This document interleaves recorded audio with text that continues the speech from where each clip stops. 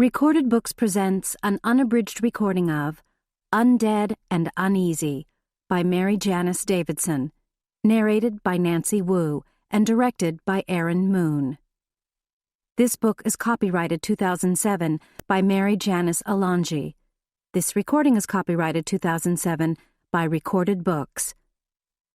Author MaryJanice Davidson opens this book with the following letter to her readers. First of all, thank you, dear reader.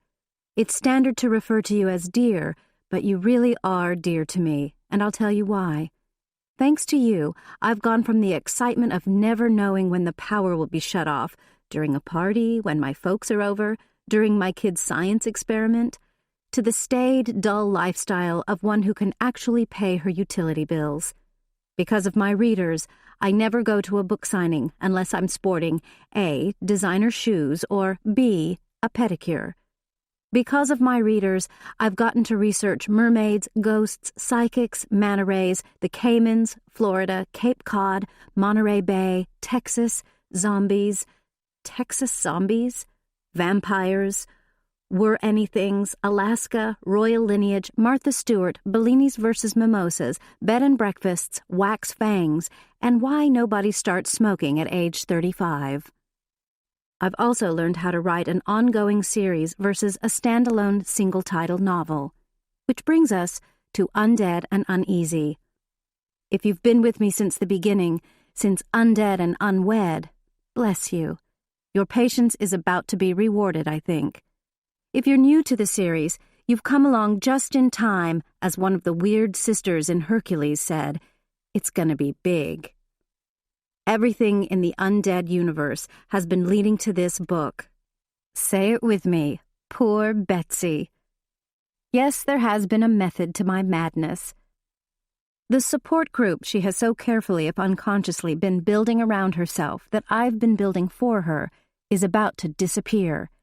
Everything she thought she knew about the undead, totally wrong.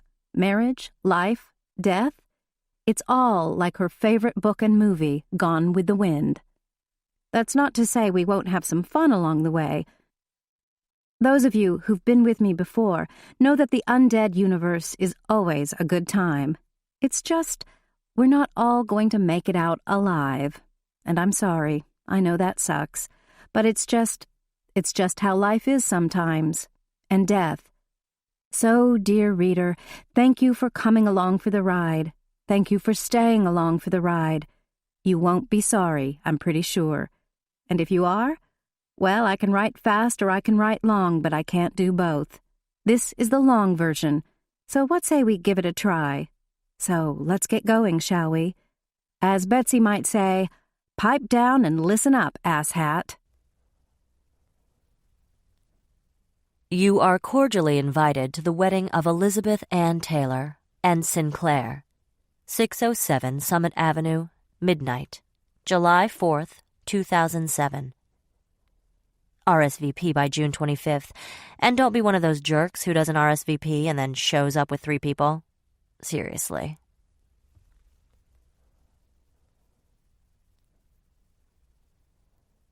Prologue. Once there was a beautiful queen who was as terrible on the inside as she was glorious on the outside. She was vain, wicked, cold, and selfish. Her greatest pleasures were her coal-fire earrings, terribly wieldy things that swung past her shoulders. Each stone was as big around as the ball of the queen's thumb, and it was said more than 1,000 men died mining the blood-red rocks.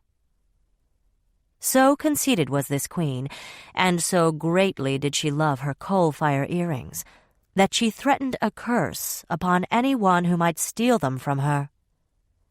So, naturally, her people waited until the queen died before taking them.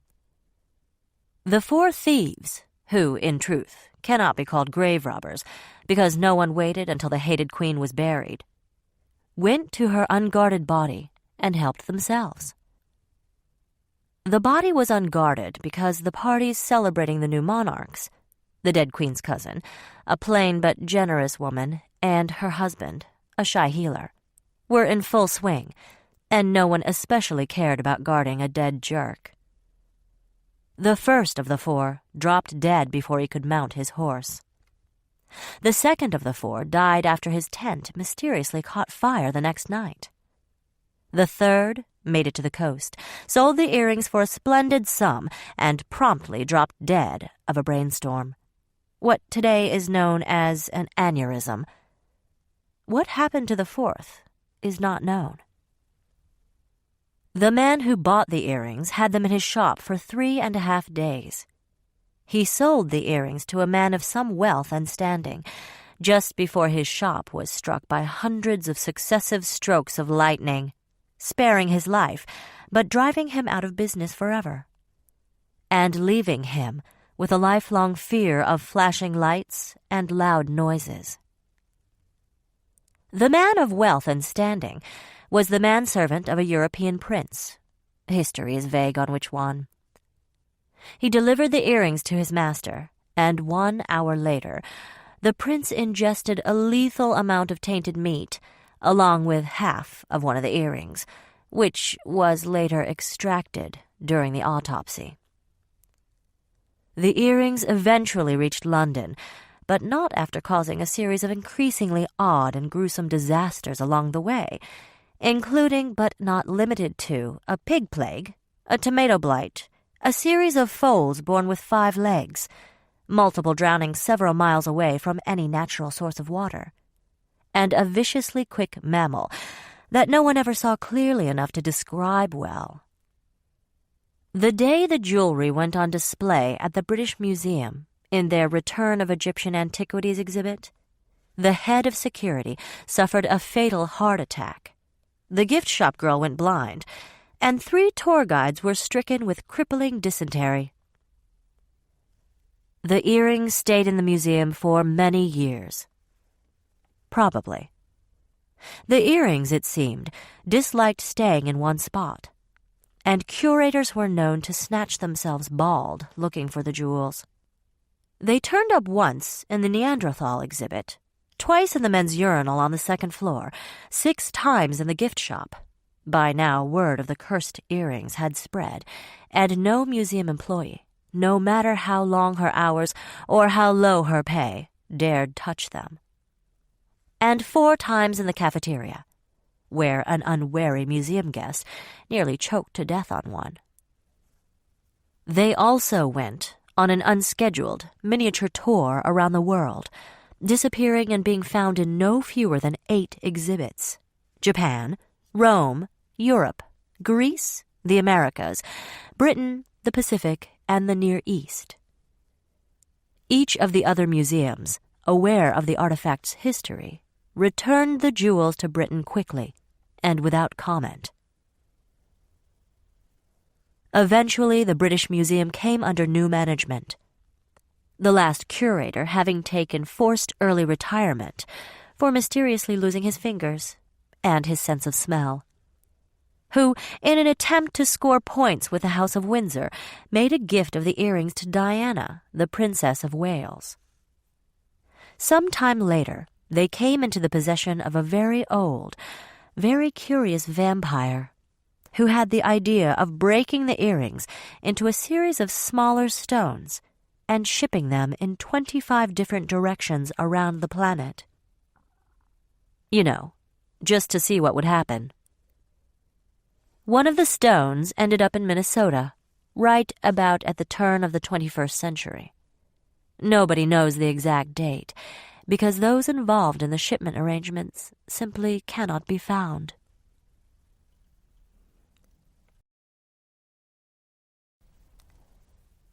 Chapter 1. There are 3 things wrong with that card, the King of the Vampires told me. 1. My love for you is not anything like shimmering amber waves of summer wheat. 2. My love for you has nothing to do with adorable fluffy cartoon rabbits. 3. And he sighed here. Rabbits do not sparkle. I looked at the shiny yellow card, aglitter with sparkling bunnies. It was the least objectionable of the pile of 24 I'd spread all over our bed. What could I say? He had a point. 3 of them. It's just an example. Don't have a heart attack and friggin' die on me, all right?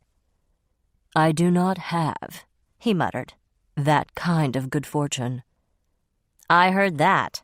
I'm just saying, there will be a lot of people at the wedding. I ignored Sinclair's shudder. But there will also be people who can't make it. You know, due to having other plans or being dead or whatever. So what you do is you send a wedding announcement to pull in all the people who couldn't come. That way, people know we actually did the deed. It's polite. I racked my brain for the perfect way to describe it so my reluctant groom would clamber aboard. It's, you know, civilized. It is a voracious grab for gifts from the crude and uncouth. That's true, I acknowledged after a minute, knowing well where I was in the wars of the couth. Come on, we all knew he was right. There was no point in all those birth and wedding and graduation announcements beyond, hey, limber up the old checkbook. Something new has happened in our family. Cash is also fine. But it's still nice. You didn't fuss nearly so much about the invitations. The invitations have a logical point. The invitations are weird. Just Sinclair. Like you don't have a middle or first name. Why wouldn't you put your full name on the thing? Our community knows me as Sinclair. Our my butt. He meant the vampire community. I couldn't resist one last dig. I'm marrying Cher. Don't tease. I bit my tongue for what felt like the 100th time that night, and it was barely 9 p.m. With the wedding only 3 weeks away, Sinclair, my blushing groom, was growing bitchier by the hour. He had never liked the idea of a formal wedding with a minister and flower girls and a wedding cake frosted with colored Crisco. He said that because the Book of the Dead proclaimed him my consort, we were already married, and would be for 1,000 years. Period. End of discussion. Everything else? A waste of time and money. Tough to tell the greater sin in his eyes. After what seemed like 1,000 years, but was only 1.5, I'd gotten Eric. Yes, he had a first name. To profess his love, propose, give me a ring, and agree to a ceremony. But he never promised to take his dose without kicking, and he sure never promised to get married without a heavy dose of snark. I had 2 choices. I could rise to his bitchy comments with a few of my own, and we could end up in a wicked big fight again. Or I could ignore his bitchy comments and go about my day, night. And after the wedding, Sinclair would be my sweet, blushing boy toy again.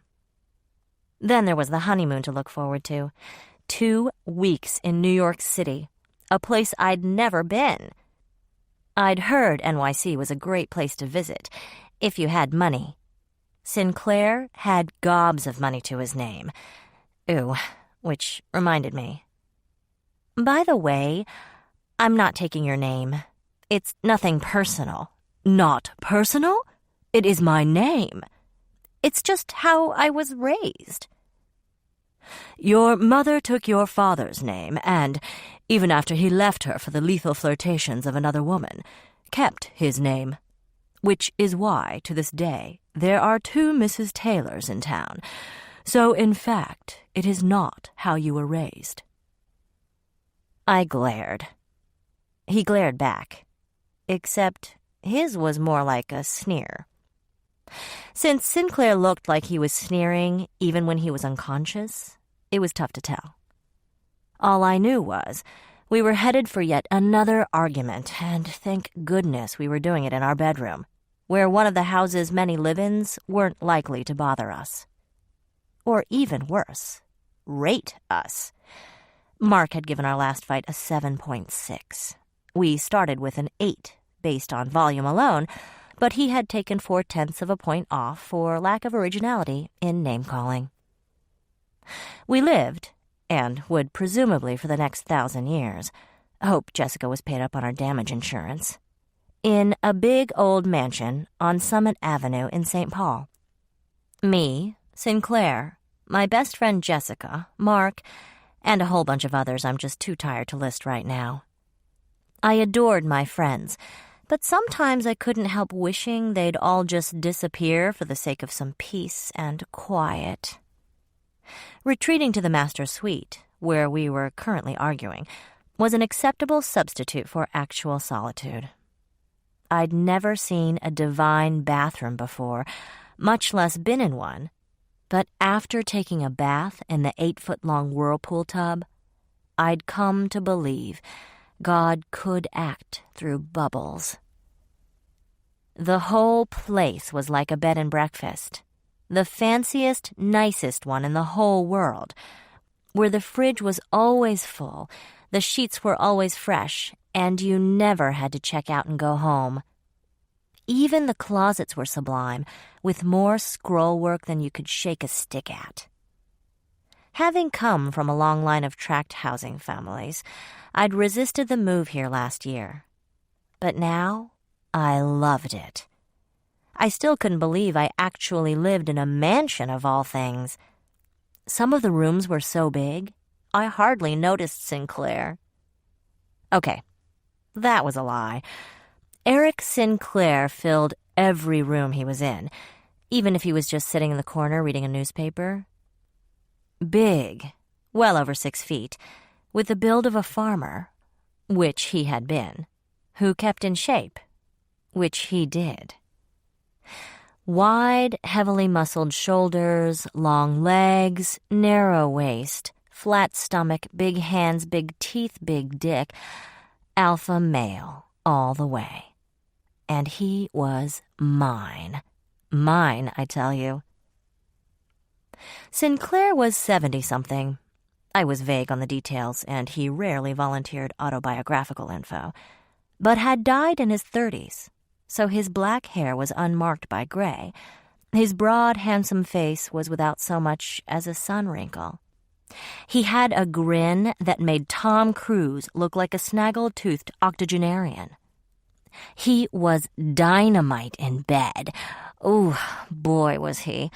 He was rich, possibly richer than Jessica, who had arranged for the purchase of this mansion. He was strong.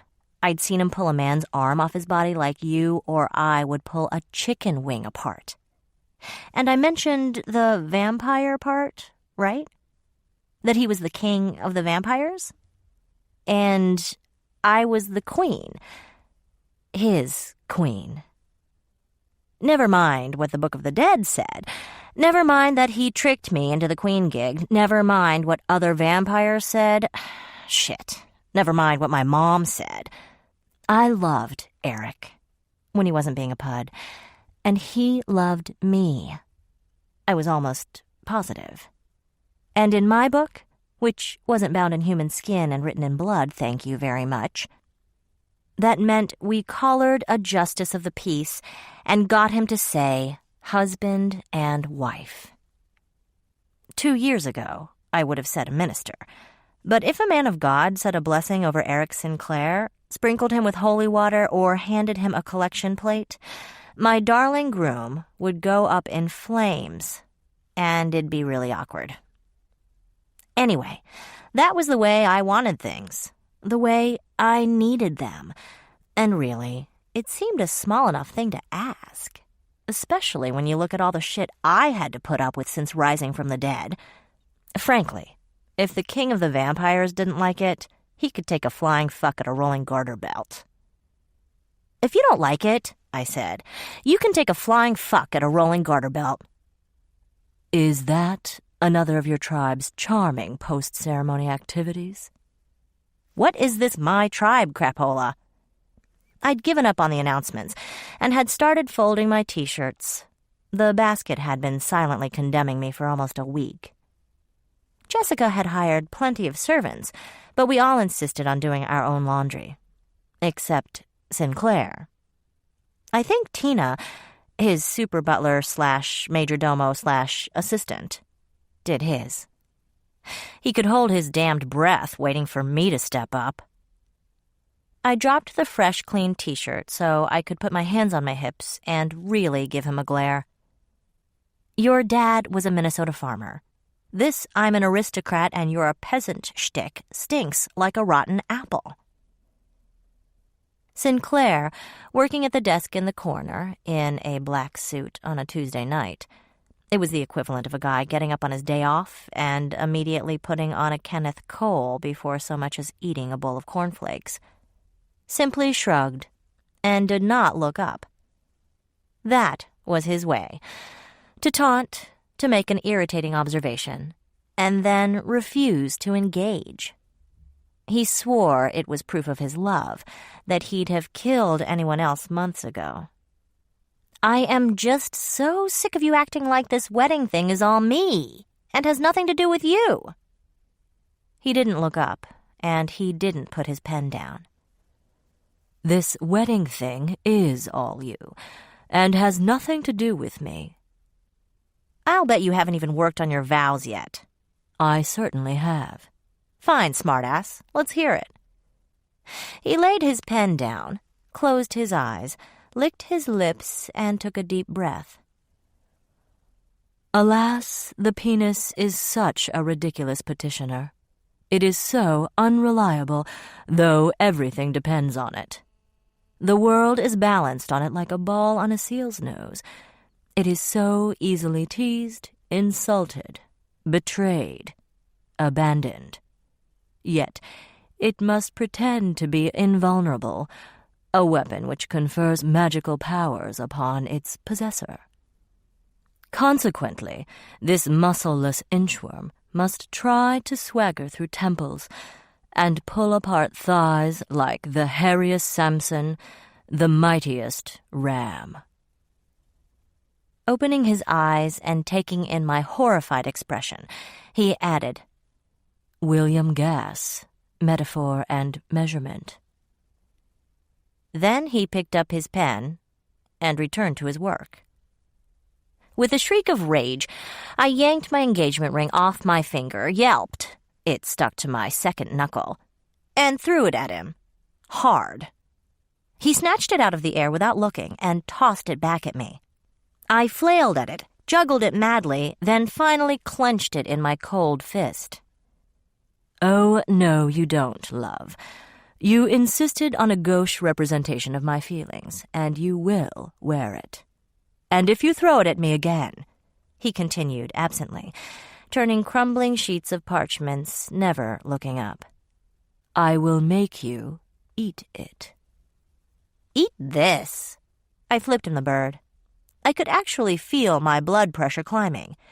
Not that I had blood pressure, but I knew what it felt like. And I knew I was acting like a brat. But what was the matter with him? Why was he being so cold, so distant, so Sinclair? We hadn't even made love since... I started counting on my fingers and gave up after I'd reached last Thursday. Instead, we were sharing blood without sex. A first for us. It was like being used, like a Kleenex, and tossed accordingly. What was wrong with him? What was wrong with me? I was getting everything I ever wanted. Since I woke up dead, right? Right? I was so caught up in my mental bitching, I hadn't noticed that Sinclair had advanced on me like a cat on a rat. Put your trinket on, darling, lest you lose it again. I ignored the urge to pierce his left nostril with it. He was so lucky I liked rubies. I managed barely to evade his kiss. What? You think we're going to have sex now? I had hopes, he admitted, dodging a fist. Don't we have to make up before the make-up sex? I don't see why, he said, pressing me down onto the bed. I grumbled, but his hands felt fine, and I figured it was just as well to let him think he was in charge. He did only think that, right? His mouth was on mine, then on my neck. His hands were under my shirt, then tugging and pulling on my pants. I felt his teeth pierce my throat, felt the dizzying sensation of being taken, being used, as he sipped my cool blood. His hands were on my ass, pulling me toward him, and then he was sliding into me. And that was that. The fight was over. Or at least on hold. We rocked together for a fine time, and I counted my orgasms like fireworks going off in my brain. 1, 2, 3. Elizabeth, my own, my queen, my bride. Get used to that one, I panted, meeting his thrusts with my hips, trying not to hear the laughter in his head. He bit me on the other side of my throat, and I thought, we're going to have to change the sheets. Stupid undead lovemaking. He stiffened over me and then rolled away, stifling a yawn. There now.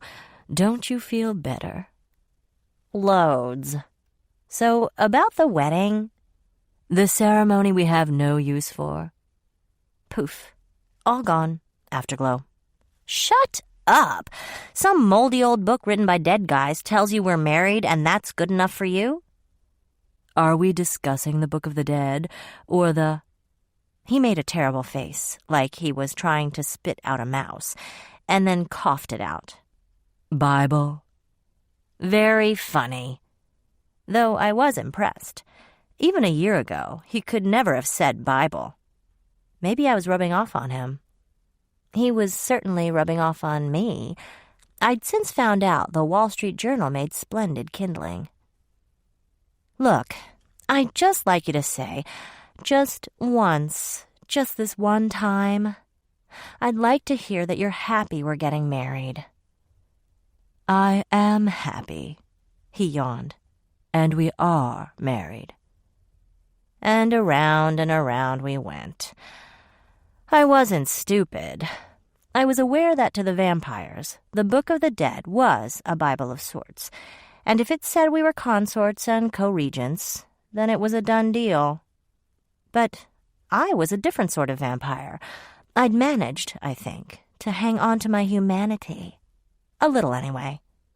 And I wanted a real wedding, with cake, even if I couldn't eat it, and flowers, and Sinclair slipping a ring on my finger and looking at me like I was the only woman in the universe for him.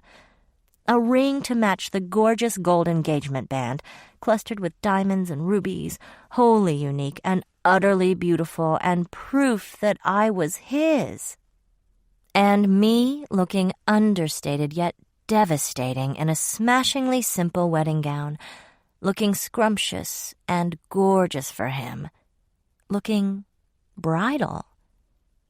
And him looking dark and sinister and frightening to everyone except me.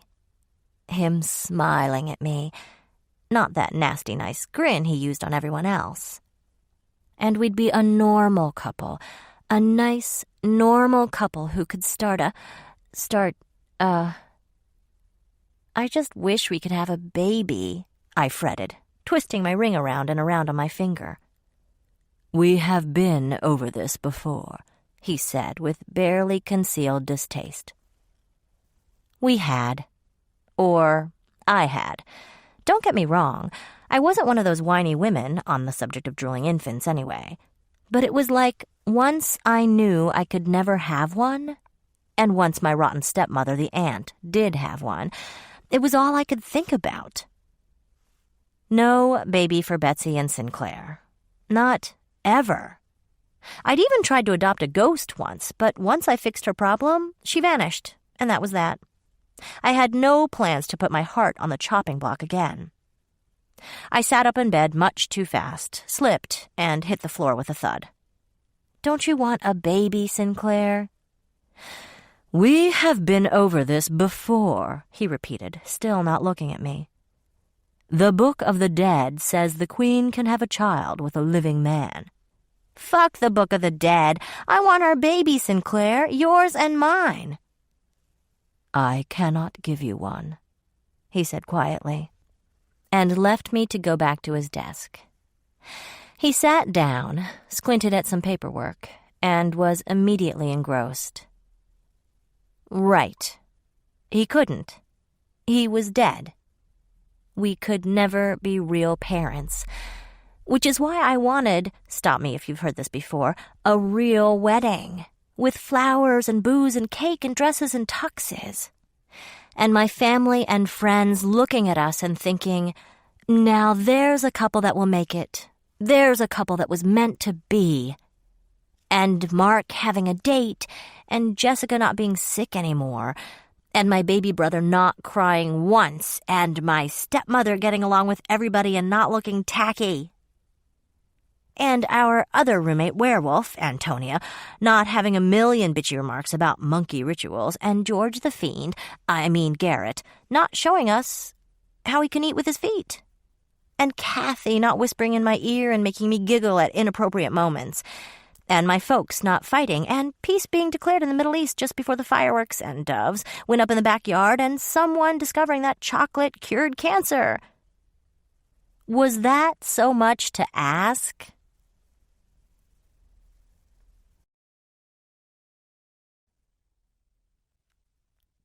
Chapter 2. Take that rag off, my best friend rasped. It makes you look like a dead crack whore. Not a dead one, my roommate Mark mocked gasped. How positively bleck-o. It's not that bad, I said doubtfully, twirling before the mirror. But Jess was right. Nordic pale when alive, I was positively ghastly when dead, and a pure white gown made me look like, it must be said, a corpse bride. I think it looks very pretty, Laura, my half-sister, said loyally. Of course, Laura thought everything was very pretty. Laura was very pretty. She was also the devil's daughter, but that was a story for another time. The 5 of us, Mark, Jessica, Laura, Kathy, and I, were at Russia's Bridal, an uber-exclusive bridal shop that had been around for years, that you could only get in by appointment, that had provided Mrs. Hubert Humphrey and her bridesmaids with their gowns. The thank you note was framed in the shop. Thanks to Jessica's pull, I hadn't needed an appointment, but I didn't like stores like this. It wasn't like a Macy's. You couldn't go back in the racks and browse. You told the attendant what you wanted, and they fetched, various costly gowns for you to try on. I found this frustrating because I didn't know what I wanted. Sure, I'd been flipping through Minnesota Bride since 7th grade, but that was when I had a rosy complexion, and a pulse, and no money. But all that had changed. I'm sure we'll find something just perfect for you, the attendant, whose name I kept forgetting, purred, as she had me stripped to my paisley panties. I didn't care. Jessica had seen me naked about a zillion times, once naked and crying in a closet. Laura was family, and Mark was gay. Oh, and Kathy was dead. Deader than me, even. A ghost. So, how's the blushing bridegroom? Mark asked, surreptitiously trying to take Jessica's pulse. She slapped him away like she would an annoying wasp. Grumpy, I said, as more attendants with armfuls of tulle appeared. I swear, I was completely prepared to become Bridezilla. We were too, Kathy muttered. But nobody warned me Sinclair would get all bitchy. Not pure white, Jessica said tiredly. It washes her out. How about an Alexia with black trim? No black, I said firmly. At a vampire wedding? Are you low on your meds? Mark frowned. Actually, yes. Never mind, I sighed. There's lots of shades of white. Cream, latte, ecru, ivory, magnolia, seashell. You don't have to wear white, Laura piped up, curled up like a cat in a velvet armchair. Her sunny blonde hair was pulled back in a severe bun. She was dressed in a sloppy blue t-shirt and cutoffs, bare legs, flip-flops. She still looked better than I was going to look on the day, and it was taking all my willpower not to locate a shotgun from somewhere in that bridal shop's secret back room and shoot her in the head. Not to kill her, of course, just to make her face slightly less symmetrical. In fact, it's inappropriate for you to wear white. Virgin, I sneered. Vampire, Laura retorted. You could wear blue. Or red. Red would bring out your eyes. Stop. You're all killing me with your weirdness. What's the budget on this thing anyway? Kathy asked, drifting close to the ceiling, inspecting the chandeliers, the gorgeous accessories, the beautifully dressed yet understated attendants, who were ignoring all the vampire talk, as good attendants did. The utter lack of a price tag on anything.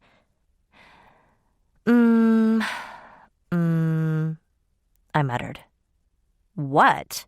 Kathy and Jessica asked in unison. Kathy was just asking about the budget. One of the yuckier perks of being Queen of the Dead, I alone could see and hear ghosts. And they could see and hear me. And bug me. Any time. Day or night, naked or fully clothed. But even for a ghost, Kathy was special.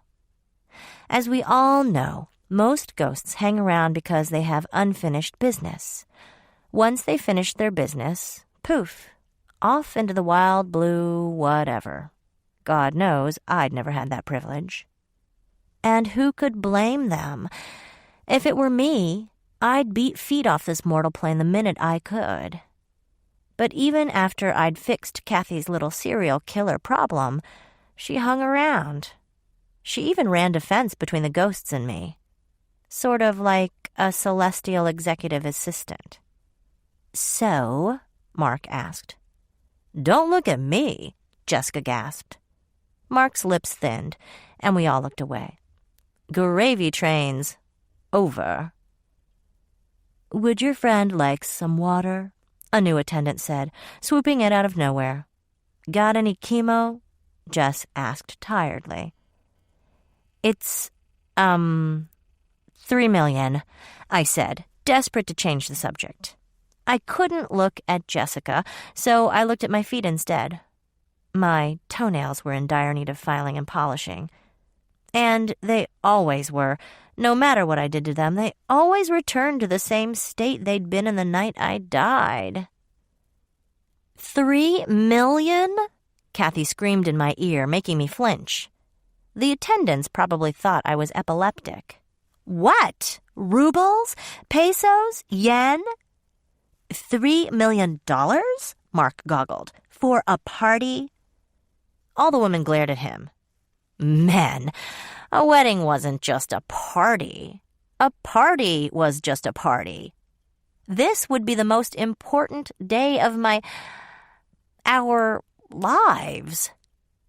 Still, I was sort of amazed to find Sinclair had dumped $3 million into my checking account. I didn't even bother asking him how he'd pulled it off. What the hell will you spend $3 million on? Kathy shrieked. Cake, of course. Talking to Kathy? Laura asked. Yeah. Cake, I continued. Kathy, you should go to your king, Laura suggested. King? Kathy asked in my head. She means Jesus, I said. This haunting isn't very becoming, my sister continued doggedly. Tell your goody-goody sister to cram it, Kathy said. She says thanks for the advice, I said. Just think of all the charitable contributions you could make with that money, Laura gently chided me, and still have a perfectly lovely ceremony. Have I mentioned that the devil's daughter was raised by ministers? There's the cake, I continued. What, a cake the size of a Lamborghini? Kathy asked. Gown, bridesmaids' gowns, reception, food that you can't eat, Mark groaned. Honeymoon expenses, liquor for the open bar, caterers, waiters, waitresses, a church to buy from the Catholics. The others were used to my one-sided conversations with Kathy, but Mark was still shaking his head in that women are fucknuts way that all males mastered by age 3. None of these are working, I told the attendants. I wasn't referring to the dresses either. And my friend is tired. I think we'll have to try another time. I'm fine, Jessica rasped. Shut up, Mark said. You don't look exactly well, Laura fretted. Aren't you supposed to go back to the hospital soon? Shut up, white girl. If I ever said shut up, black girl, you would land on me like the wrath of the devil herself. Laura paused. And I ought to know. Stay out of my shit, white girl. If you're ill, you should be in the hospital. Cancer isn't contagious, white girl. It's very selfish of you to give Betsy something else to worry about right now. Who's talking to you, white girl? Not her, not me. Don't you have a soup kitchen to toil in? Or a planet to take over? Laura gasped. I groaned. Jessica was in an ugly mood, but that was no reason to bring up the thing we didn't talk about. Namely, that the devil's daughter was fated to take over the world. Before the debate could rage further, the attendant cut in. But your wedding is only a few months away. That doesn't leave us much. Cram it, I snapped, noticing the gray pallor under Jessica's normally shining skin. Laura, you're right. We're out of here.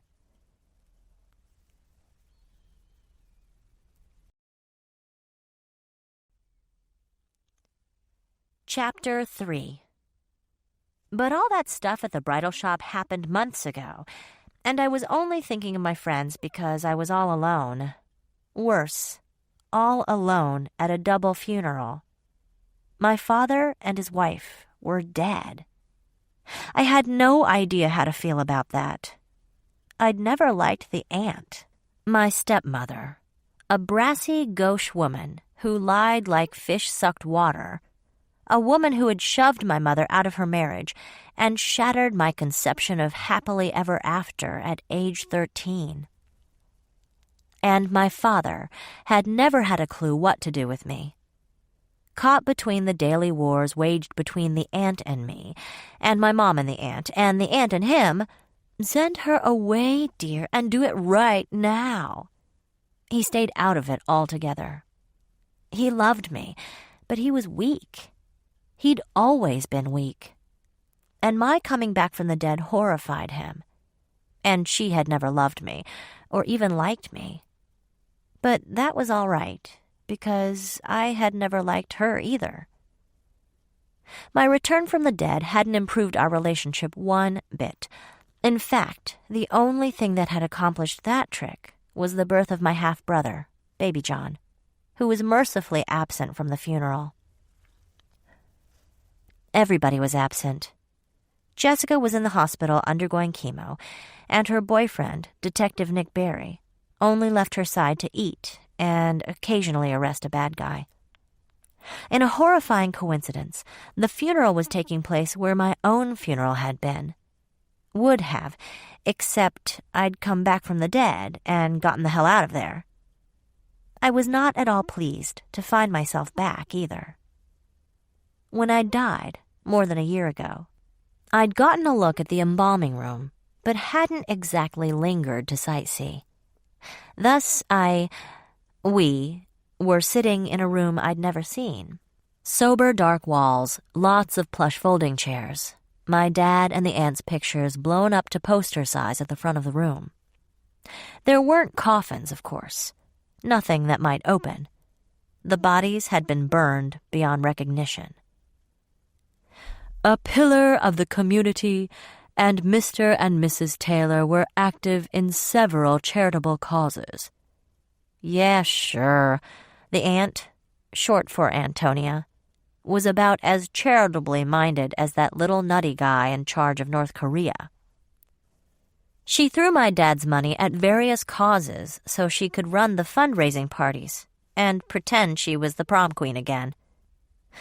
One of those women who peaked in high school. It had always amazed me that my father hadn't seen that. I looked around the room of mostly strangers, and not many of them either, despite the two of them being pillars of the community, and swallowed hard. Nobody was sitting on either side of me. How could they? I was here by myself. Tina, Sinclair's major domo, had gone on a diplomatic trip to Europe to make sure everybody over there was still planning to play nice with everybody over here. The European faction of vampires had finally come to visit a few months ago. Murder and mayhem ensued, and then they got the hell out of town. Me? I thought that was fine. Out of sight, out of mind. That was practically the Taylor family motto. Sinclair, the worrywart? Not so much. Since Sinclair and I were wrapping up wedding arrangements, Tina had agreed to go. Since Tina was never very far from Sinclair, a solo trip for her was sort of unheard of. But her exact last words as she left the house were, "What could possibly go wrong in 2 weeks?" Famous friggin' last words.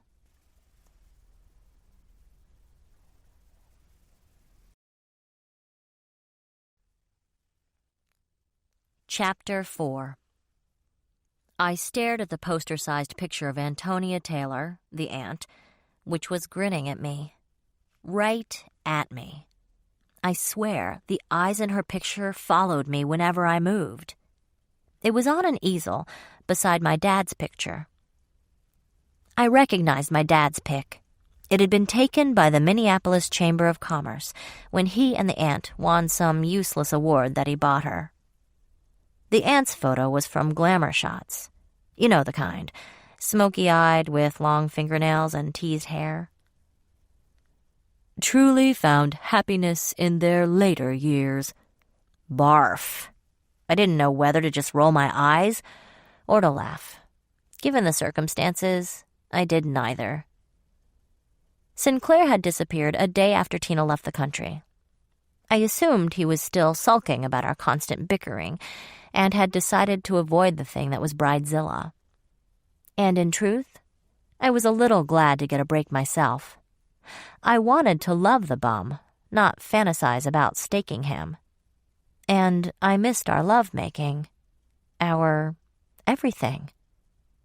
I was just as sorry he was gone as I was relieved. Not to mention, I was too proud to call his cell and tell him what had happened to my dad and his wife. That would be like asking him for help. He'd be back on his own, without me calling him the fuckhead.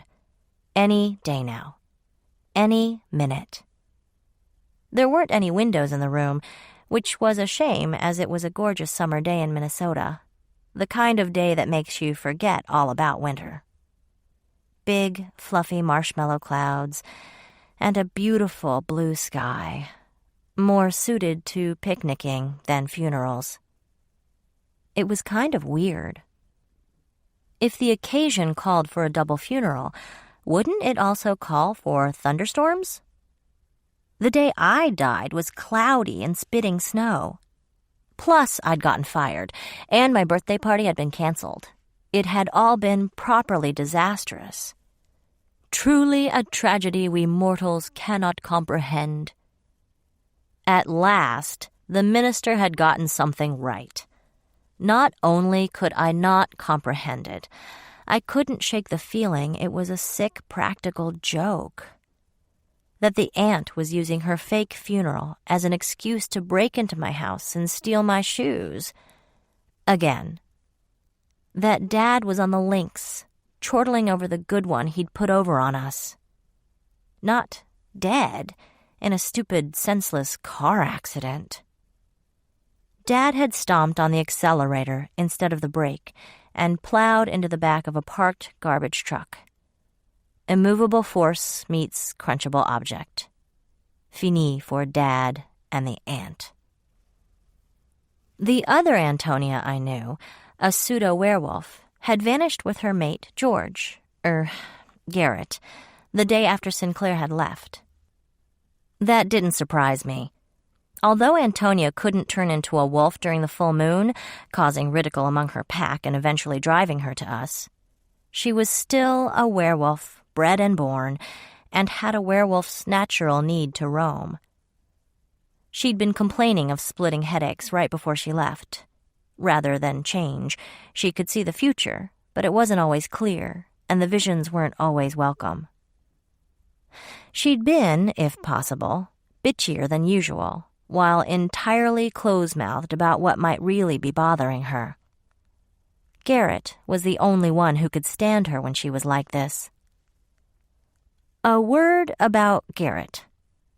Nostro, the old vampire king, the one Sinclair and I had killed, had liked to starve newly risen vampires. And when that happened, they turned feral. Worse than feral. Animals, scrambling about on all fours and never showering or anything. They were like rabid, flesh-eating pit bulls. 200-pound, rabid, flesh-eating pit bulls. Laura and Sinclair and Tina had insisted I stake the lot of them. I'd refused. They were victims and couldn't help their unholy craving for human flesh. And I'd been vindicated, I think. By drinking my blood, or my sister's blood, better but still yucky, Garrett, known back then as George, had recovered his humanity. Even better, he had become capable of love with Antonia. So, Garrett seemed fine now. But I didn't know enough about fiends, or vampires, shit, I'd only been one for a little more than a year, to try another experiment. And so, a cute loyal vamp named Alice cared for the other fiends, and Antonia and Garrett kept each other out of my hair.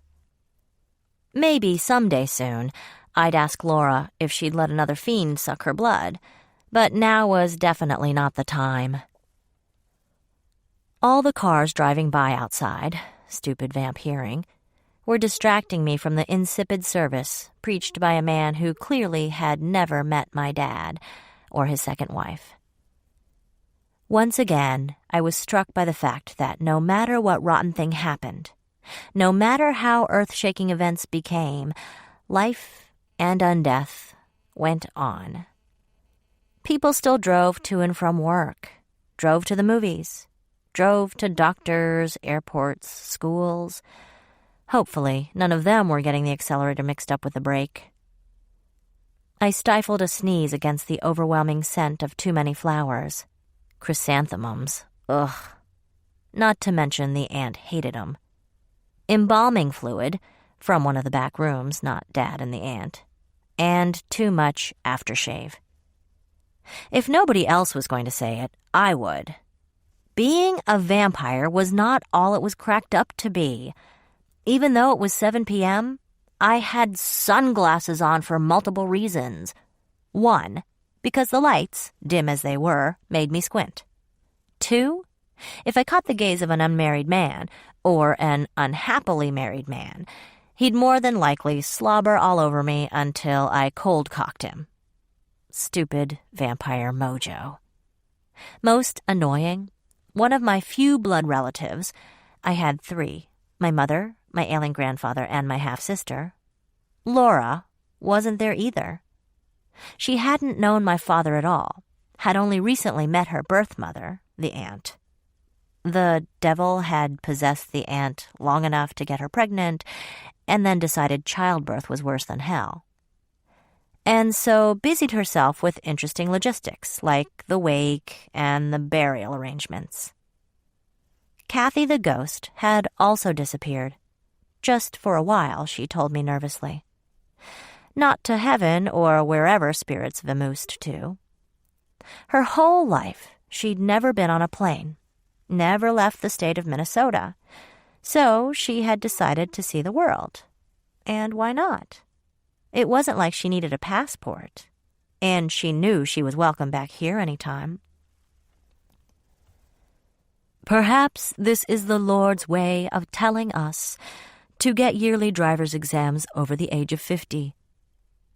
I smoothed my black Versace suit and peeped down at my black Prada pumps.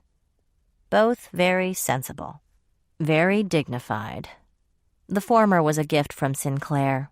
The latter, a Christmas present from Jessica 4 years ago. If you get the good stuff and take care of it, it'll last forever. Just thinking of Jessica made me want to cry, which made me feel like shit. I was sitting through a double funeral, totally dry-eyed, but the thought of my cancer-riddled best friend was enough to make me sob. Thank goodness Mark, an MD for a Minneapolis emergency ward, was taking care of her. I mean, had been taking care of her.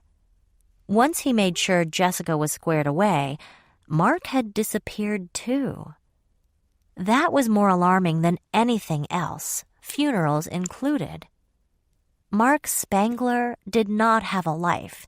He didn't date. He didn't sport fuck. His life was the hospital and hanging around vampires.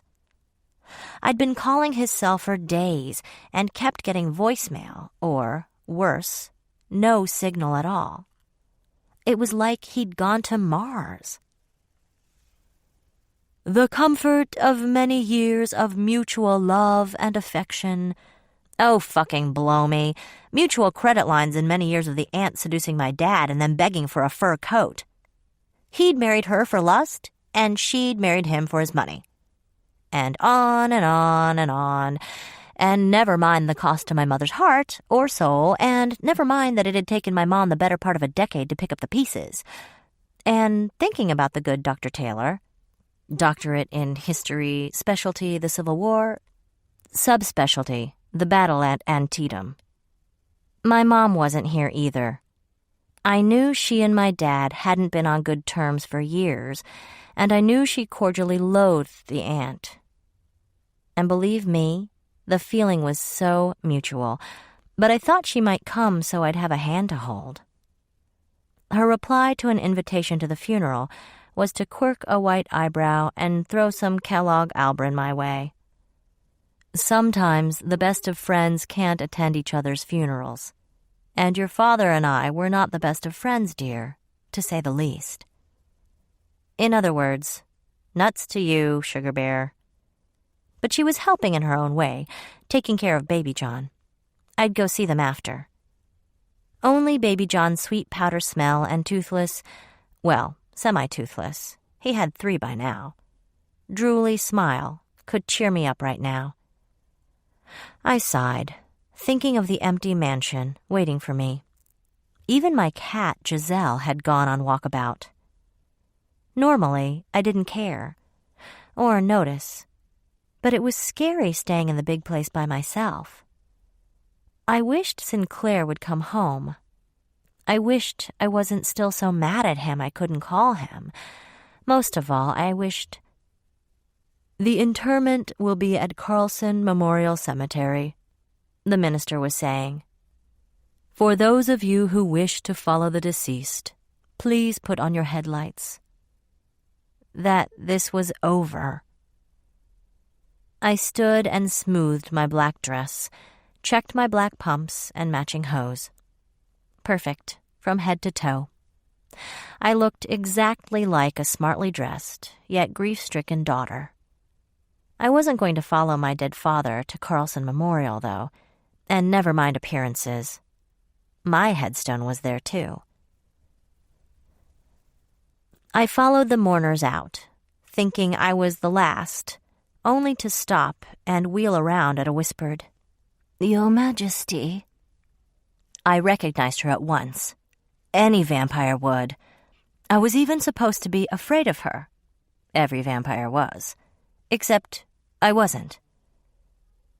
Do not blow my cover, I hissed to Marjorie, who looked like a librarian, she was, but was also an 800-year-old vampire.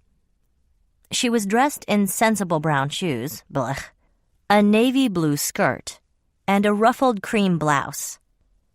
Her brown hair was streaked with gray, and her pale face was played up with just the right amount of makeup.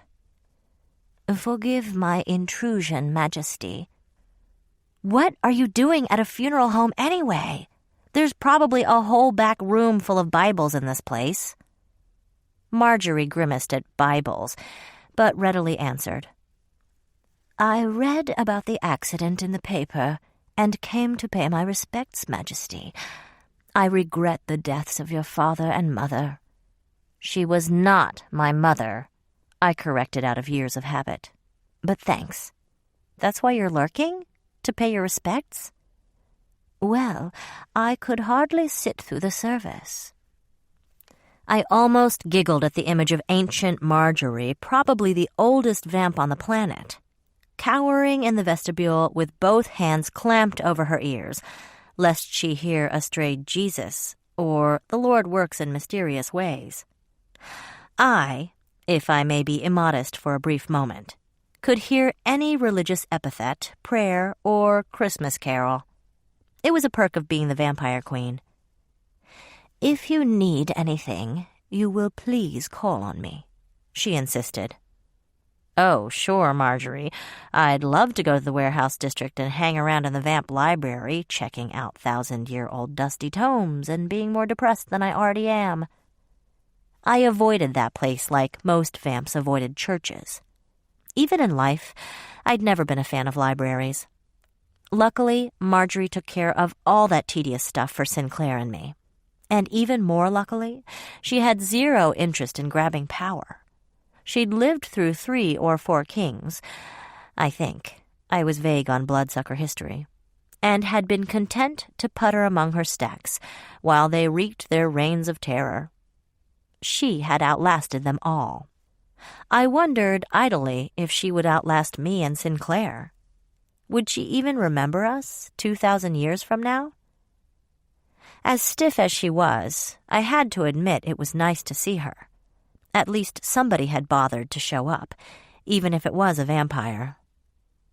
"Are you going to the cemetery?" And see my own grave again? Not a chance in hell. But all I said out loud was, "There's nothing for me there." Marjorie seemed to understand and bowed slightly as I turned on my elegant heel and left.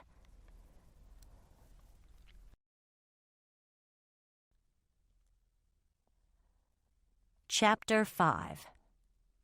I had heard the car turn in the drive, of course. Sometimes I could hear cricket from a mile away, but took my time walking to the door and listening to the increasingly frantic hammering. Finally, after growing wary of my passive aggressiveness, I opened my front door and immediately went for the kill. "Thanks for all the support at the funeral, Mom. Really helpful." "Why, with you there, I didn't feel like an orphan or anything. Having a shoulder to lean on and all was such a comfort." My mother brushed by me. Baby crap, an established property of Baby John, in tow. She smelled like burped-up milk. She was wearing a blue sweater in summertime and plum-colored slacks with black flats. Her mop of curls was even more a mess than usual. "By the way," I said cheerfully, "you look like dried-up hell." She ignored that. "A funeral service is no place for an infant," she panted, struggling to manage all the paraphernalia. It was amazing. The kid wasn't even a year old, and he had more possessions than I did. Mom thrust Baby John at me, and I bounced him in my arms, then kissed the top of his head. I might have been pissed at her, but damn, I was glad to see him. "You missed a hell of a party," I said dryly.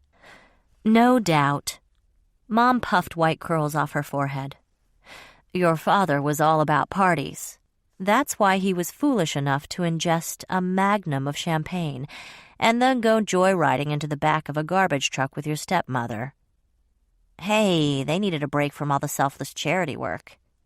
I paused, gauged what I was thinking, and then shelved it. Nope, too soon for jokes.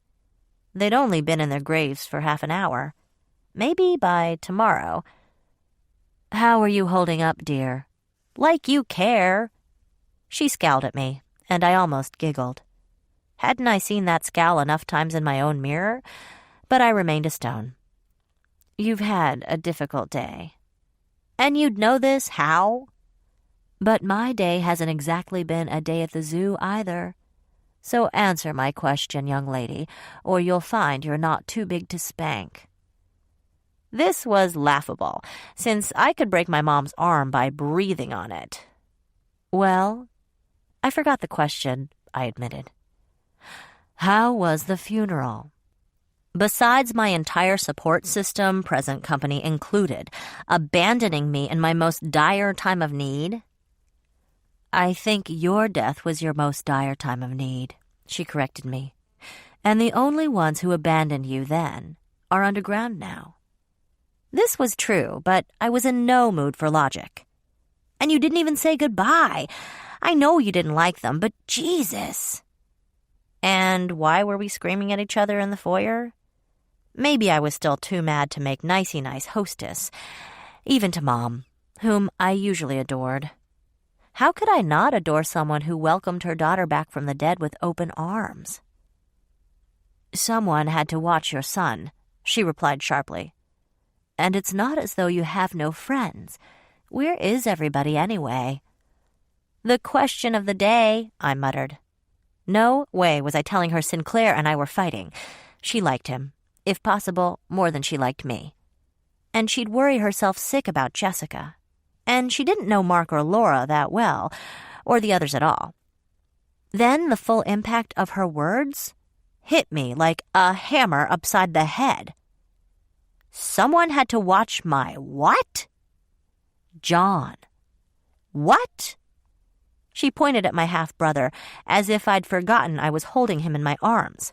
In fact, I had. Your son. The reading of the will yesterday? Remember? You know full well I wasn't there. My nails were a mess, and it's not like the aunt was going to let Dad leave me a damned thing, so I gave myself a manicure and wine cordial. My mother sighed, the way she used to sigh when I told her my middle school term project was due later in the morning, and I hadn't even started yet. In the event of their deaths, you're his legal guardian. They're dead, so guess what? But... Baby John cooed and wriggled and looked far too happy with the circumstances. I couldn't decide whether to be thrilled or appalled. I settled on appalled. But I didn't want a baby like this. Like what? Like, you know, via the vehicle of death. Mom frowned. What was that again? I mean, I wanted my own baby, mine and Sinclair's baby. Well, you've got this one, she said, completely unmoved by my panic. But, and you certainly have the means to bring him up properly. But, although I wonder, will he get his days and nights confused living with you two as parents? That's the burning question on your mind? Because I can think of a few dozen other slightly more pressing ones. Dear, don't scream. My hearing is fine. I'm not ready. You're still screaming, and no one ever is, dear. She coughed. Take it from me. I can't do it. We all say that in the beginning, but I really, really can't. We all say that too. Well, the first 20 years anyway. I thrust him toward her like I was offering her a platter of hors d'oeuvres. You take him. My dear, I'm almost 60 years old. 60 years young, I offered wildly. Mom shot me a black look. My child-rearing days are over. You, on the other hand, are eternally young, have a support system, a rich best friend, a fine soon-to-be husband, legal guardianship, and a blood tie. And on that basis, I'm the new mom? Congratulations, she said, pushing the baby back toward my face. His great, blue, googly eyes widened at me as his mouth formed a drool-tinged O. It's a boy, and now I have to go. You're leaving? I nearly shrieked. I'm supposed to visit your grandfather in the hospice this afternoon. You remember your grandfather, dear? Lest you accuse others of neglect. I can't believe you're leaving me like this. I have 3 words for you, Mother. State-funded nursing home. Did you hear me? State-funded nursing home. I yelled after her just as Baby John yarked milk all over my beautiful black designer suit. Chapter 6. The kitchen phone rang, and I ran toward it, stopping to plop Baby John in his porta-crib, a subsidiary of Baby Crap, on the way, where he promptly flopped over on his back and went to sleep. Yeah, well, dead parents were exhausting for everybody.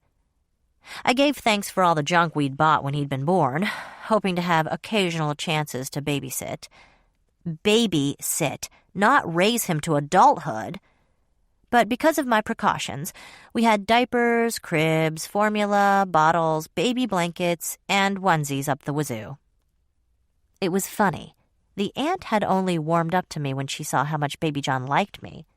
As a newborn, he screamed almost constantly from colic, or perhaps rage at the decor of his nursery, and only shut up when I held him. Once the aunt saw that, I was the #1 babysitter.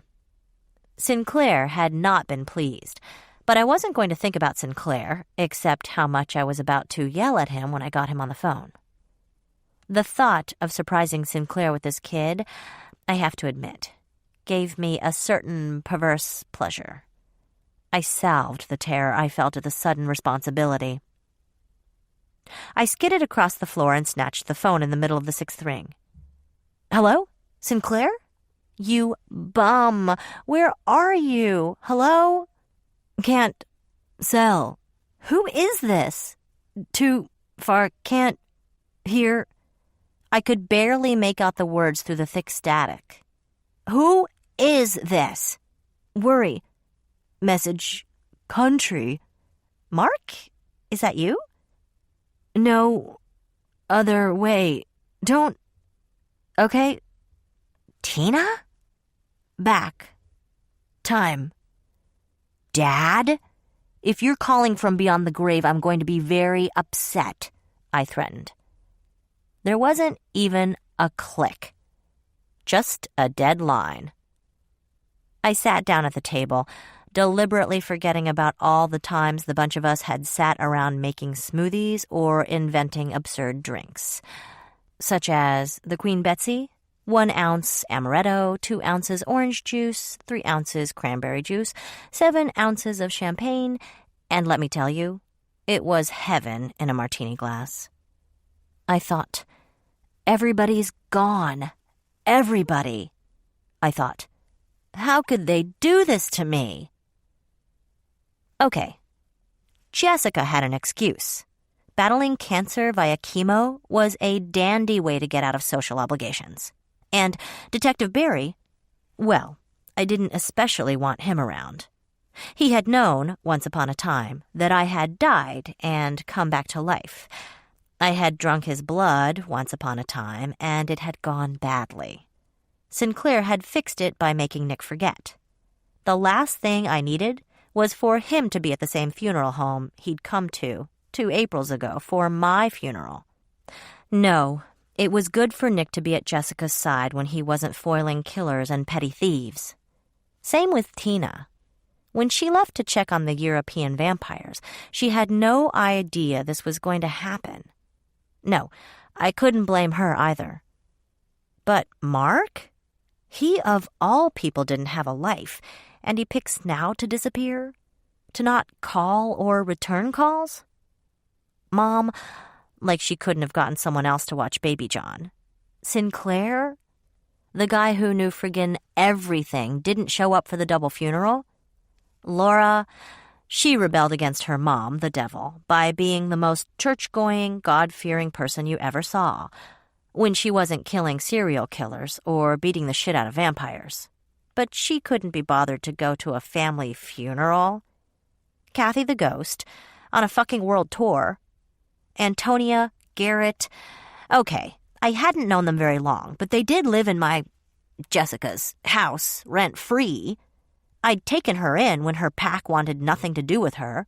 when the other werewolves were scared shitless of her, and Garrett, I'd saved him from staking multiple times, but they took off on me too. What the fuck excuse did any of them have? They were supposed to be my friends, my fiancé, my family, my roommates. So why was I rattling around in this big-ass mansion by myself? Except for Baby John, snoring in the corner. Shit, nobody even sent me flowers. It wasn't fair. And don't tell me life isn't fair either. Like, a vampire doesn't know that.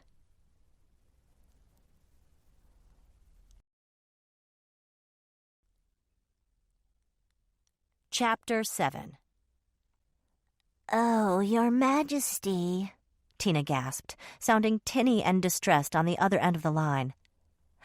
"I'm so dreadfully sorry. My deepest condolences. Oh, your poor parents, your poor family. I remember when I lost mine, and it's still as fresh as it was." "Me time, Tina, got it?" "Majesty, how may I serve?" I puffed a sigh of relief. Some things in this last crazy week hadn't changed. Tina had always treated me like a queen, and anyone Sinclair loved, she served with everything she had. In fact, she'd had a bit of a crush on me when we first met, until I took care of our little misunderstanding. I'm straight as a ruler, honey. And since then, our relationship had been kind of complicated. Sovereign/servant/friend/assistant. She was still overseas, but at least she was answering her fucking phone. "How is the king taking it?" "That's just it. He's not." "I am sure he will comfort you in his own way," she soothed. "You know as well as I that a taciturn man can be difficult, even during the—" "Tina, did you forget English when you went to France? He's not taking it because he's gone. Vamoosed. Poof. Bye-bye." "But where?" "Like, I know. We haven't, been getting along lately, and he went off a bit ago." "And you've been too proud to call him." I said nothing. Nothing. "Majesty, are you still on the line?" "You know goddamn well I am," I snapped, taking evil pleasure in her groan at the G word. "I will call him," she said, sounding cheered to have something to do. "I will request he come to your side at once. Whatever difficulties you two are having, surely deaths in the family will supersede other considerations."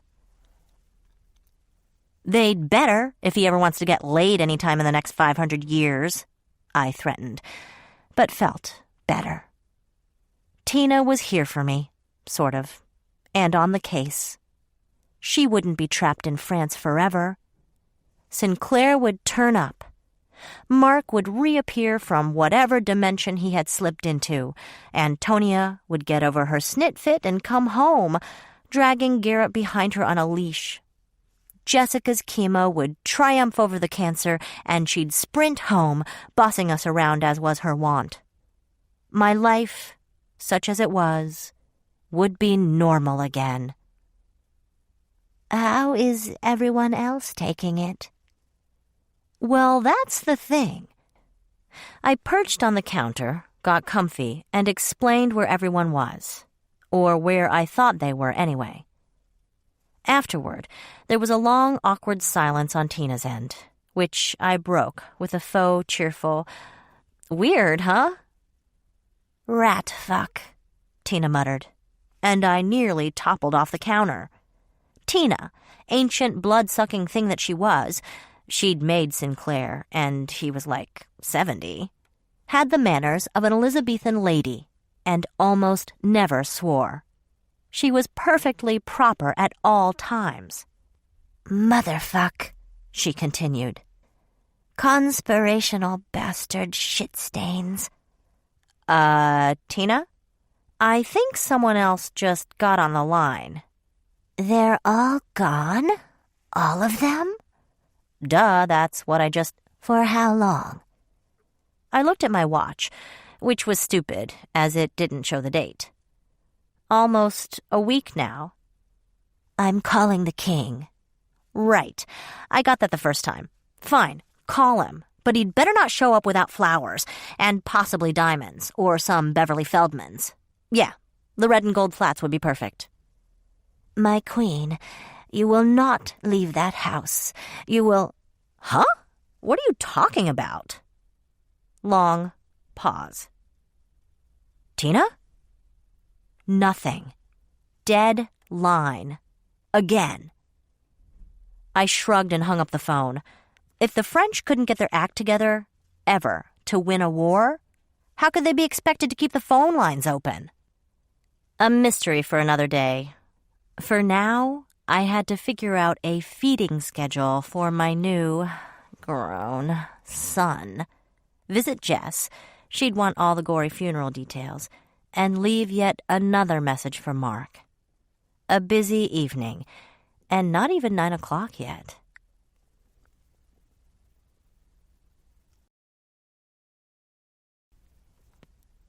Chapter 8. You look like hot death, I informed my best friend cheerfully. Go to hell, she snapped back, then coughed. Her normally gorgeous dark skin was more grayish than ebony, and her eyes were bloodshot. But she sounded a hell of a lot better than she did 3 days ago. They'd finally quit the chemo, so she could get better. The horrible thing about chemotherapy, of course, is that it is poison, working by killing both cancerous and normal cells. Jessica said the cancer didn't bug her hardly at all, except for making her tired. It was the cure that fucked her up severely. Vomiting, constant nausea, weight loss. And if anyone on the planet didn't need to lose weight, it was scrawny Jess. How fucked up was that, I ask you? In 100 years, doctors will be laughing their asses off at how we, the century-old savages, cured cancer. I mean, why not just break out the leeches? The moment you barf, I am so out of here. I plopped down in the chair beside her bed and got comfy, Baby John snuggled against my shoulder. I haven't barfed since supper time, and that's because it was Salisbury steak night. Who could blame you? How go the wedding plans? They sort of screeched to a halt, I admitted, when you all abandoned me. What? Bets, you've got to pick a dress. You've got to settle on the flowers. The florist is going out of her mind. You've got to meet with the caterer for the final tasting. I will. There's lots of time. There's 2 weeks. Isn't Eric helping you at all? He's gone. Still sulking. Oh, Betsy, she practically yelled, then coughed again. Will you just call him and apologize? Me? I yelped, loud enough to stir Baby John, who immediately settled back to sleep. I didn't do a damn thing. He's the one who left in a huff, stupid runaway groom. He'll be back, she predicted. He can't stay away. He can't leave you. There's no such thing for him. You're in his system like a virus. Thanks. That's so romantic. I may cry. Well, don't cry. Nick was in here a while ago all teary and junk. Big bad Detective Nick Barry, catcher of serial killers? To be fair, you and Laura and Kathy caught the killer. Right, but he helped. I mean, he came to the house and warned us. He made me promise not to die, she said, folding her arms behind her head and looking supremely satisfied. And I made him promise, so that's all settled. Can I borrow that emesis basin? I asked politely. Cram it, oh Vampire Queen. Nobody barfs but me. It's the new rule. I grinned, but couldn't help feeling the smallest twinge of jealousy, which was completely stupid. But Nick had originally been interested in yours truly, and I'd thought he'd asked Jessica out as a way to get closer to me. In fact, that had been utter wishful thinking on my part. I was wildly happy for Jessica, but couldn't help feel a little miffed that Nick had recovered from his unholy lust for me so quickly. Which was also stupid. The whole reason Sinclair had made him forget our blood sharing was to make him forget. Not to mention, I had the sexiest, smartest vampire in the world on my hook. When he was talking to me, that is. What's with the kid? You won't even believe it. Jessica covered her eyes. Don't even tell me. You're his legal guardian? Got it in one. She looked up. Why so glum? You've wanted a baby since you came back from the dead. But not like this. I mean, gross. Garbage trucks and incinerated birth parents? Yuck. Well, there's plenty of room in the mansion for a baby, and you're crazy about him. And he pretty much only tolerates you, so it all worked out. She paused. I'm sorry. That came out wrong. It's okay. It's always nice when someone else puts their foot in their mouth. I get tired of it sometimes. Really? She asked sweetly. It's hard to tell. Shut up and die. See? You just did it. I didn't answer. Instead, I jiggled Baby John to wake him up. Since I was conked out during the day, and alone, if he cried during the day, he was shit out of luck. This was going to be a nocturnal baby, by God. Better start interviewing day nannies, Jessica observed. There's usually 100 people hanging around the house, I complained. We need one more, and how can we hide all our weird goings-on from her, or him?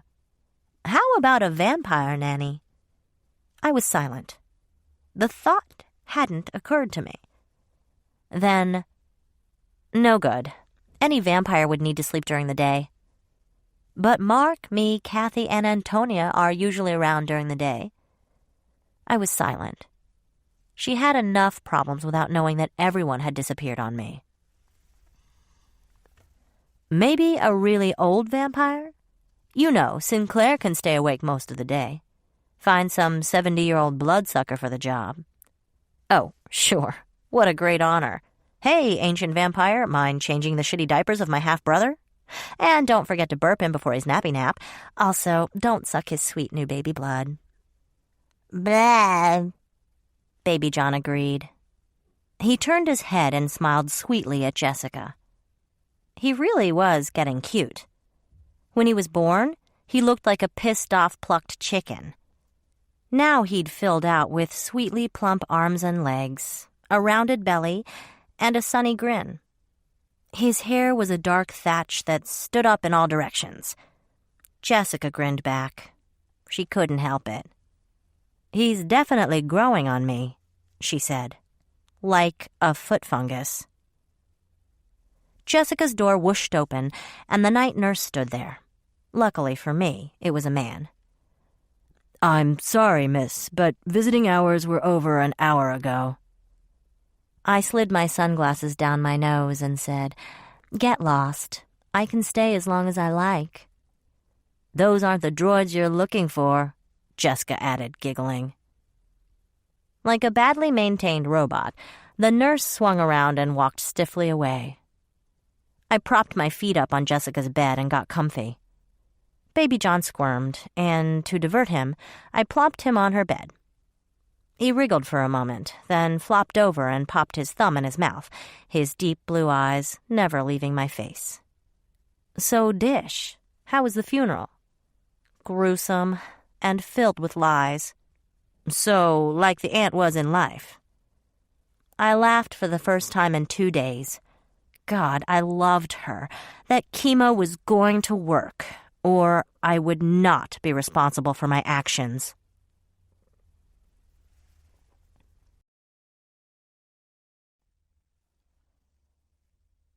Chapter 9. The phone rang at 1 a.m., and I lunged for it. Sinclair? Hello? You rat bastard, where the hell have you... Is this the head of Antonia's den? A deep male voice asked. I was flummoxed. It was a week for weird phone calls, barfing best friends, and fucked up funerals. Which Antonia? The only Antonia. Tall, slender, dark hair, dark eyes, werewolf who can't change. Oh, the live one. Yeah, this is her, den. Explain yourself. I was having major trouble following the conversation. Explain what? She has not checked in this month. As her pro tem pack leader, you are responsible. Responsible for what? Her safety. What's a pro tem? What's it? Do not play the fool, vampire. Who's playing? And how'd you know I was who are you calling a vampire? I gave Antonia leave to den with you under strict conditions. You are breaking those conditions. What conditions are you? Produce her at once, or suffer the consequences. Produce her? She's not a manufactured good. Who is this? You know who this is. Dude, I totally, completely do not. Your attempts to act an idiot will not sway me from my course. Who's acting? I cried. Who are you, and what the hell are you talking about? There was a long pause, punctuated by heavy breathing. Great. A prank call from a pervert. Very well, the deep voice growled. Really growled. I could feel the hairs on the back of my neck trying to stand up. Be it on your head and suffer the consequences. Click. Story of my life this week. I stared at the now dead phone, then threw it at the wall hard enough for it to shatter into a dozen pieces.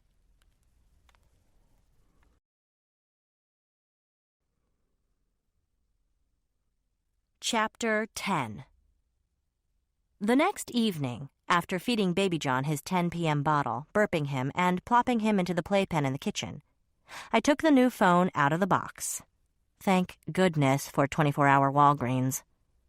I had literally just hooked up and hung up the phone when it rang, making me jump right out of my skin.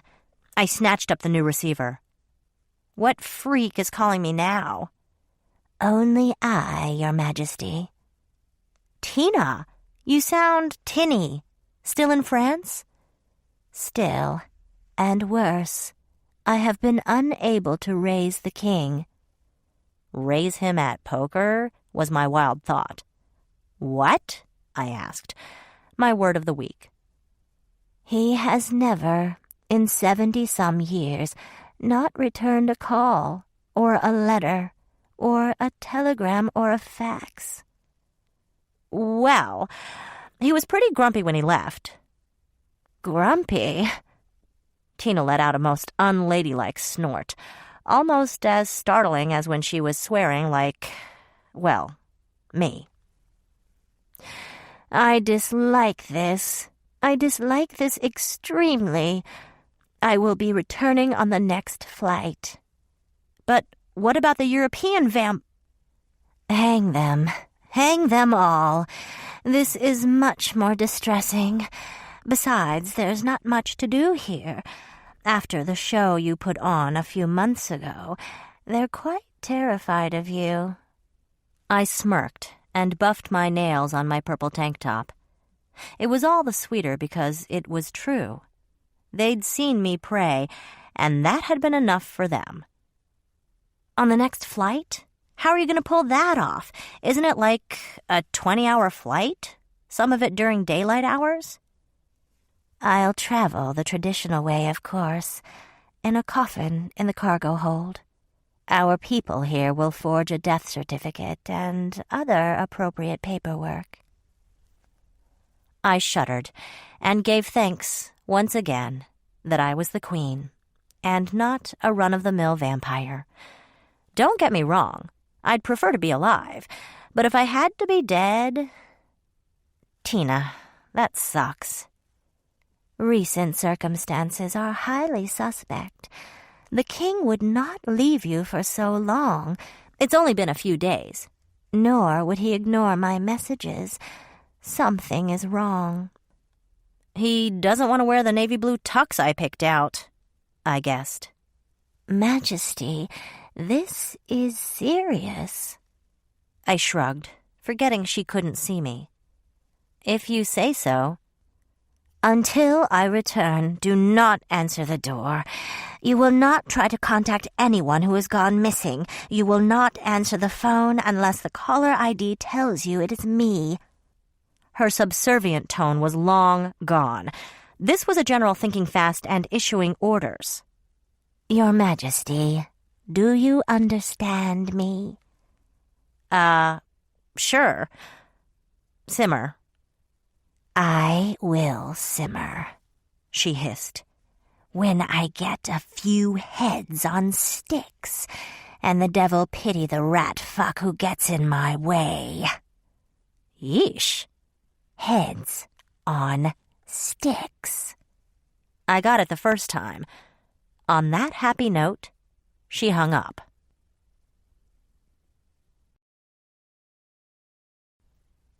Chapter 11.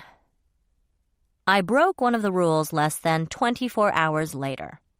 I blamed sleep deprivation. Despite my efforts over the last 3 days, Baby John still had the whole stay awake at nighttime thing a little mixed up. But then, so did I. Small wonder.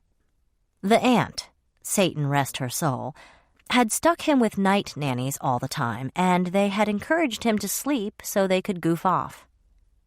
I groped for the bedside phone, forgetting to check the caller ID. Hello? Can hear. For a change, I actually identified the crackling voice. Mark, where the hell are you? Can't make drop. Are you hurt? Are you in trouble? Trouble. Fucked. Death. Oh my God, I screamed, instantly snapping all the way awake. I glanced at the bedside clock, 4:30 in the afternoon. In his portacrib, Baby John snored away. You are in trouble. Can you get to a computer?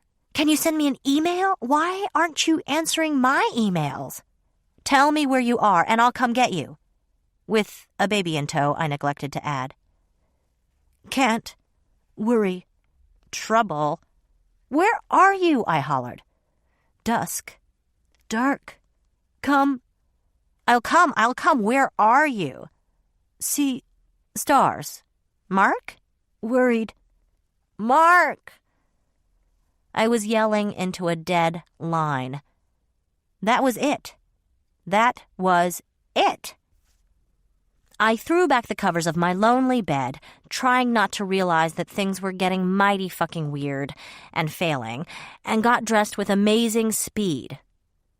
I plucked a sleepy, wet, yawning Baby John from his crib, changed him with vampiric speed — he seemed surprised yet amused — grabbed the diaper bag and some formula, and headed for the bedroom door to beat feet for Minneapolis General Oncology Ward.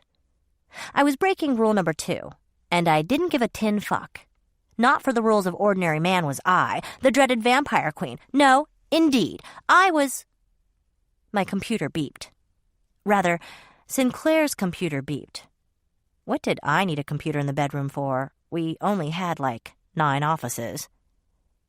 The thing hadn't made a beep in days, so for a long moment, all I did was stare. It beeped again, and I lunged for it, ignoring Baby John's squawk, and saw the "You've got mail" icon pop up. I clicked on it. Sinclair had set the thing up so I could use it whenever I wanted. Hoping. He knew it was in our bedroom. He knew I'd hear the chime wherever I was in the house. Ergo, it had to be from my sister Laura. Grumbling under my breath, I read the email.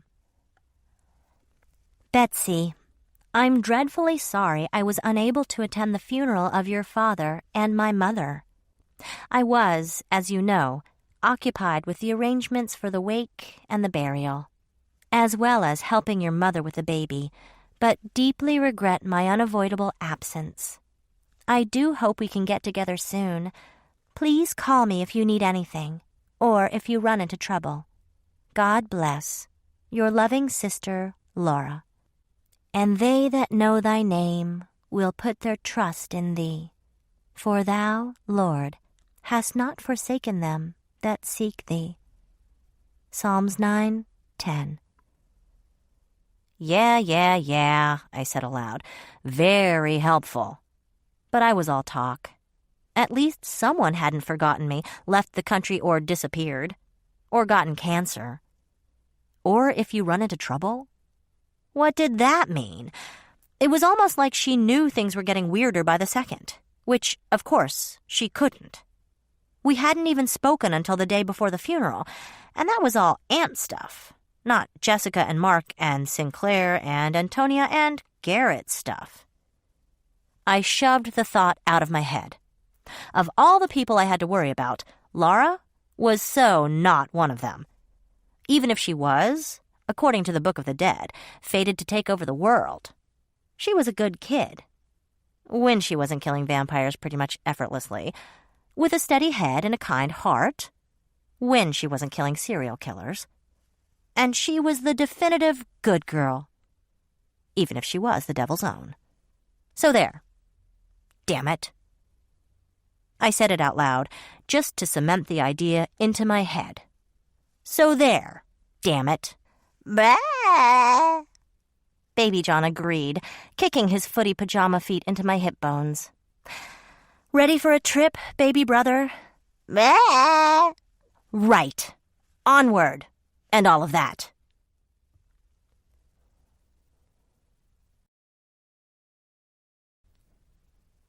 Chapter 12. I was so used to pouring out my troubles to Jessica, I'd been doing it since 7th grade, that I was actually shocked to find a bunch of doctors and nurses clustered around her bed. I couldn't even see her, much less talk to her. Not to mention, usually there was just one nurse, and that was only if it was time for a new bag of death. Nick was standing off to one side, watching with his jaw clenched so tight I could see the muscles in his cheek jumping. He saw me and said dully, "They're doing another round of chemo. She's something of a 9-day wonder. Everybody's been invited." But, shocked, I shifted Baby John to my other shoulder, for once praying he wouldn't wake up. But she just had a round of it. It's a hard cancer to kill. But, I have to tell her, stuff. Careful, I said to myself. Nick's poor scrambled brains didn't need any more clues that things weren't normal at the House of Vampires. I mean, I came to talk to her. Well, you can't. Clearly distracted, he ran his hands through his thick blonde hair. Even though his black suit was rumpled and he had a ketchup stain on his navy blue shirt, he looked like $1,000,000. Swimmer's build, long legs, sharp Norwegian features, cheekbones you could shave with, and ice blue eyes. Before I'd died, he'd been the closest thing to a boyfriend I'd had for years, and we hadn't been that close, frankly. Friendly, not friends. See, the Fiends had attacked me outside of Khan's Mongolian barbecue. This was long before I knew what a Fiend was. And like a good citizen, I reported the assault to the police. Nick had helped me look through mugshots, and we'd shared a Milky Way. That was it. The big romance. It was only after I rose from the dead, after getting creamed by a Pontiac Aztec, that I put 2 and 2 together. Not that Nick knew any of this, and not that I had any plans to enlighten the good detective. "They're not letting anybody talk to her," he was saying, bringing me back to the present with a yank. "But I want to talk to you." My heart instantly went out to him. Sure, I loved Jessica as much as I loved Sinclair and Manola Blahniks, but she and Nick had gotten pretty tight over the last few months. This couldn't be easy for him either. "Sure, Nicky, honey." I took his elbow and led him out into the hall. "What's on your mind?" "In here," he said, gesturing to another room. I stepped in after him and saw it was an empty patient's room. Put the baby on the bed. Somewhat puzzled, I did so. Baby John never twitched, bless him. Maybe Nick needed a hug. Maybe, oh God, no. He was going to make a pass at me. Maybe he was only going out with Jessica because he couldn't have me. Oh my God. Like things couldn't get worse. Should I let him? Should I knock him out? Should I kill him and tell Jessica he got hit by a bus? I turned to him and began. Nick, listen, I don't think you're in the right... I stopped talking as I realized something cold and hard was pressed under my chin. His 9mm Sig Sauer. There were advantages to growing up with a mother who was an expert in small arms. You're not going out with Jessica to get to me, are you? I managed, so totally shocked that he had drawn his police-issued firearm and tucked it under my chin before I had time to realize that I couldn't move, much less slap the gun away. I was more shocked by the look in his eyes, flat rage. Betsy, I like you a lot. Even before you died, I liked you. But if you let Jessica die of this thing, I will shoot you in the face. I'll empty the whole clip between your pretty green eyes. I don't know much about vampires, but I bet it'll be tough for you to grow your brain back, such as it is. My jaw sagged in shock. The gun never wavered. You knew? Once Jessica got over the new chemo round, I was going to kill her. And what's that supposed to mean, such as it... Of course I knew, he said impatiently. I've known since that taxi driver gave his report. You remember, about a gorgeous blonde woman who chased off a vampire and picked his car up with 2 fingers. But... Why didn't I say anything? Because you all took such great pains to keep it from me. If Jessica had wanted me to know, she would have told me, and I was content to wait. And then this thing happened to her, and that was the end of the waiting. So, in case you missed it the first time, if you sit by and let this happen, I will make you regret the day you ever met me. Already regretting, I gurgled, since he was digging the barrel of his gun pretty tightly into my chin. I already asked her if I could turn her. Then what the fuck are you waiting for? For her to vomit until she dies like Karen Carpenter? For her to be more miserable? For her to rupture the lining of her throat? For the chemo to kill more healthy cells? Ow! I complained, because boy, he was really grinding the cig into my chin. I'm not waiting for anything, Detective Demento. She said no, and that was that. So, you're stronger, faster than us. You can make us believe something, or forget. I should have been super pissed, but instead, I was embarrassed, and my heart actually flipped over in my chest. Because he sounded bitter. So bitter. He leaned forward until our eyes were about 4 inches apart. Mine were wide, I knew, with amazement. His were slits of blue fire. I thought I was going crazy, you know? Kept dreaming about you for months. Dreaming about you biting me, and me liking it. Needing it. I didn't know, I said faintly. I was newborn, still am. I didn't know what I was doing to you. I'd have given anything to fix it, but I didn't know how. An older vampire fixed it. I know who fixed it, he informed me. I dream about him, too. Dream about blowing his fucking mind-meddling, head-peeping brains out. Dream about setting him on fire. Most nights, I'm afraid to close my eyes. Nick, I'm sorry. Know who fixed that? Your best friend.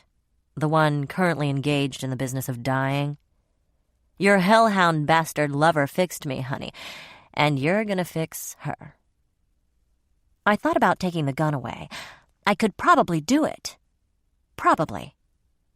Too bad I had the nasty feeling his finger was white on the trigger. I'd survived arrows to the chest, and a stake to the chest, and even a bullet to the chest. But a Sig Sauer clip to the brain? I had no idea. And I had no plans to find out. The week had been weird enough without getting shot, thanks very much. And who would take care of Baby John if I were left with half a head? I need to write a will, I thought crazily. Can I do that, now that I'm dead? Maybe Marjorie can help, but who do I trust to watch Baby John? I'm waiting, he whispered. Nick, you've gone seriously nuts, you know? What can I say? He replied, almost cheerfully. I'm in love. Uh-huh. I thought about mojoing him, except I had my damned sunglasses on. I doubted he'd give me the second I needed to take them off. Listen, Nick, I already told you twice. I can't... He cut me off, smiling. Are we clear, Betsy? Honey? Deadly sweetheart with a killer figure and long legs and green eyes to get lost in? Are we clear? I hear you, detective, but it's her choice, not mine, and not yours. So get that pea shooter off of me before I make you eat it. He grinned entirely without humor, but pulled the gun down and holstered it. His eyes were still flat. Nice seeing you again, Betsy, he said cheerfully, and actually held the door for me as I picked up Baby John and scuttled out. I didn't know which was scarier, the flat rage or the fake, or was it fake, recovery. What was going on with everybody?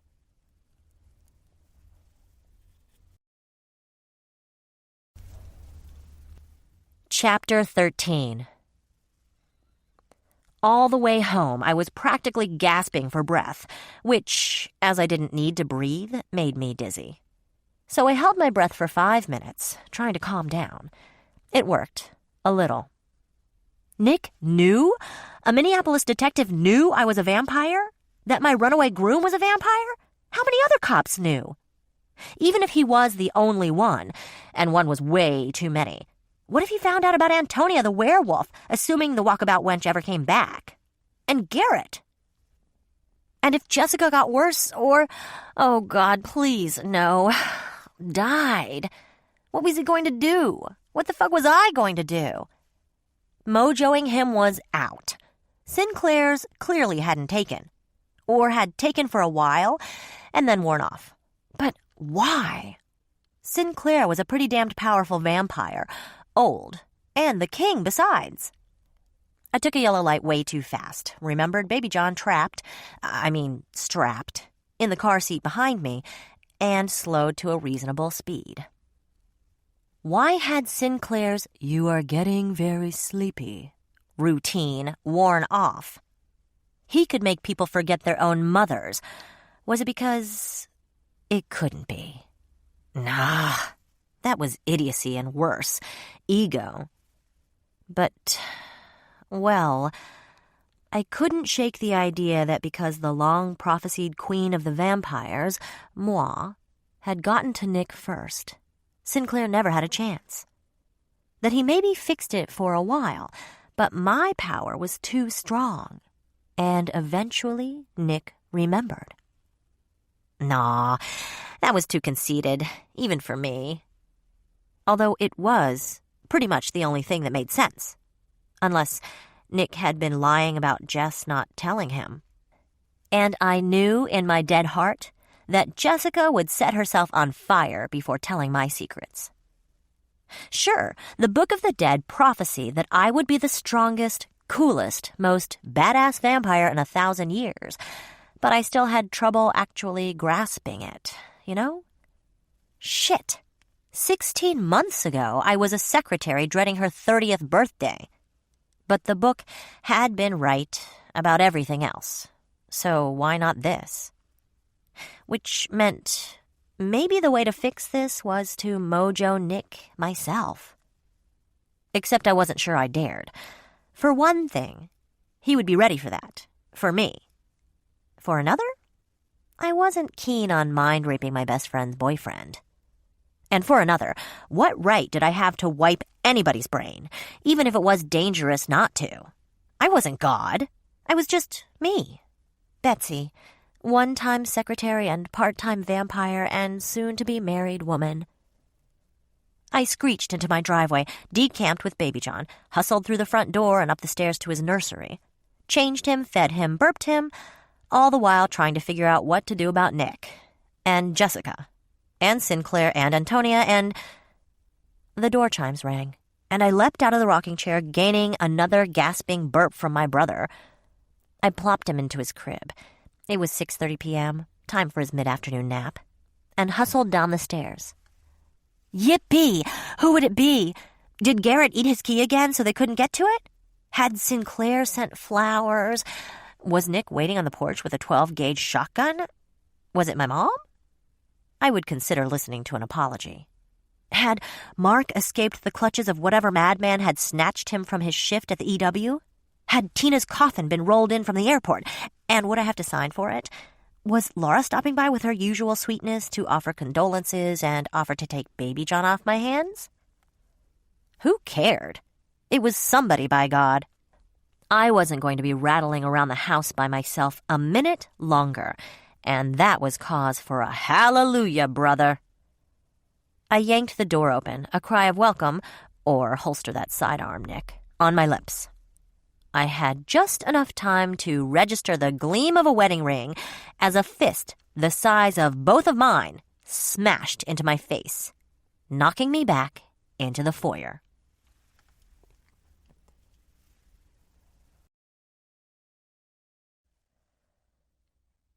Chapter 14. Ouch, damn it, I yelped, skidding on my back like a bug and coming to a teeth-rattling stop against the parlor door. I was splayed in a most undignified way, luckily wearing walking shorts and not a miniskirt. And my jaw hurt like a bitch. So did my head, from where it had banged into the door. I responded to the indignity in the usual way. Ouch! Damn it! While I was swearing, several people had come in uninvited, and all of them were looking down at me. Wedding ring asshole crouched, blinked big yellow owl eyes at me, and said, "So it's true. You're a vampire. No mortal would be breathing after that one." "Who's breathing?" I bitched. I started to sit up, but wedding ring asshole quickly stood, planted his foot in the middle of my chest, and kept me flat on my back. "Oh, now, that's just plain rude. I mean, ruder." "You have much to answer for," he informed me. He was a fabulous-looking fellow. I'll give the asshat that much. Tall, really tall, brown hair and gold eyes. Not light brown, not hazel. Gold, like old coins. Not like an owl. More like a lynx? A lion? Whatever. He was as powerfully built as Sinclair and easily as tall. And I hadn't been laid in... Never mind. Focus, Betsy. Get your foot off my tits right now. Nobody puts his foot on my tits. It's a good rule to live by. After we talk. Oh, dude, you are so picking the wrong week to fuck with me. Produce my pack member at once, WRA demanded. In response, I grabbed his ankle and twisted his foot all the way around. 180 degrees. Or would that be 360? Either way, he howled. An actual howl, like a dog. And fell backward, losing his balance as his pulverized ankle collapsed under his weight. I flipped to my feet. Well, more like staggered. But the important thing is I was standing, momentarily triumphant. I say momentarily because this did not make the other ones, 4, 5, happy at all. I'm guessing this because they all jumped on me at once. Unlike what happens in a karate movie, these guys didn't take turns. Nope, it was dogpile time with me on the bottom. Did that make me the dog? Oh, never mind. I jerked my face to the side, just as a fist slammed through the floorboards where my head had been. Wait! Wait! I screamed.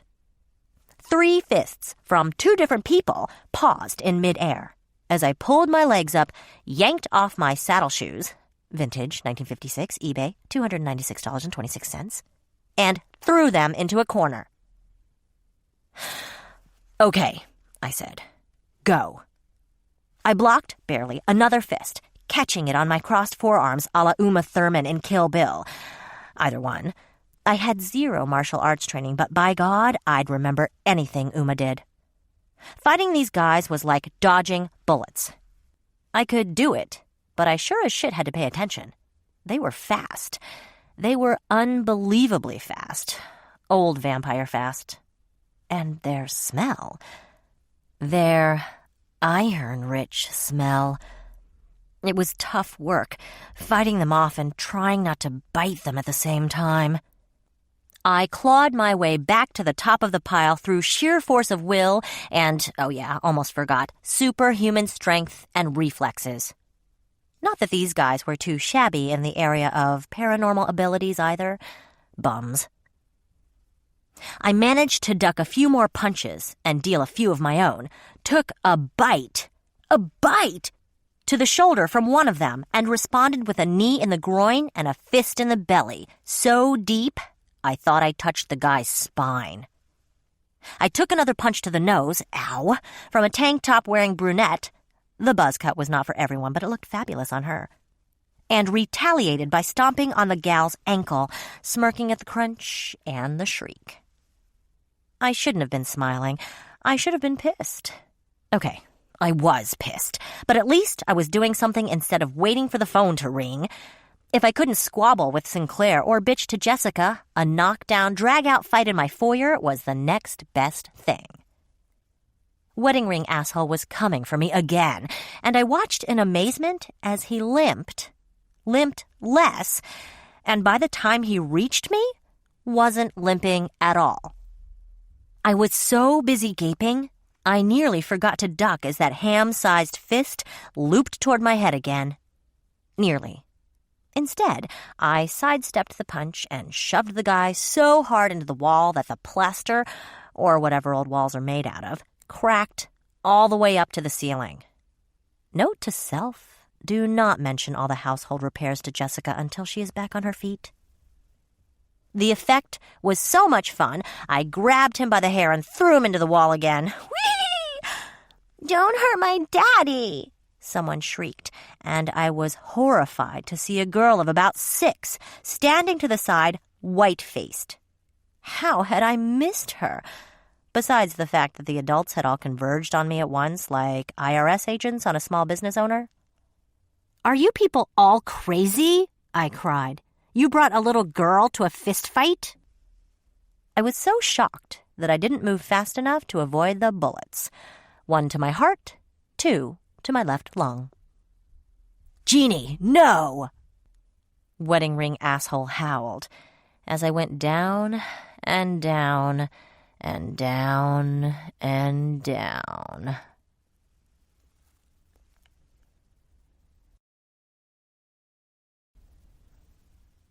Chapter 15. I opened my eyes to see a ring of faces around me. Since none of them were the faces I wanted so desperately to see, I responded in the usual way, by yelling, "Gah!" "I think we better take you to the hospital," a curly-haired blonde woman I hadn't noticed before said. Since her hands reeked of gunpowder and I could smell the leather of her holster, fat lot of good it did me to notice that now, I had an idea who to thank for my perforated heart. "Can you walk?" "I think she should stay put. How will we explain this? We're 1,500 miles from home. I'm not sure how many of the locals would be sympathetic. Well, I think you psychos better get the hell out of my house. I then spat blood in a fine cloud that they all stared at. Nauseating, yet weirdly pretty. Focus, Betsy. I tried to sit up, but weirdly, they all had their hands on my chest, even the kid. I shrugged them off, gently, for the kid's sake, and sat up. Ow! My heart!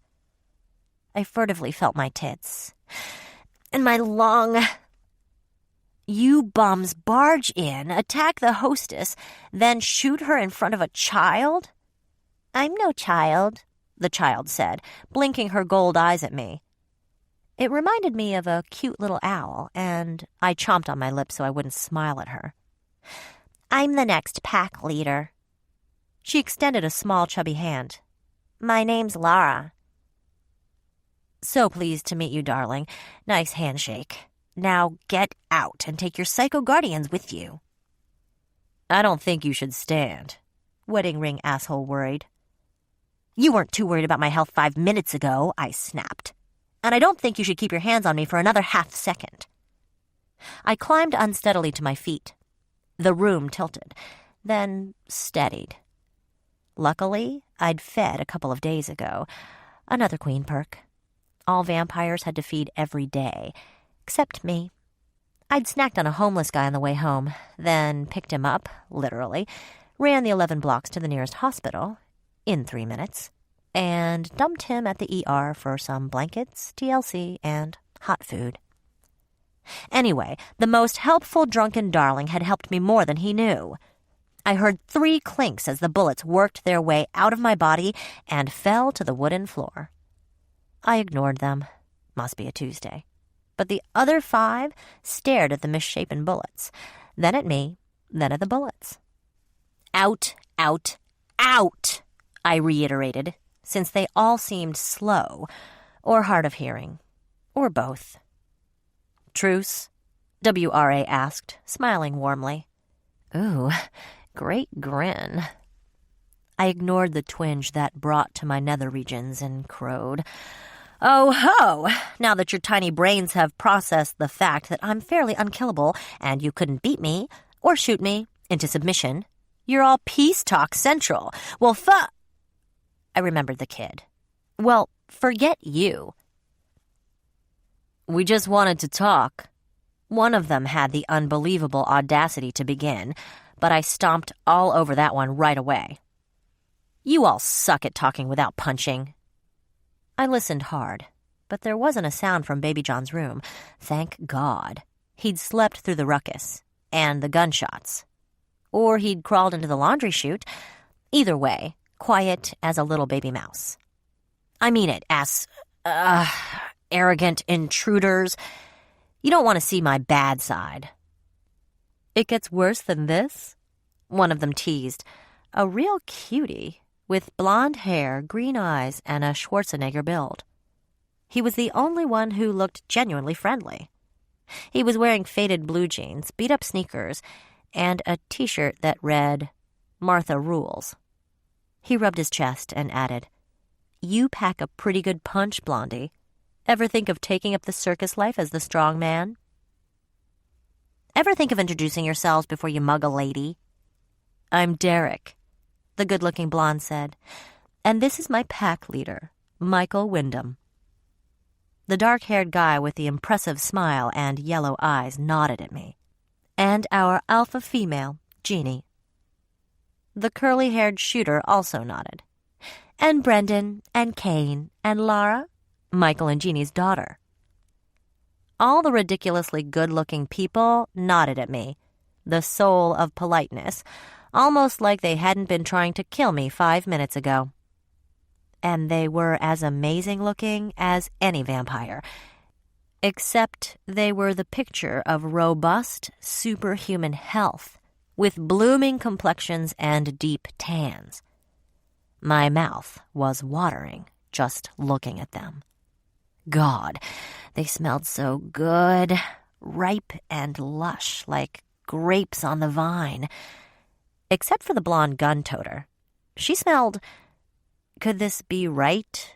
Ordinary? We came looking for Antonia, Jeannie said, not taking her hand off the butt of her .38.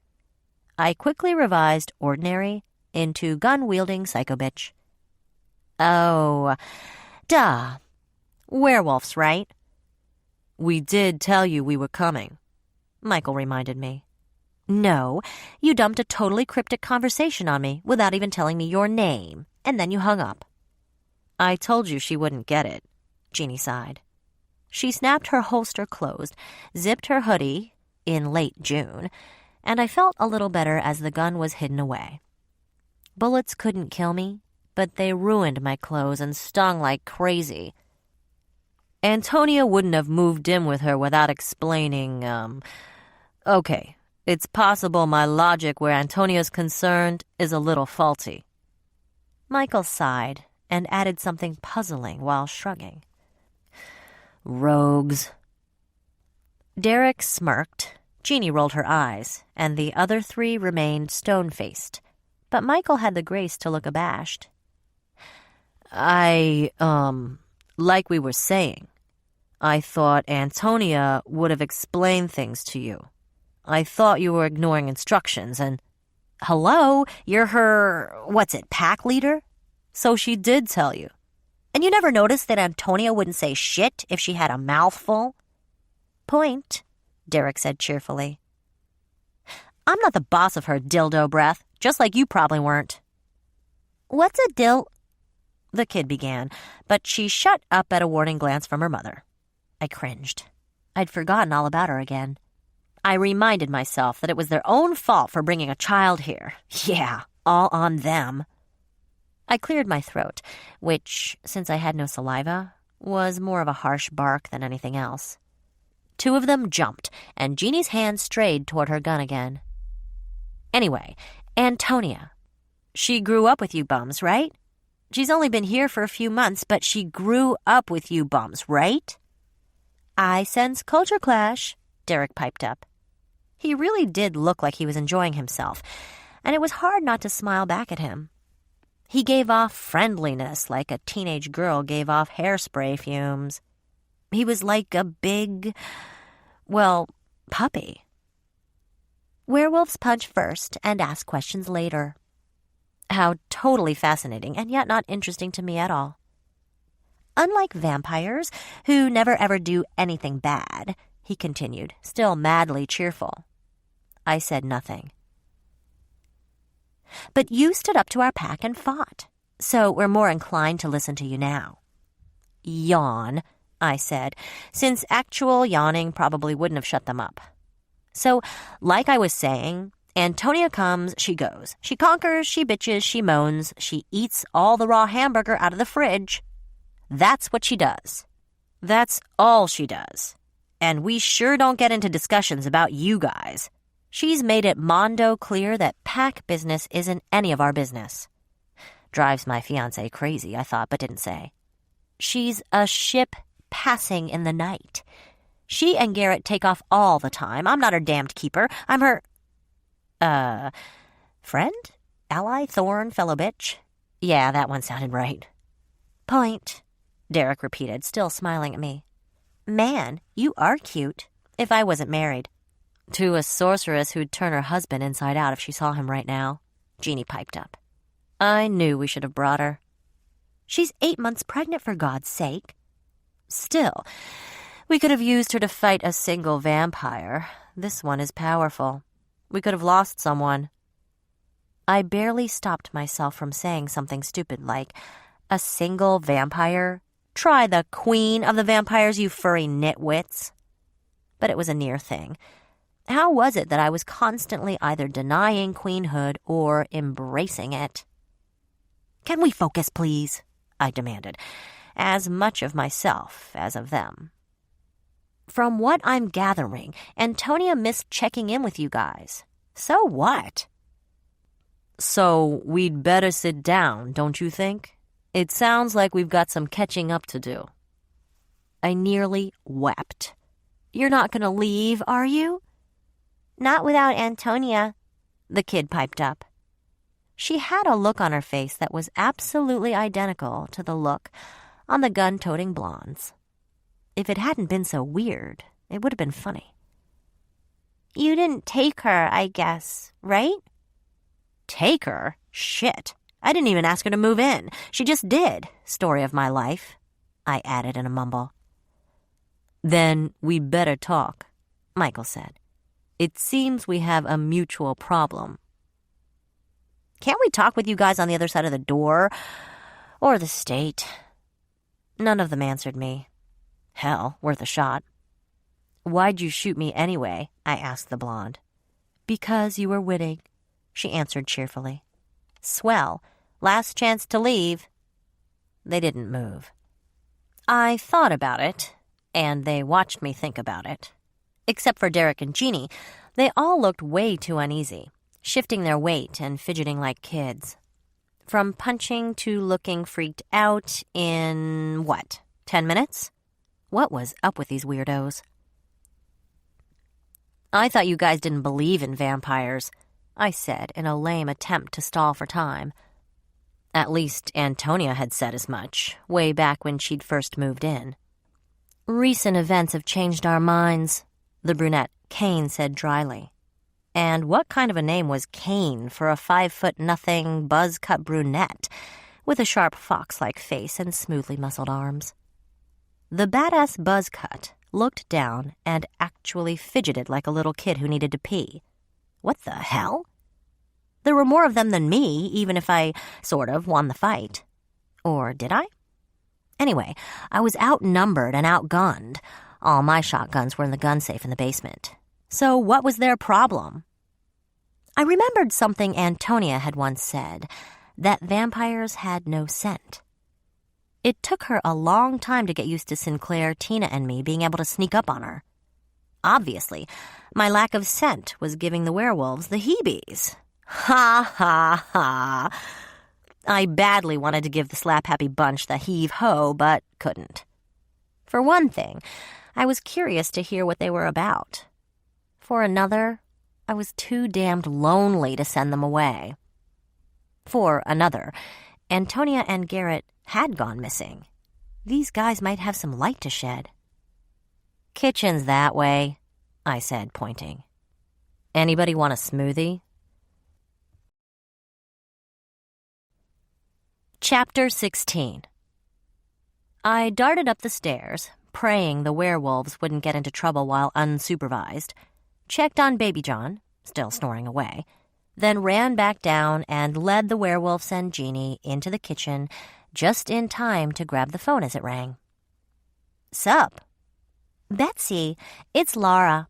Listen, I wanted to talk to you about—" "Not now," I said, and hung up. I felt bad, but not too bad. She'd been one of the bums to disappear on me in a time of need, after all. And that was weirdly convenient, wasn't it? That Antonia and Garrett and Mark and Sinclair should all disappear right around the time my dad died, and my half-sister made herself scarce? Nah, crazy, but weird. Nah, weird. Nah, damn it, nah. Great. Lonely and now paranoid. Oh, and surrounded by werewolves, let's not forget that. "Let's see," I said, peering into the fridge. "We've got strawberries, bananas, and peaches. Also ice for smoothies. Oh, and Antonia's left half a raw T-bone." I sniffed. "Smells fine. Probably good for another day or two. We'll pass on the fruit. I could also," I added doubtfully, "defrost some hamburger for you guys." "We're fine. Let's get down to business." "I'm not fine. I'm thirsty as hell." I gave them all a big toothy grin, enjoying the mutual flinch. "So it's smoothie time." "I'd like a smoothie," Laura piped up. "Banana, please." "Coming right up." Now it was my turn to flinch. How many times had I heard that phrase from Mark in this very kitchen as he played bartender? How many strawberry smoothies had I fixed for Sinclair? How many times had he brought me upstairs and poured said smoothie all over my— "Banana, please," she repeated. I shook myself. Sorry, drifted off for a moment. Peel these, will you? I said, handing Laura some bananas. Michael cleared his throat, while his kid, cub, puppy, whelp, stripped 3 bananas and tossed the skins into the sink. So, Antonia didn't check in, and she checks in at 10 a.m. Eastern Standard Time on the 20th of the month. So when she didn't, you can imagine how... The rest was drowned out as I hit puree. I left it on for a nice long time, ignoring the way it felt like a thunderstorm in my head.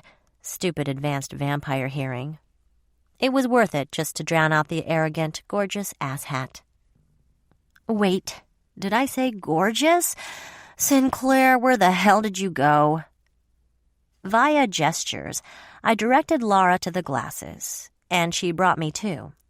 She really was the cutest thing, and I smiled at her, then dropped the grin when she didn't smile back. This was a kid older than her years. That was for damn sure. What had she said? That she was the future pack leader? That was a lot to pile on to a, 7-year-old? 8? A perfect miniature amalgam of her mom and her dad. His eyes, her face, their attitudes. She'd be scary as shit when she hit adolescence, or possibly the 4th grade. I shut off the blender, filled Laura's glass to the brim, then heard Michael droning. Natural for us to jump to the conclusion that nefarious creatures of the night had... And on goes the blender again. I took my time with my own smoothie, but eventually I couldn't liquefy the fruit and ice anymore and had to shut it off. The fight, he finished. Jesus, couldn't this guy take a hint? How did Jeannie stand it? How did any of them? Luckily, I was not that kind of leader. I was no kind of leader. Yeah, well, you were wrong. I took a large gulp of my smoothie, which I'm betting is a common thing with you people. You people? The strawberry blonde, the guy they called Brendan, demanded. He was about a head shorter than Michael, with the aforementioned shoulder-length strawberry blonde hair, the usual to werewolves' sculpted muscles, at least the werewolves I'd seen.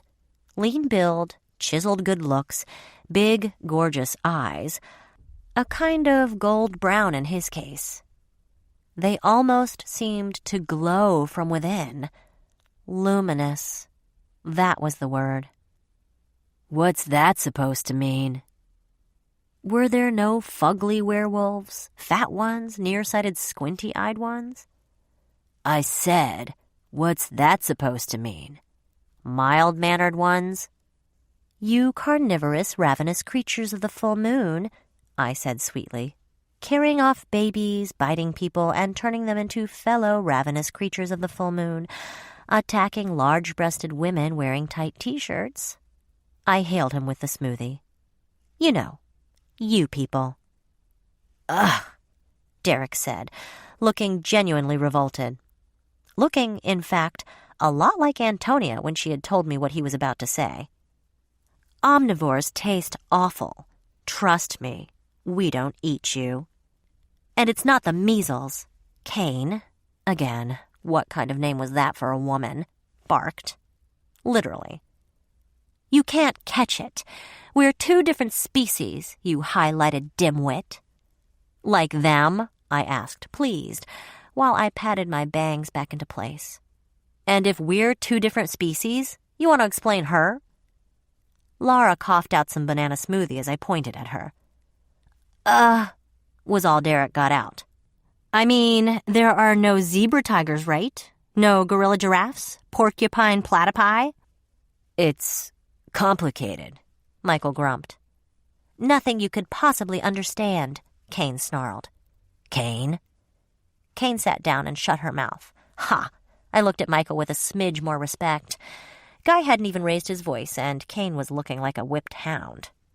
Really, he was a lot like Sinclair in many ways, and it was a damned shame he was meant... Stop that, Betsy. Mean to offend you in your own home.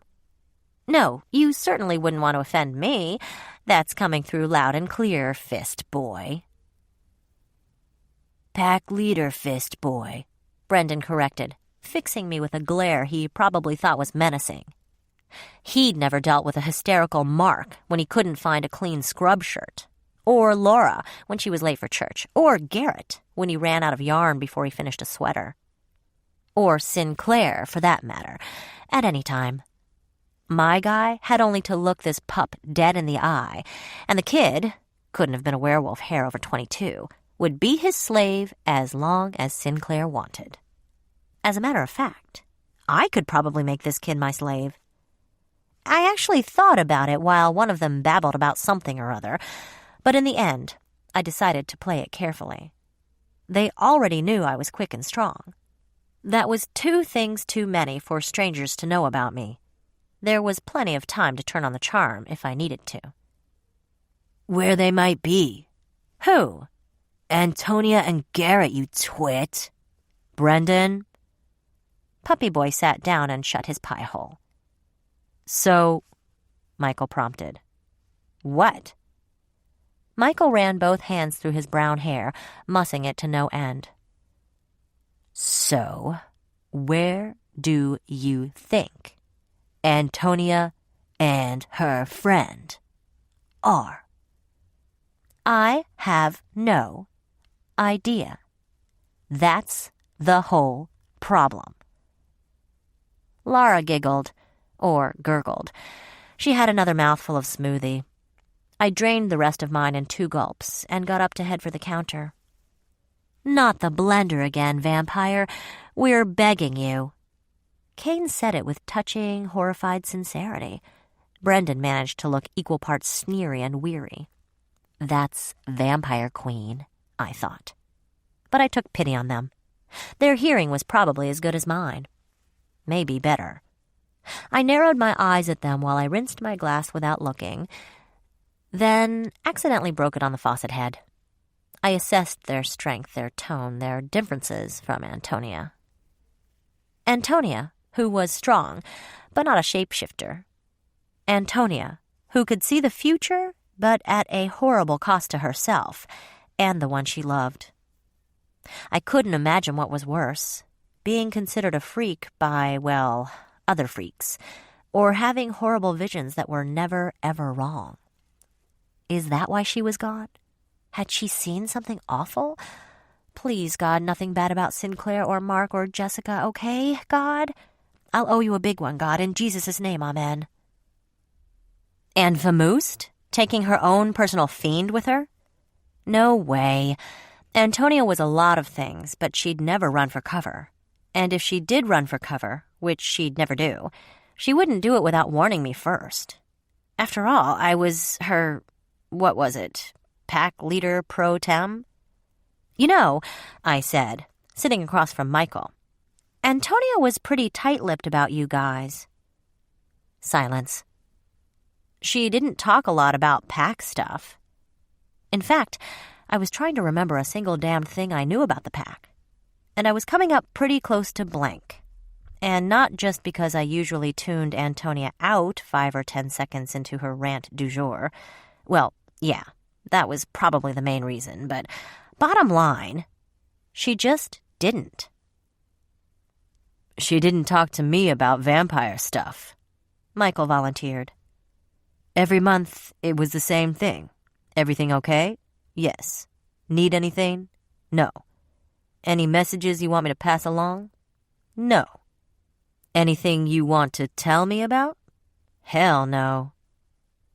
We all sat in silence for a few seconds. I don't know about them, but I was thinking that I was damned fortunate Antonia was able to juggle her loyalties so well. From the look on Wyndham's face, he was thinking the same thing, or close to it. I crossed my legs and stared at my black socks. Must remember to get my saddle shoes out of the foyer. She must have explained when she moved in, didn't she? I looked up and beheld identical puzzled expressions. I mean, she said she had to get permission from you, and I thought it was extremely weird that a grown woman had to get permission to live with us. But when I said that, all she said was that my face was extremely weird and to shut the hell up. Wyndham and his peeps nodded. Michael added, "She had little to say about you, even when she moved to the Midwest. I found my destiny," she says, "and it's with the king and the queen of the vampires. Yes, they're real," she says. "Don't feel bad about not believing," I told him. "I didn't believe in werewolves until Antonia showed up and, didn't change into a wolf." "I'm not coming back," she says. This was her way of asking permission. "So sell my house and cut me a check. And don't give me any shit, or I'll foresee your death and forget to mention it." I had to admit, it had the ring of authenticity. "She agreed to check in every month," Michael said. "And that was the end of it. Until, of course, we didn't hear from her. Now, tell me, Betsy, what is a fiend? And where can we find the one that killed our pack member?"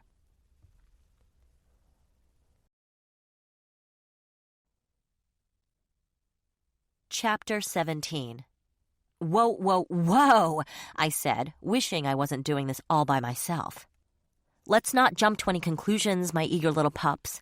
Garrett would eat his own balls before he'd ever hurt Antonia, and he'd never, never kill her." Derek shuddered and covered his eyes. "Must you use phrases that I'll never get out of my head? Eat his own balls? Who says that?" "Not to mention, it's hard to believe," Kane added. "Believe? Why is that so hard? Now, all of a sudden, you're big vampire and fiend experts?" "Vampires aren't accident-prone?" Jeannie asked, and to her credit, it sounded like an honest question. "Well, I am," I admitted, "but not Garrett." "You can explain about fiends?" "Sure." "There are no taboos against discussing such things with outsiders?" "I don't know." Wyndham couldn't hide his surprise, so I borrowed a phrase from his pal Derek. "I think it's that culture clash thing again. If it'll keep you from pulling Garrett's legs off, I'll answer any question you like." "That's a good thing, Chief," Derek said. "Stop looking like you're expecting the other shoe to drop on your head. For a ruthless despot of the undead, you're awfully charming," Michael said, and no one in the room was surprised when Jeannie's fist slipped. But he got his breath back in no time at all. Laura asked and received permission to use the bathroom. Jeannie got up to accompany her, and I used the kid's absence to explain about fiends, about Nostro and his sick-ass psycho games, about Garrett's slow recovery, about all the progress he made and how much he and Antonia loved. "So, by your own admission, this creature was subhuman only 6 months ago?" "I don't know, subsisting on buckets of blood, running around on all fours and howling at the moon." "Physician, howl thyself," I pointed out. "And he couldn't even talk," Michael persisted. "I don't know about couldn't. Didn't talk would be more accurate. But see, after he drank my blood and my sister's, he got better. And you guys, you just don't know. I mean, the way he feels about Antonia, she's his everything. He'd die for her. And she for him, I suppose." "Well, it's hard to imagine Antonia getting all mushy and stuff. But yeah, I imagine she'd..." Too late. I saw the trap Michael had set for me. I shot to my feet and started to pace. "You guys, Garrett did not kill Antonia and then take off for parts unknown. There's no way. No way." Wyndham said. Derek added, also apparently unconvinced. "You don't see me with my knickers in a knot, asking you if your pack member killed my guy and then took off. Did I show up, fists flying, jumping to conclusions? No." I smirked to see the Wyndhams looking uncomfortable, except for Brendan, who glared at me. "We've been over this," Michael said, mildly enough. "Yeah, but now that your kid's gone, you can apologize for being totally out-of-control foaming, slavering assholes who hit first and asked questions later." He drummed his fingers on the table for a few seconds, And then after a long, difficult moment, difficult for him, not for me, he said, "I apologize." Okay. It's totally conceivable that Antonia saw the future and got the hell out of here, and that Garrett tried to stop her, and so she, I don't know, gave him a bath in holy water and then left town in the first Amtrak headed east. That could totally happen, but I'm not getting all suspicious and paranoid, right? So there's no reason for you guys to stay beady-eyed. Are there any other unusual goings-on? Michael asked, leaning forward. Anything mysterious? Something that might lead us to answers? Everything's fine, I lied. I cocked my head. I could hear Baby John asking for a bottle, loudly. And you'll have to excuse me a minute. My brother needs me. I moved past them, and Wyndham's hand shot out and closed over my forearm. I saw the whole thing and had plenty of time to avoid him, but I didn't. His hand was really warm. I could actually feel his heartbeat through his fingers. And he smelled... Have I mentioned how frigging delicious these guys smelled? No wonder Garrett found Antonia irresistible. It sure wasn't her personality. Michael's hand squeezed my arm. He was so cute, thinking he was actually holding me in place. Betsy, really, is there anything going on? I smiled. Michael, you worry too much. Anybody tell you? I said everything's fine now, didn't I? So don't sweat it. On my way to the nursery, from one room and a hallway, I heard Michael's very distinct order to Derek.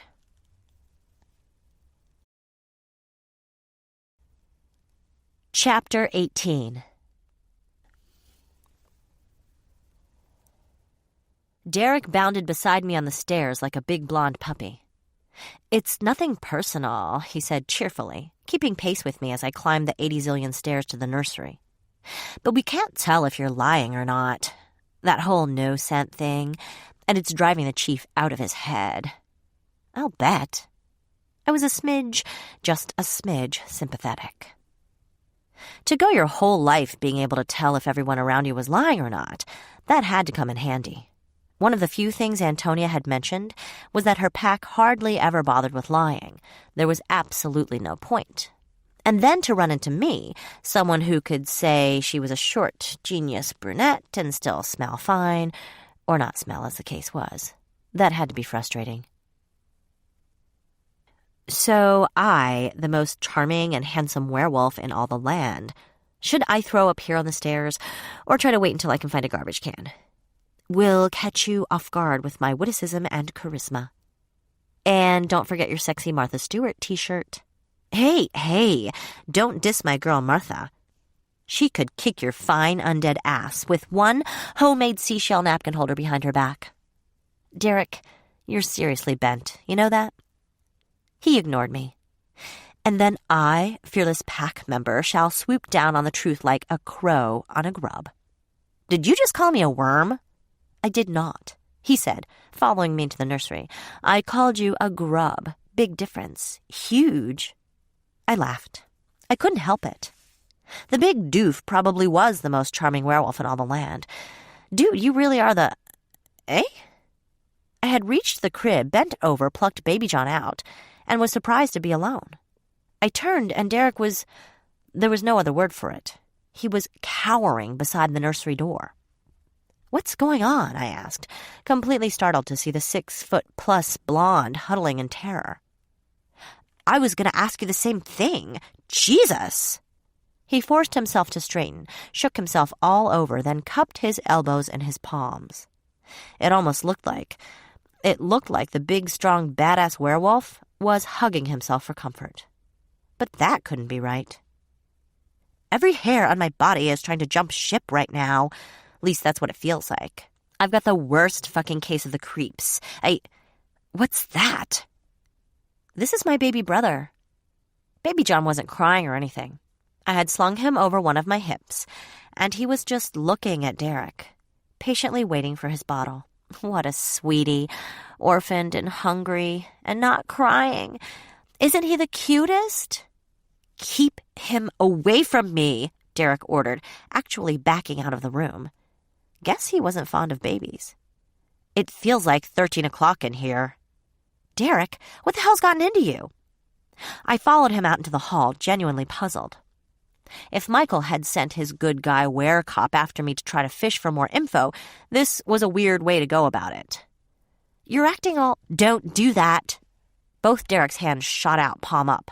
He was warding me off? No way. I had it wrong. I was misreading werewolf body language or whatever. I might have to bite you, and not in a nice way, get it? So just, aye! He said, aye! Because at that moment he fell down the stairs. All the way down. And with my hands full of Baby John, I had no chance to catch him. So I just stared, cringing at some of the thuds and wincing at some of Derek's more colorful language as he plummeted to the bottom. I sighed. Then I put Baby John back in his crib, ignoring his surprised squawk, shut the nursery door, and started down the stairs. There was no way they were going to believe Derek fell down the stairs. All the stairs, without assistance. I assumed there was going to be another fight, best to get it over with. Too bad, really. Just when I thought we'd established a little trust.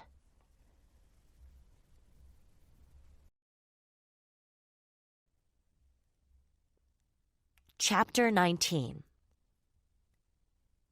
Well, thanks for stopping by, I said again, and it was even more lame than the first time I said it. Derek, upon his quick recovery, had done some fast talking to save me from another werewolf beatdown, and now they were all leaving. And not being very subtle about wanting to get the hell out of my house, either. If I hadn't felt so anxious, I would have been amused. Derek limped past me, which was a big improvement because he'd broken both legs when he'd hit bottom. These guys regenerated as fast as Sinclair and me. Maybe faster. Must be their iron-rich, high-in-protein diet. Their yummy, yummy diet. I was drooling just watching them file past. How had I never noticed how delicious Antonia was? Easy. When Antonia was around, Sinclair had also been around, and his blood was just fine. More than fine. We'd actually incorporated blood sharing into our lovemaking, and now, like a Pavlovian dog, or George on the Seinfeld episode when he equated salt-cured meats with sex. All I had to do was get a whiff of someone's delicious blood, and also find myself horny as hell. Which wasn't exactly... Why are you looking at me like that? Derek asked, massaging his knee. No reason. Thanks again for visiting, and good luck picking up Antonia's scent. I'd offered to show them her and Garrett's room, let them get a whiff of the sheets or whatever, and they'd all looked at me as if I'd lost my mind. I guess I was picturing a scene right out of a cop movie, baying bloodhounds, sniffing sheets, or a dirty sweater, and then howling off into the night, hot on the trail. Apparently, real life was different. And werewolves weren't bloodhounds. Which was a shame, because bloodhounds were really cute. Crazy fucking vampire, Jeannie muttered, so softly she probably assumed I hadn't heard her. Don't forget your parting gifts, I cried, sending Lara after them with a helpful shove. Thanks for your hospitality, Michael said without the teeniest bit of irony. We shook hands as the others filed past. He squeezed. I squeezed. He squeezed harder. So did I. I figured anybody else's hands would have been crushed to bloody powder by now. We'll be doing some checking around town, and we'll keep you posted, he added, slightly out of breath from our mano a bimbo. And I'll call you. I held up the card with his cell phone number on it, if I hear anything from either of them. Thanks. Have a good night. You too. Bye, Derek, Kane, Brendan, Lara, Jeannie, Michael. Betsy, Jeannie said. I want to make clear that I only shot you because... I shut the door. And since it was a big heavy door about 200 years old, it cut her off with a solid boom. Did I think they had anything to do with everything that was going on? No, I really didn't. Werewolves weren't exactly famous for lying or subversiveness. I seriously doubted they'd What, snatched Antonia back, staked Garrett, then shown up at my house and staged a pretend fight, all the while playing like they had no idea where Antonia and Garrett were? Vampires would pull that sneaky shit in a cold minute. The Wyndham bunch? Nah. Probably nah. Their appearance today was still an awful coincidence. It was either a really, really good thing that the werewolves were in town right now, or a really, really bad thing. Too bad I had no idea which it was. I took the stairs 2 at a time, plucking a fuming Baby John out of his crib, fixed a fresh bottle — he liked him cold, and we kept a supply in the small fridge in his room — and let the poor starving tyke have at it. While I was walking with him back to the kitchen, I wondered about Derek's extreme reaction to my half-brother. Hadn't he said that his wife was pregnant? Maybe babies freaked him out. I cuddled Baby John closer into my side and kissed the top of his fuzzy dark head. Guess he'd better get over that in a hurry, I told him, unless he liked sleeping on the sorceress's couch. The phone rang as I got near the swinging door, and I grimaced. What fresh hell was this?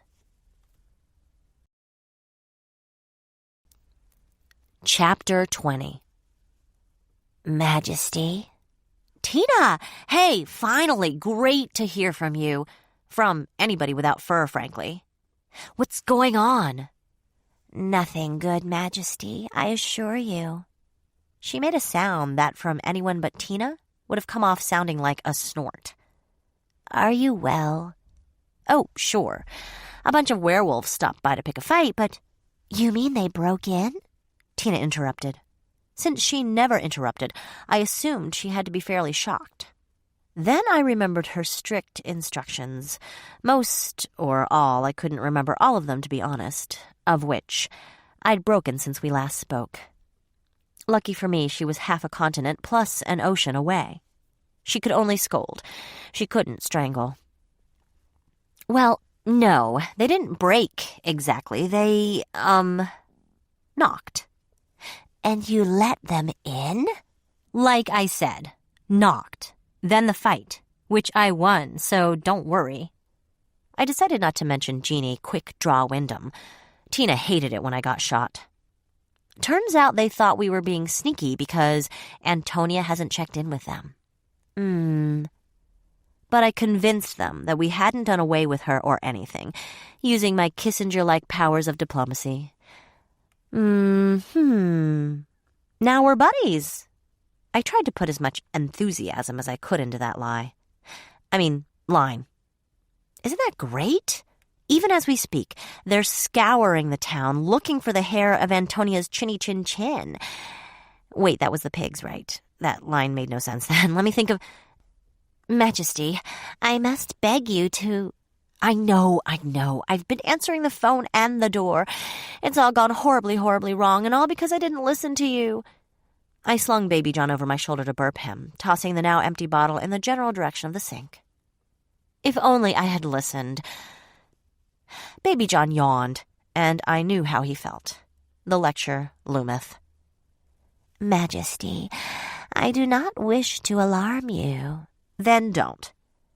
But I fear the king may be dead. See, I find that alarming. I whacked Baby John a little too hard because he groaned, then belched. I plunked him into the porta-crib so I could pace.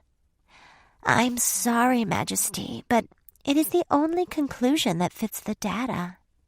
What the hell makes you think that? He would have answered me by now, Majesty. In 70-some years, he has never not answered me. We have a code we use for emergencies, and the other one, no matter what is happening in his or her life, the other one must answer. And he has not. He blew off your super-secret vampire code? I realize that infantile jokes are your way of dealing with serious issues, but with all due respect, Majesty, now is not the time. Noted, I said, chastened. He is not sulking as you think. He is not hiding. He is not shirking his duties as your groom, and more. What? There's more? What? He would never abandon the queen, she said quietly. No matter how silly he thought the wedding rituals. Someone has him, or someone has killed him.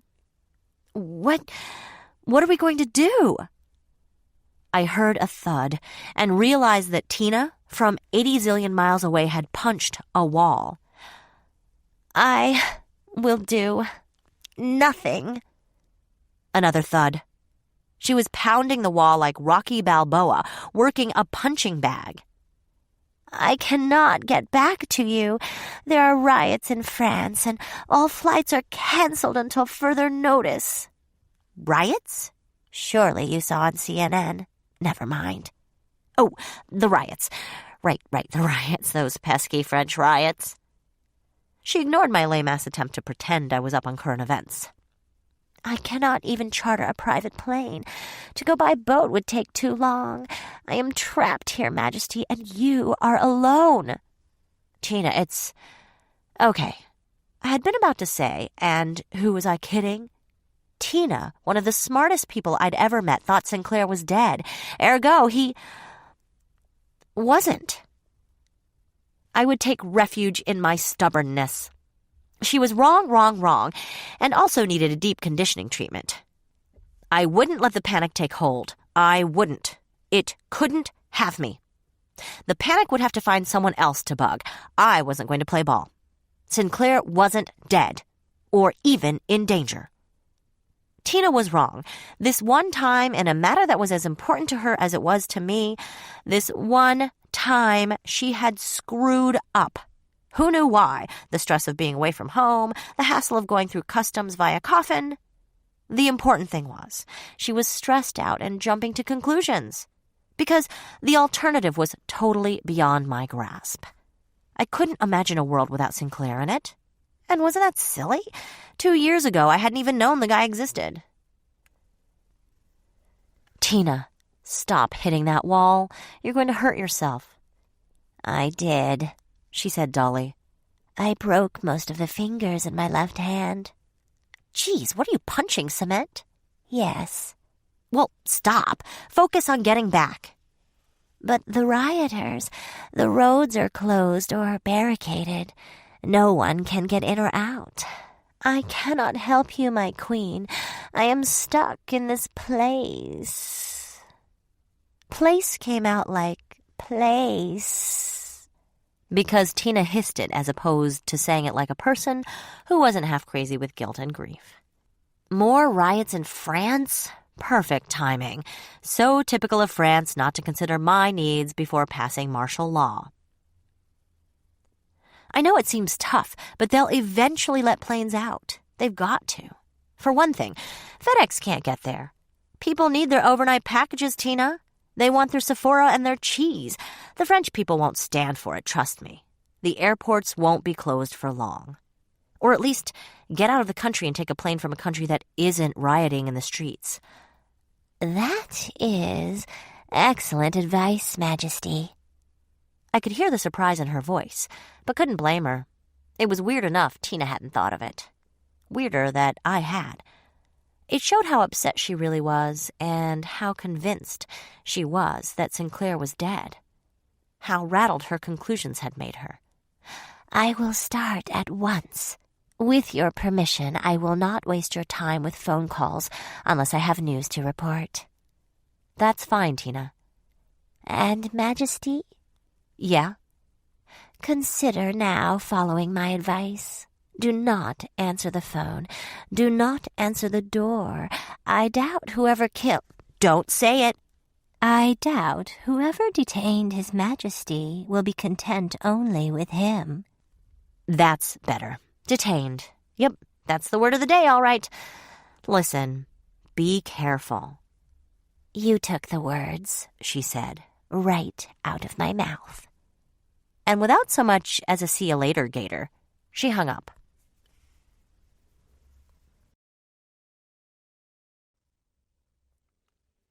Chapter 21. He is not dead. He is not dead. He is not dead because if he was, I'd kill him. But I had to face facts. Sinclair wasn't sulking. For one thing, it wasn't his style. He liked to engage, not withdraw. For another, as silly as he thought the wedding stuff was, he'd never stick me with all the prep less than 2 weeks before the big day. Well, he might stick me with it, but he wouldn't out-and-out disappear on me. Even when I thought I hated him, he'd been impossible to get rid of. Now, when we loved each other, he'd make himself scarce? Not likely. Tina was half right. Someone had snatched him. But who? And how come? And where the heck was he? I glanced over and saw Baby John had tired of playing with his soft blocks and toppled over on his side, one thumb corking his mouth shut. He watched me with sleepy blue eyes as I paced, as I grumbled and thought and chewed my nails and prowled back and forth.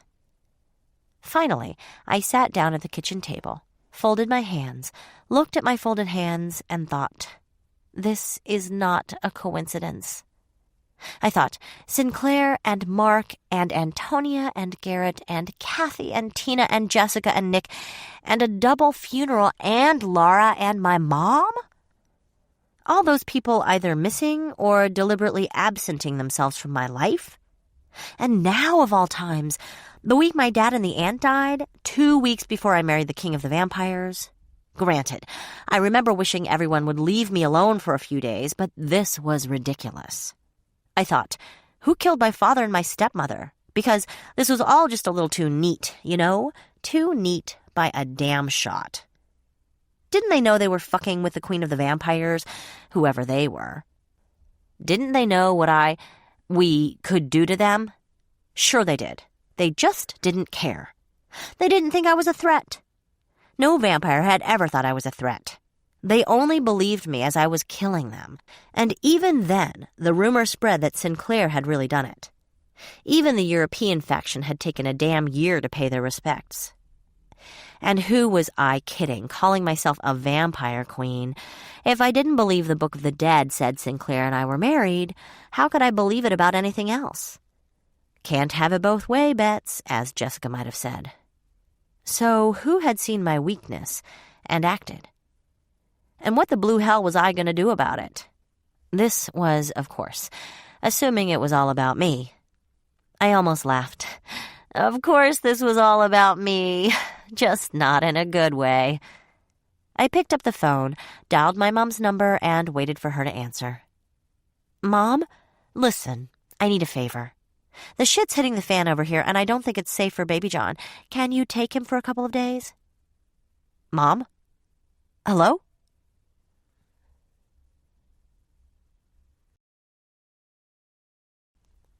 Chapter 22.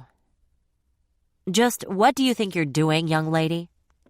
I stared at my mom, whose white curls were straggly in her wrath. She roared right over to the mansion in her Honda to kick my ass. I was just having trouble figuring out. You know why I'm so angry? Not really. I'll tell you why. You are responsible for this infant. She pointed a non-manicured index finger at Baby John, who yawned. You, not me, not your sister. Did Laura talk to you? And at the first sign of trouble, the first, I yelped. You come running to me to kiss your boo-boos and make everything all better.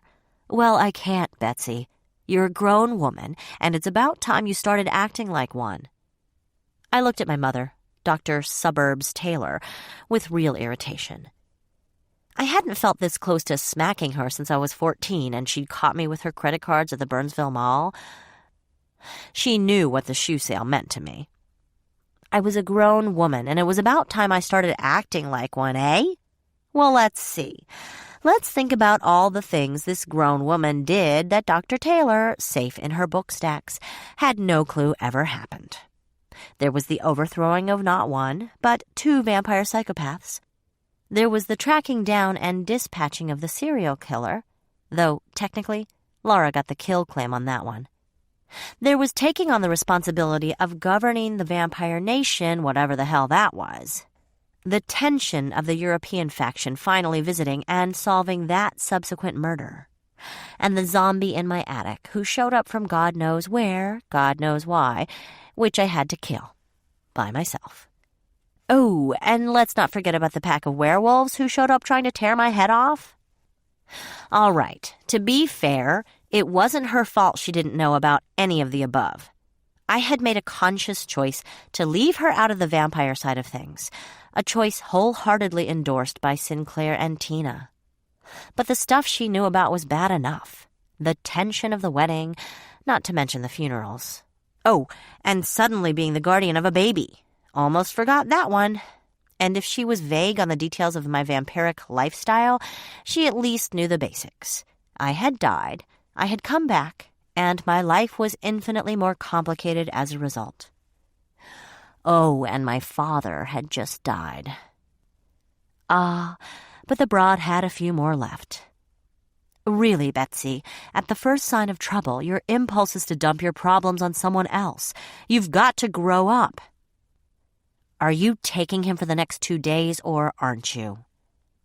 My chilly tone must have startled her, because she actually paused for a few seconds and then said, a tad on the meek side, "Of course, I'll take him. Laura promised to give me a hand. I just wanted you to know, to realize what you... I just don't want you to get in the habit of..." Yawn. I had no time for this. I handed her Baby John snug in his carrier. The base was on the front porch, where Mom would pluck it and then strap it into her back seat, and the diaper bag with the baby crap. "Thank you. Goodbye." Mom hesitated, glanced down at the baby, then hurriedly looked back up at me. But not so fast I didn't see the flash of distaste cross her features. Aha! And duh. Should have guessed that one. I appreciate that babysitting the living embodiment of your late ex-husband's faithlessness can't be easy, but I'm not exactly having a fun week either, Mother. I know, Betsy, it's just that I have work to do, Mother. What kind of work? Just a pedicure, you know. The usual thing since I died and came back as a vampire. Thanks for helping me out of yet another frivolous jam. Betsy, if I spoke without thinking... I picked up the phone and stared at her. She clutched the car seat to her, then grimaced and eased up on her grip. Baby John just watched her. So did I. "Betsy, is there something you want to talk about?" "Not anymore." I started to dial Minneapolis General. "If you'll excuse me, I need to call the oncology ward. You know, my best friend's new digs. Boy, talk about frivolous. You should hear her bitching about all the puking the chemo makes her do. Maybe I should send you over for a pep talk." "I went and put my foot in it then," Mom said, sounding so much more like her old supportive self that I almost weakened. "And not only was I unfair, but I've got lousy timing, is that it? Well, you're right, and I'm sorry. Other than this..." She frowned down at the baby. "Is there another way I can help?" "Don't be silly, Mom. I know how hard you're working this month. What with your department not teaching courses all summer." "Fair enough." She started for the foyer. "When you're ready to listen to me grovel, I'll be glad to do so. For now, dear, please call me if you need anything else. And yes, I'm aware of the irony of encouraging you to call me after this argument." "Good thing I don't have to point it out then," I yelled after her. While I waited to be connected to Jessica's room, I pondered the odd series of events that led to my mother babysitting her dead rival's youngest child. I hadn't wanted to call Mom. I wasn't entirely insensitive. On that topic, anyway. And I hadn't been able to reach Laura, most likely because she was busy calling my mom. It sounded like they'd already had at least one conversation today. Topic: Baby John. But it just wasn't safe around here for Baby John right now. Shit. It wasn't safe for me. I'd take a lot of chances with my own safety, no problem. But not Baby John's, possibly the only baby ever who was going to be really mine.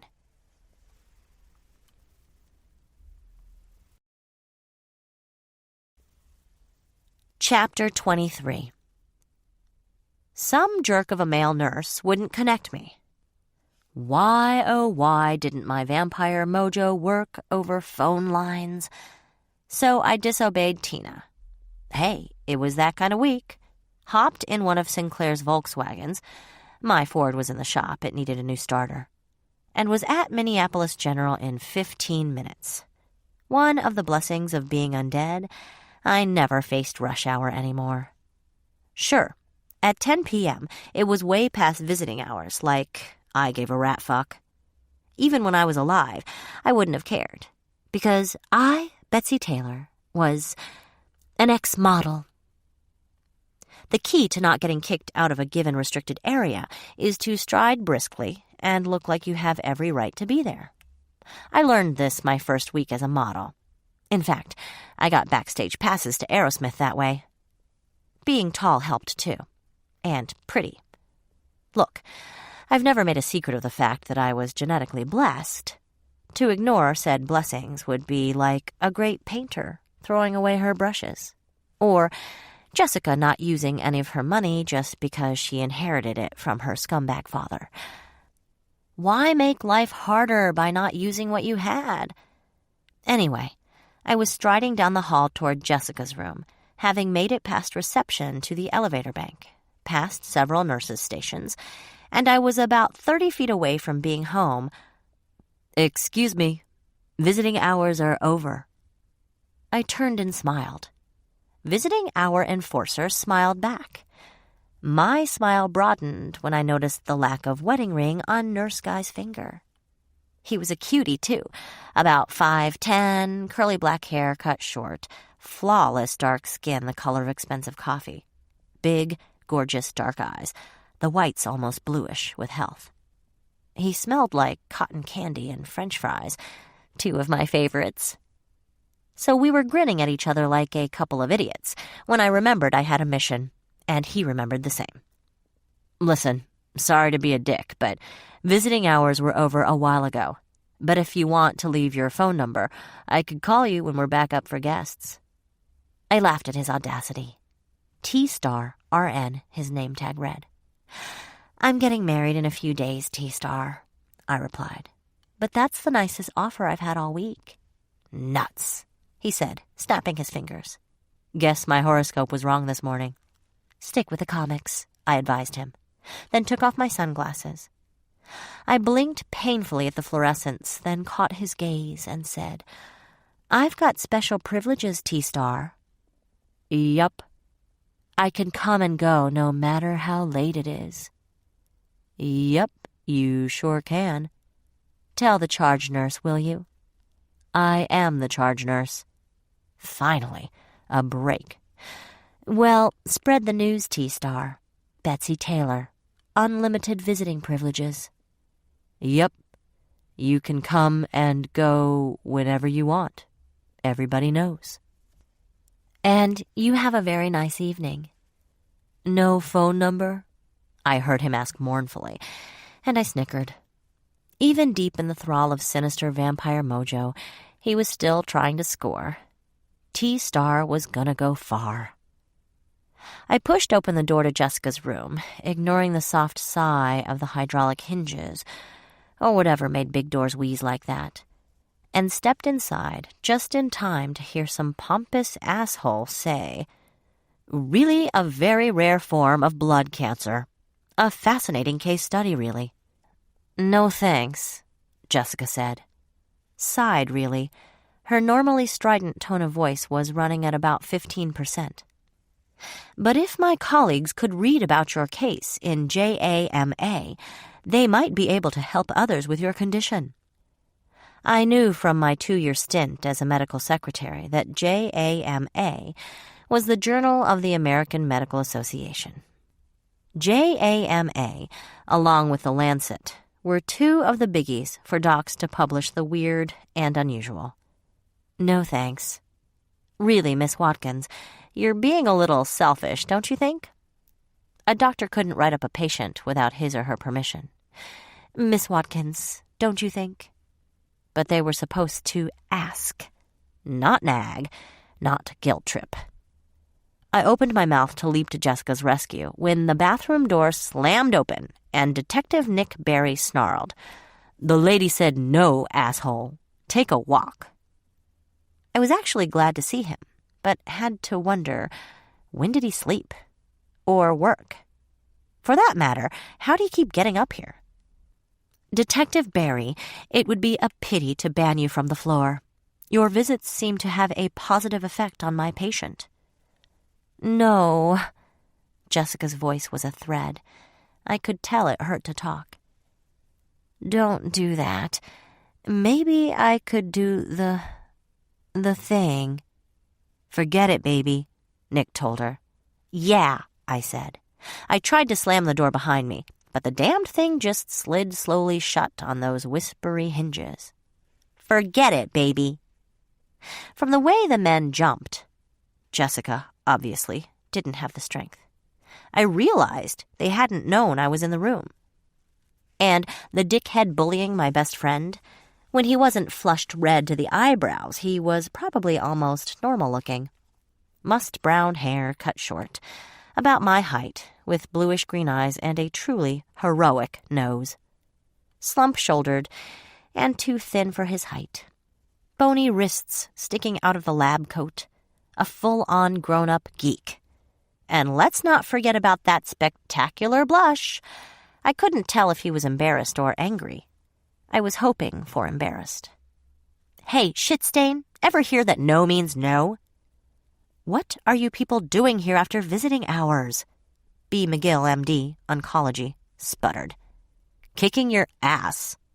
I crossed the room in a hurry. Nick had his gun out of his holster. Guess I startled him too. And picked B. McGill up. By his throat. I won't lie. It felt good. Don't bully my friend. Ever again. Each word was punctuated by a teeth-rattling shake. B. McGill's eyes were starting to roll like dice. Let go, Betsy. He's mine. Back off, Nick. I'm starving. Aw, Jessica smiled. I hate it when Mom and Dad fight. I can't let you commit felony assault on him, even if he's the biggest dick on the ward. Nick, sweetie, you couldn't stop me with a flamethrower. Raggle, B. McGill managed. Betsy, there are days when I almost don't hate you, so don't make me shoot you. Oh, go ahead and shoot, I snapped. The way my week's going, you think I'm scared of your 38? And what happened to his SIG? How many guns did the guy have anyway? Kids, Jessica said. Gregor! Put him down, now. Make me. Gug! Kids. I heard the click as Nick cocked his gun. I could hear the bullet tumble into the chamber. The barrel looked really big. That was fine. Finally, a foe I could grapple with. A problem I could confront head on. Misplaced aggression, Sinclair whispered in my head, which was irritating. For an undead, possibly all the way dead, runaway groom, he had sure made himself at home in my brain. Kids, Dr. McGill is out cold. I looked. Nick looked. She was right. His head was lolling, and he was drooling on my wrist. Well, shit. That was no fun at all. I dropped him, and he hit the tile and splayed in a most unflattering way. Nick put his gun away. We glared at each other across Jessica's bed. Pull that again, and I will arrest you. Draw down on me again, and I will eat you. Again, he sneered. He poured Jessica a cup of water and fixed the bed so she was sitting up. He guarded her like a pissed-off mama cat while she drank it all down. Oh, like it was such fun for me, too, that first time. Get it through your head, lame brain. I was a brand new dead girl. I didn't even know I was a vampire until my teeth came out. I went to you for help, remember? Help? He nearly shrieked. How could I know what chomping you would do? You didn't think biting me on the neck and drinking my blood would be problematic? Wince. Score one for Nick. Never mind. In case it's escaped your notice, I'm one of the good guys. I kill bad vampires and stop serial killers and I was going blank. What other good things had I done? Surely there were at least a few more. Of course you stop killers. Why do you think I've been feeding you information for the last 18 months? Because I'm so in love with you? That was the prevailing theory, I admitted, feeling vain and stupid at the same time. Of course, I'm revising it rapidly, so you, don't love me. Yeah, I'm getting that. Not fucking likely, you blonde leech on legs. I dream about locking you up in a sunny cell. Jessica said nothing, and I kept my face perfectly straight. So Nick didn't know everything about me, thank goodness. He probably thought a cross or holy water would hurt me. Excellent. You know something, Nick? I'm glad you don't like me, because you're a self-absorbed, overreacting, testosterone-filled, gun-toting dipshit. Will you two cut the shit? Jess demanded. I'm having a real crummy day. Night. Whatever. He started it. You started it. I'm ending it. I will turn this hospital bed around right now if you two don't knock it off. And before you ask, Bets, I didn't clue him in as to what you are. Of course you didn't. Jess looked ghastly and had lost more weight. Trouble was, she didn't have that much to lose in the first place. 5 pounds from her was like 10% of her body weight, or whatever. Sinclair's mojo wore off. Nick and I already discussed that. Yeah, she said. You know, when I'm out of this bed, we're going to have to find a way for everybody to play nice. I grimaced, and Nick looked like someone had placed a scorpion on his tongue. I stepped over the unconscious asshole, gently put a finger on Jessica's chin, looked at her neck, then turned her head and looked at her other side. Then I looked at her wrists. Clean as a whistle. I'd check her thighs next. Wasn't looking forward to that wrestling match. And then her... Don't bother, Nick grumped. I already looked. Yeah, and here I thought we were going to get sweaty, and it was just another exam. What are you guys looking for? There's a lot of weird stuff happening all at the same time, I replied. I thought it was kind of interesting that you had a big-ass relapse around the time everybody started disappearing. No bites, Nick told me. Not even a scratch. So this is just bad timing? Luckily for you. Oh, put both your guns away, I snapped. Nobody's impressed. I am, Jess said cheerfully. In fact, it's turning me on like you wouldn't believe. I'm out of here. Wait, you said everybody was disappearing? Who? I'll tell you the whole story after. After what?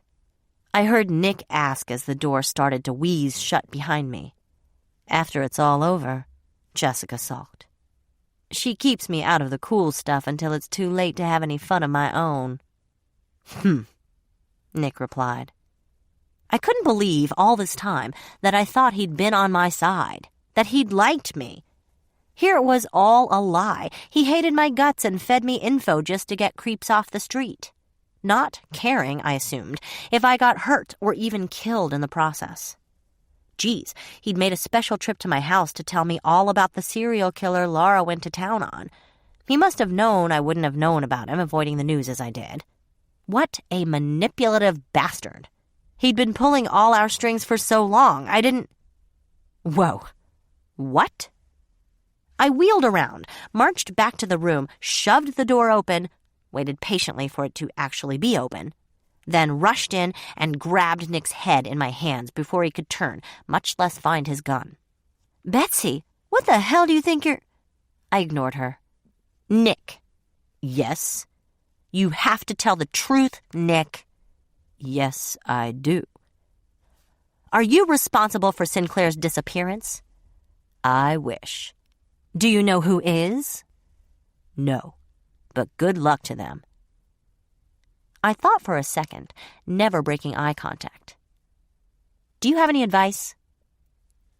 Go back to the beginning. Find them. Kill them. Go back to the beginning? Who else is gone? Mark, Kathy the ghost, Tina, my father and his wife, Antonia, Garrett. Then it's personal. You already know who's doing it. Go back to the beginning. I stared at him thoughtfully. He was dreaming with his eyes open, looking not at me, but through me, past me. I'm sorry for what I did, Nick, and for what I did just now. You'll remember everything in 5 seconds. Great, Jessica snapped. Leave me to deal with the fallout. Sorry, hun. Catch you later. Let me guess, she hollered. Wow, water had certainly perked her up.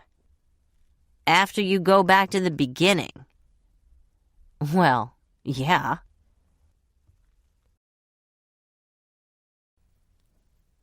Chapter 24. What did it mean? I wasn't a detective, God knew, and the people around me usually did the thinking. That was how I liked it. I liked that Tina and Sinclair dealt with most of the shit. I liked that another vampire looked after the other fiends, that 2 other vampires looked after my nightclub, Scratch. Shit, Jessica had even hired someone to feed my cat. My time was spent reading, snacking, fucking, wedding planning, playing bartender in the kitchen with my friends, and occasionally vanquishing evil. Again, with help. The answering machine in the kitchen was blinking. I scowled at it, then pressed play. Hi, Betsy. Michael Wyndham. We're coming up empty. Completely cold trail. The pack members in the area haven't seen either of them. We're still looking. Call me if you find anything. Hi, hun. It's Mom. The baby is doing fine. I thought you might want to know. Laura's here, if you need either of us. So, talk to you soon? My, weren't those 2 getting thick as thieves? Hi, Betsy, it's Mark. Man, I hope you get this. Anyway, call me right away. He left a phone number, not his own cell phone, with an unfamiliar area code. Hello, Jessica. It's Dawn. Listen, I set up that new tax shelter for you. I just need you to sign some paperwork. I can come over to your place whenever you like. We can shelter a good 7 figures. And as you say, you'd rather give it to charity than the government. Your wish is this CPA's command. Call me. Ah, Don Freeman, the sexiest accountant on the planet. When he'd first come to the house, he was always bringing things for Jess to sign, and nobody expected a mega-millionaire to come to them. I'd mistaken him for a Minnesota Viking, shoulders out to here. Betsy, why the hell haven't you called me back? It's Mark again. Listen, call me. I'm starting to worry. He was starting to worry? He sounded fine, not dead at all, and not under duress. I leapt for the phone, played his first message back again, and punched in the number. Pirates Cove Resort, Little Cayman. Yeah. I'm looking for Dr. Mark Spangler. He left this number.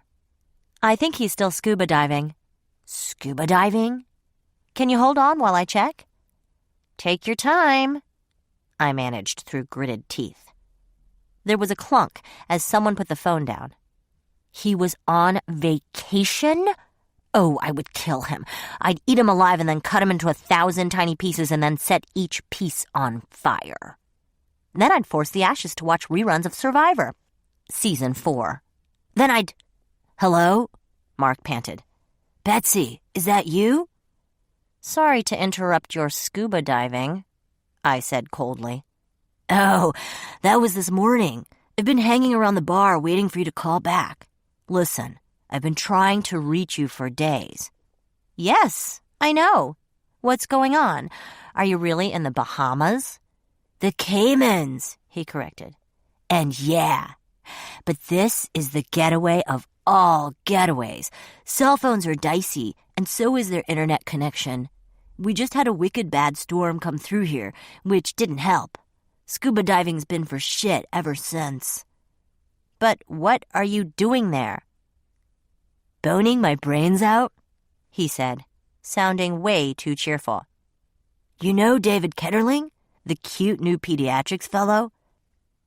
I had a vague memory of Mark burbling about the new guy at the hospital, but had paid it no mind at the time, since Mark, as we all knew, had no life beyond, well, us. Well, he bubbled on, we both had our 4-day stretch at the same time, and his grandma owns this resort, so on the spur of the moment... You left the country with a total stranger. It was more romantic in my head, he admitted. Mark, I've been worried to death. I'm sorry, Betsy.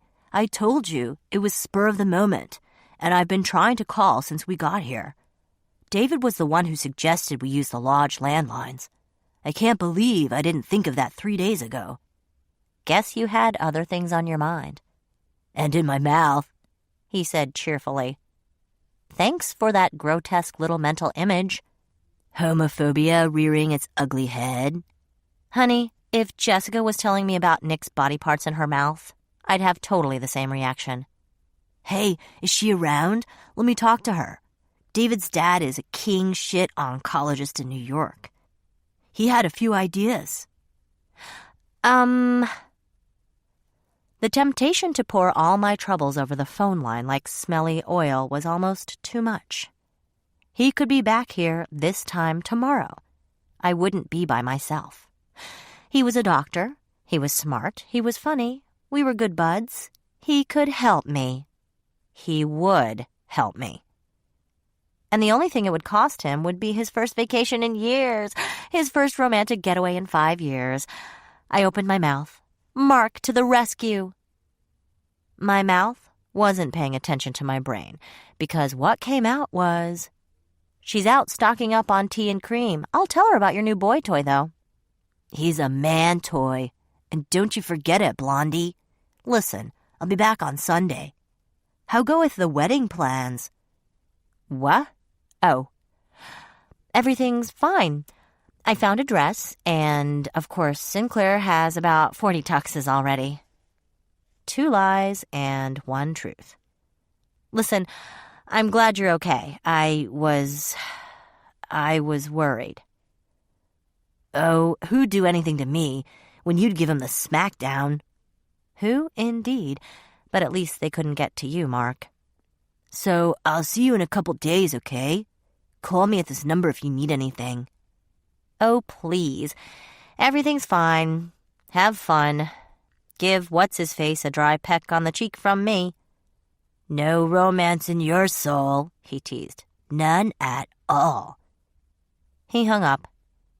And then it was just me. Again.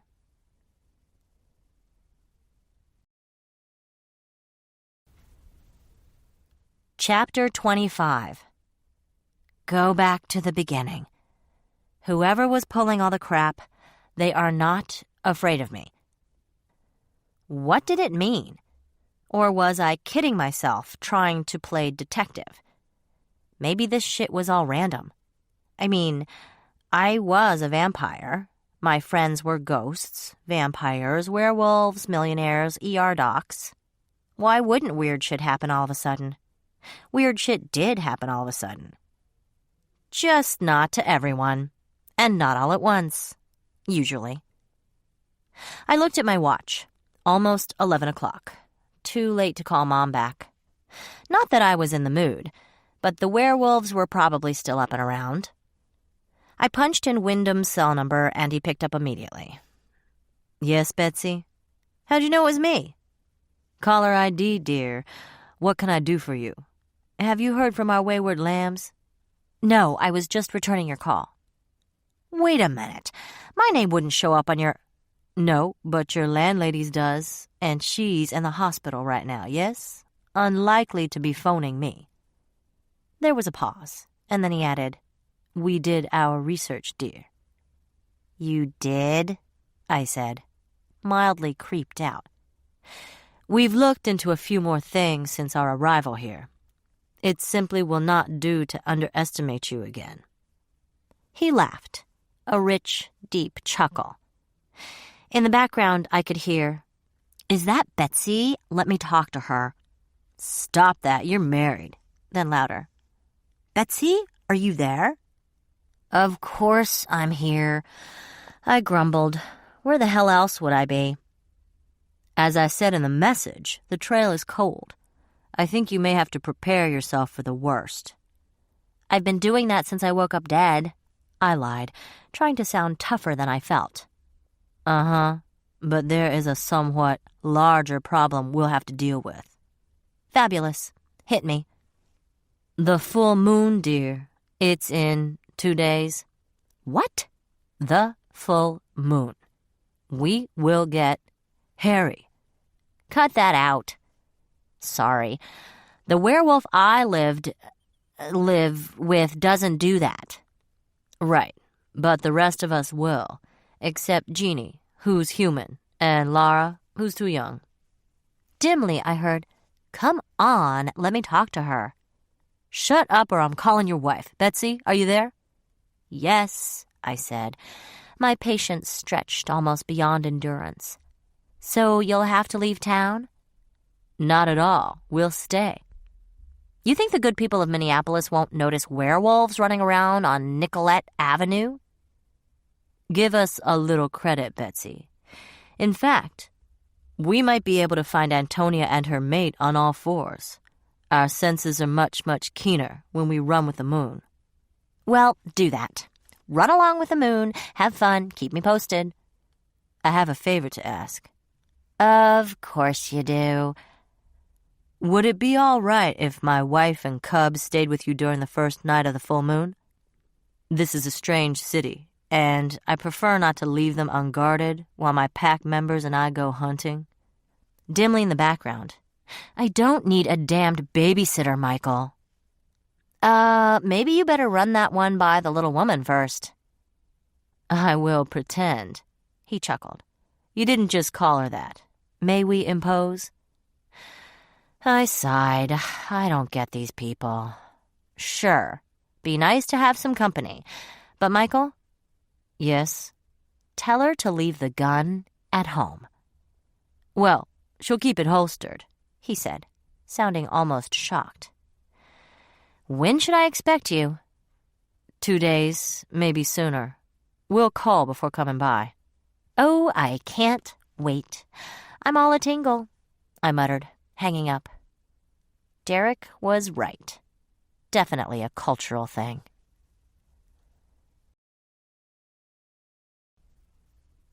Chapter 26. "I think this is a sign from God," my half-sister Laura told me after she took a sip of her orange Pico. I managed not to groan out loud. She'd swung by for tea, showing up about 20 minutes after I woke up.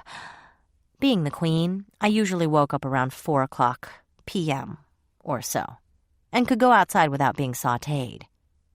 As usual, she was indecently beautiful, about my height, with long buttercup blonde hair caught up in a sensible ponytail. No makeup, tan capris, and a faded blue Oxford shirt. Navy blue keds, 1 black sock and 1 navy blue sock. Big, gorgeous blue eyes, framed by lashes that you usually only saw on little boys. I'd given serious thought to not inviting her to my wedding because, bottom line, she looked better on her worst day than I did on my best. Fortunately, I quickly came to my senses. Well, 6 or 7 days later, anyway.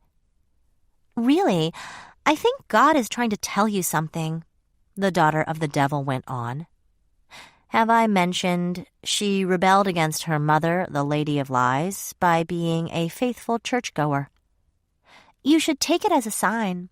I was praying over it just last night." "Laura, what the hell are you talking about?" She frowned. "Don't talk like that. I'm saying that perhaps your wedding to the king of the vampires wasn't meant to be.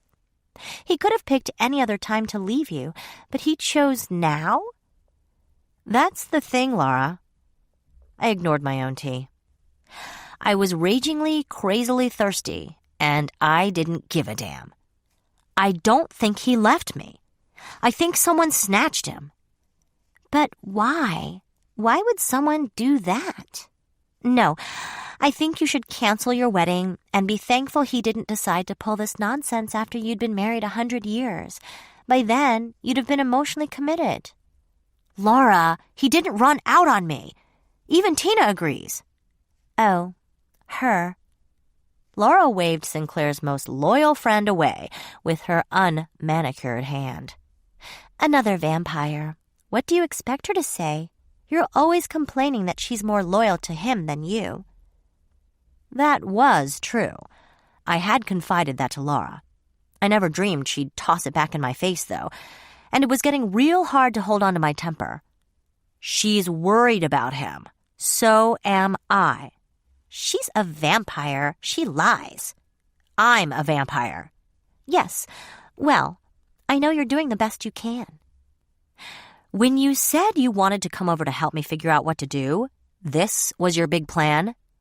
I'm helping, she said, reaching for my hand. I snatched it away. You need friends now, Betsy. Besides your mother and a sick Jessica, I'm the only one left who really cares about you. Laura, darling, you're so full of shit your eyes are brown. She stiffened. Don't talk like that. Then cut the shit. Jeez, did you really come to my house, Jessica's house, to encourage me to forget about the man I love, who's either dead or captured? To blow off Tina, who spends all her time trying to make our lives as comfortable and murder-free as she can? God doesn't want you to throw in with the minions of Satan, she sniffed. Don't ignore the signs. What the hell do you know about God, you murdering psychotic spawn of Satan? She was on her feet. So was I. Don't talk to me like that, she shrilled, our faces only inches apart. Or what? You'll give me shitty, insensitive advice? It's not my fault that creature tricked our father, birthed me, then went back to hell. Well, it's not my fault I'm a vampire who fell in love with a vampire. You can control who you live and fornicate with. I can't control my bloodline. I felt my eyes bulge. Are we really playing who's the biggest sinner? You chose to throw your lot in with him, she went on. I didn't choose what happened to me. Oh, ho! The prude is rearing her ugly head. It's not the wedding that's bugging you. It's the living in sin. It's a sign, she repeated stubbornly. You're blind not to see it. A chilling thought occurred to me. Laura, honey, did you snatch my fiancé? Did you stick him with that light show sword of yours? I did not. I've seen your temper tantrums before, Laura, so don't get up too high on that horse. People usually die when you get pissed. They do not. Not real people anyway. And you're one to talk. You have to drink blood to keep walking around. You and your kind are abominations. At least our socks match. That's it, she threw up her hands. I'm leaving. I might have known you would spurn perfectly good advice. Spurn this, I said, and gave her the finger. She looked like she'd found a minnow in her cereal, which was probably close to the expression on my own face. She turned, and I grabbed her shoulder and shoved her across the kitchen. She bounced off the wall, hit the floor, but was back on her feet in half a second, just in time for me to grab her by the throat and slam her against the wall. That's when I noticed the bright light just below my left eye. Her sword. She could call it up simply by force of will. It was made of hellfire and turned vampires into towers of flame, and then ash. Where it went when she wasn't using it, even she didn't know. Let's go, she grated. Put it away, I snapped back. Let go. Put it away. The light from her sword, if my eyes could have watered, they would have. They would have been streaming by now. As it was, I couldn't see out of that eye at all. You're not leaving until you tell me what you did. Put me down or I'll... What? Kill me? Like you killed Sinclair? I didn't kill him. I wouldn't do that to you. No, you just suggested I leave him forever. For your sake. No, For yours. It's hard to pretend to be Miss Goody-Goody of the universe if your sister is the queen of the vampires, isn't it? You know what you're doing is wrong, says the girl with a temper-powered sword. I don't mean to lose my temper. Did you lose your temper with Sinclair? No. How about Antonia and Garrett? You nearly beat Garrett to death once. Did he piss you off again? Did you dispatch him with your handy-dandy sword, get rid of Antonia, and then lie yourself black in the face? I don't lie. Ah, there we go. Her eyes were shifting from blue to poison green. Her blonde hair was growing red streaks. She was losing her temper. She wasn't Laura, daughter of a pastor. She was the devil's own, and she was in my kitchen with a weapon that could kill me. Excellent. Fess up, Red. What'd you do? I did nothing. Let me go or I'll... Kill me?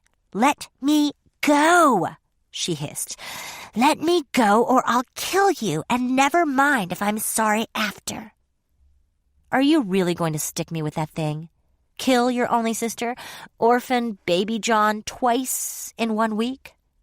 All that and more if you don't let me go now. Let me go. Let go of me right now, Vampire Queen. Right now. What'd you do, Laura? Let go of me, she screamed. And behind me, the window over the sink shattered. Whoa, new trick. Nice one, Devil's Daughter. Any other new stuff you want to share with the class? She was silent for a long moment, and I suddenly felt silly, hoisting my little sister by the neck a good foot off the ground, trying to avoid the sword pointing at my eye. Was this what happened when things went wrong all at once? You couldn't trust anybody? I see what you're doing. It won't work. Put me down, please. Her eyes were blue again, the red fading to blonde. The sword disappeared in a flash. Nope, it didn't work. If she had done something, it likely would have come out when she was her other self, her darker self. When she was in a temper, she lost her mind. She wasn't sly like her mother, just red rage pissed. Too pissed to lie. But now she was calm again. Careful again. Now she could lie. I put her down. Really, Betsy?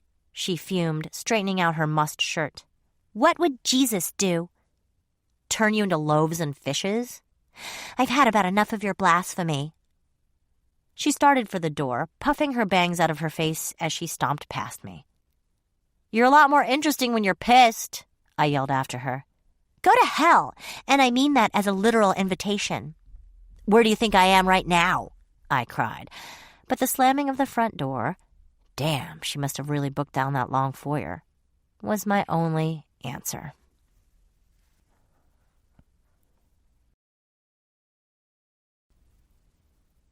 Chapter 27. I didn't want to do it. In fact, I could think of about 1,000 things I'd rather do, including having a root canal without anesthesia. I resisted it as long as I could.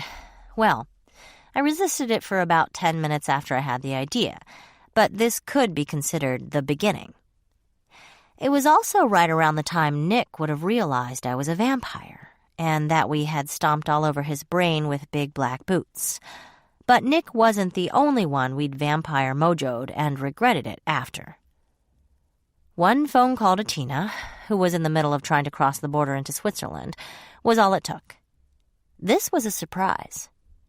Not that she had the info. Frankly, I had no idea Switzerland was anywhere near France. Isn't that, like, way farther north? Like by Greenland? My queen, how may I be of service? Tina replied, sounding harassed. I need John Delk's home address. Long pause. Tina? Stupid cell phones. My queen, what good would that information do you, as you have promised not to leave the house until I return? Every day is another pint of Sinclair's blood, Tina, assuming he's still alive at all. I could actually feel her wince through the phone. Delk's old job was killing vampires, and he hates Sinclair more than anyone I know. It's worth paying a visit to the family farm, don't you think? Another pause, this one shorter. Then, "Bring Laura." "Sure," I lied. Damn. I was getting good at lying through my fangs. I'd make it up to Tina once she got back. "And please call me the minute you find out anything," Tina was saying. "Or don't find out anything.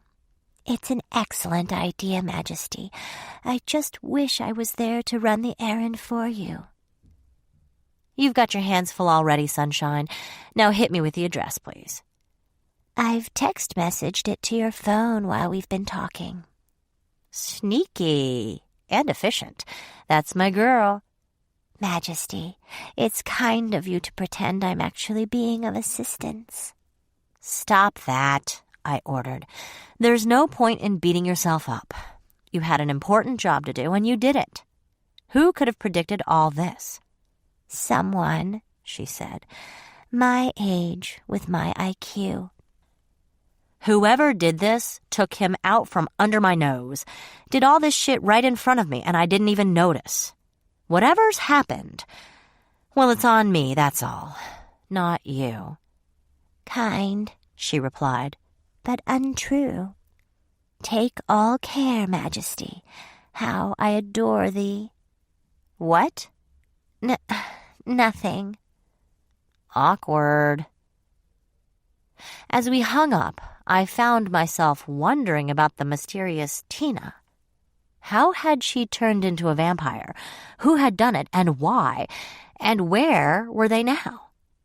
I had no answers here, only her unabashed devotion. In fact, the only person I knew less about was my recently vamoosed fiancé. How was it that these two vampires, who seemed to care so much about me, had remained so mysterious about their pasts? Well, wondering wasn't getting me any closer to finding Sinclair. After some digging, I was always misplacing the damn thing, I found my cell in the bottom of an old Louis Vuitton purse Jessica had bought me for my 21st birthday. I noted not only the address, but precise directions. I knew Tina would make sure she could track down a blade warrior if necessary, and got ready to make the long drive to the Delk family farm.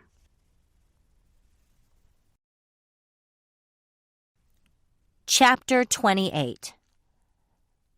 John Delk's parents lived in a St. Paul suburb, but lately he was spending a lot of time at his grandparents' farm in Burlington, North Dakota. I made the 14-hour drive in 9 hours, mostly because I didn't have to stop to pee or eat, and because I went 90 on the interstate almost the whole way. I was pulled over 3 times, all 3 times by single male state troopers. Didn't get a ticket once. It was the next evening. I'd had to get a motel room just before sunrise, but was on the move again by 5 p.m. the next afternoon. Long gone were the Minnesota cornfields I was used to. Out here, close to the Canadian border, it was all wheat fields and sloughs. Got kind of monotonous after a while. At least cornfields were an interesting color. I pulled into the mile-long drive and shut off the engine. I'd picked Sinclair's banana yellow Ferrari for this drive. 90 felt like 50. Staring at the neat, large, cream-colored farmhouse with not a little trepidation, I wasn't at all looking forward to what was coming next. For one thing, it was late. For farmers, anyway. 10 o'clock at night. For another, Delk and I had not exactly parted on good terms. Specifically, he found out we'd stomped around inside his head and was not at all pleased. He expressed this by shooting me. It was astonishing how often this sort of thing happened. Then he'd stomped out, and we hadn't seen him since, making him a pretty good suspect for all the weird goings-on. I stumbled up the gravel driveway, regretting my choice of footwear. I was wearing lavender kitten heels to go with my cream linen shorts and matching cardigan. Sure, it was 80 degrees outside, but I felt cold almost constantly. I went up the well-lit porch steps, inhaling myriad typical farm odors on my way. Manure, wheat, animals, rose bushes, the exhaust from Sinclair's car. There were about a zillion crickets in the back field, or at least that's what it sounded like. I knocked on the porch door and was instantly distracted when a shirtless Delk answered. "Betsy?" He gaped. Farm boy was built. Too young for me, not yet drinking age. Blonde, nice shoulders, fabo six-pack. Tan. Really tan. Blonde hair almost white from being out in the sun all day. He smelled like soap and healthy young man. His hair was damp from a recent shower. "What are you doing here?" Huh? His blue eyes went flinty and he squinted past me, trying to see past the porch light into the dark driveway. "You didn't bring anyone with you, did you?" I came by myself. "Well, I'm not inviting you in." He crossed his muscular tanned arms across his ripped tanned chest and glared. I opened the screen door and pushed my way past him gently. "Old wives' tale," I said. "Got any iced tea?"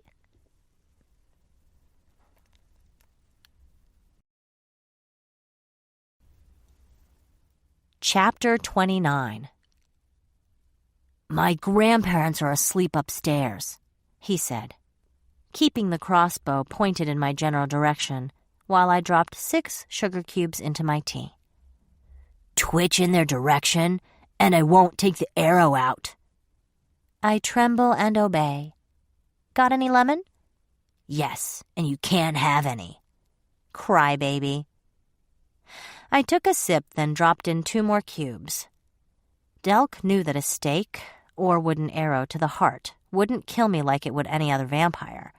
But until he pulled it out, I'd do an excellent impersonation of a dead girl. Don't worry, I grabbed a snack on the way. From that pig of a sleep-easy motel front desk guy who'd actually goosed me while I signed the register. I'd nearly bitten his fingers off. Settled instead for hauling him behind the registration desk and helping myself to a pint. Delk shifted in his chair, the arrow point never wavering. "What do you want?" "Oh, the usual. World peace, a pair of Christian Louboutin heels, a perfect wedding." He tried not to wince, and I pretended not to notice. "Still marrying King Psycho, huh?" "That remains to be seen. Did you kill him, Delk?" "Afraid so," I replied with a cheerfulness I sure didn't feel. "What do you want?" "Info." "So take a community ed course." "I don't want to learn how to throw clay, Delk. Some extremely weird things are going on in St. Paul. I was wondering if there was anything you wanted to tell me." "Why don't you just mind-fuck me and get it over with?" He sneered, but the tip of the crossbow shook. "Why don't you just answer me?" I deliberately looked away. I didn't want to take a chance on even accidentally mojoing him. The poor kid had been screwed over enough by me and mine. People are getting hurt. Some of them are victims. My dad's dead, my stepmother's dead, and I'm Baby John's new mommy. Vampires have gone missing, and people are acting weird. Jessica's trying not to barf out all her guts from chemo. Delk's jaw dropped in what I hoped was unfeigned surprise. "Jesus Christ!" Something's going on, and, well, I couldn't help wondering. "You think I killed your parents?" "She wasn't my mother," I said automatically. "I didn't have anything against your dad and your stepmother.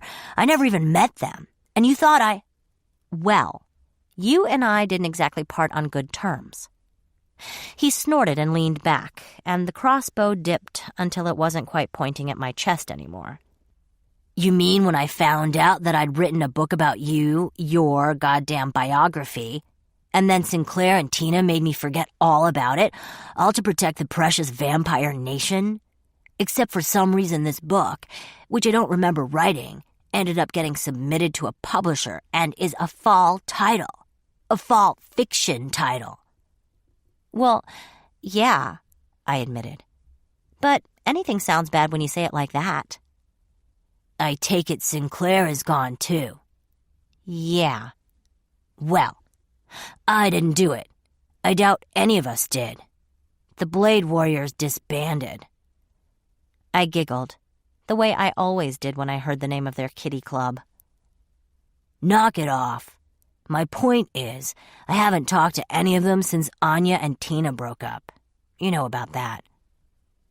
I also know that we were kind of friends once, and then I let Sinclair and Tina do something I knew was wrong, and then we weren't anything. Do you blame me? He asked quietly, setting the crossbow between the sugar bowl and the cream. You had to admire your North Dakota farms. Good food, sturdy furniture, checkered tablecloths, crossbows. No! Heck no. I never blamed you. I'd have done the same thing, possibly discharging a few firearms before I left town. He smiled. Yeah, I bet. But I've been here helping out with the farm since I last saw you. Grandpa has plenty of help for harvest, so I'll probably finish my senior year at the U this fall. I miss the cities. I bet dorm living isn't your cup of crossbow either. He laughed and looked about 16 instead of 20. After the shit I've seen and done, I'd probably strangle my roommate before orientation was over. Well, we've got plenty of room at the mansion. You're welcome to crash there until you find a place of your own. He just looked at me. Now it was my turn to shift uncomfortably. Look, I continued, I'm not saying it wouldn't be awkward or anything. Awkward? But bottom line, we fucked you over, and that was wrong. And I let them do it because I've got responsibilities that I didn't have when I was alive. That doesn't make it right. We owe you one. A big one. You can live with us as long as you like. I'm sure Sinclair and Tina would love that. They owe you a big one, too. He chuckled and helped himself to a swig of my tea. There's less sugar in a Coke. You'd really let me stay with you? Sure. Hey, it'd be a pleasant change for me to invite a guest to move in. Usually they just move in. How do you know I'm not lying? Maybe I got the drop on Sinclair and Tina and threw your dad down the stairs. I'm sorry about your folks, by the way. Thanks, but Tina's alive and well, and my dad died in a car accident. Maybe I'm just a really, really good actor. Well, that's why I didn't call. I wanted to talk to you in person. Watch your face. Your eyes. He swallowed hard. Oh. You're slick, Delk, but I'm the Vampire Queen. He fiddled with the yellow tablecloth for a moment, trying not to stare at me. I think that's the first time I've heard you refer to yourself that way. Yeah. Well, it's been a super fun week, and by super fun, I mean horrible and endless. Well, he said with the air of a person who had suddenly made up his mind. I don't know about staying with you, but I'll come back with you and help. Part of me leapt at the idea, and part of me wanted to cover my eyes and groan. I had figured this meeting would go one of 3 ways. 1, Delk would throw things, aim weapons at my head, chase me away like I was a rabid coyote. 2, Delk would instantly let bygones be bygones and offer to come back and help. More on that in a minute. 3, some weird combination of 1 and 2. Once again, I was madly tempted to take him up on his offer, and once again, I wasn't going to allow myself the luxury. For one thing, I had no idea what was going on, or how dangerous things could get. Delk, although adept at killing vampires with the Blade Warriors backing him up, was still little more than a kid, For another, it was no secret to me that Delk had a bit of a crush. Leading him on wasn't an option.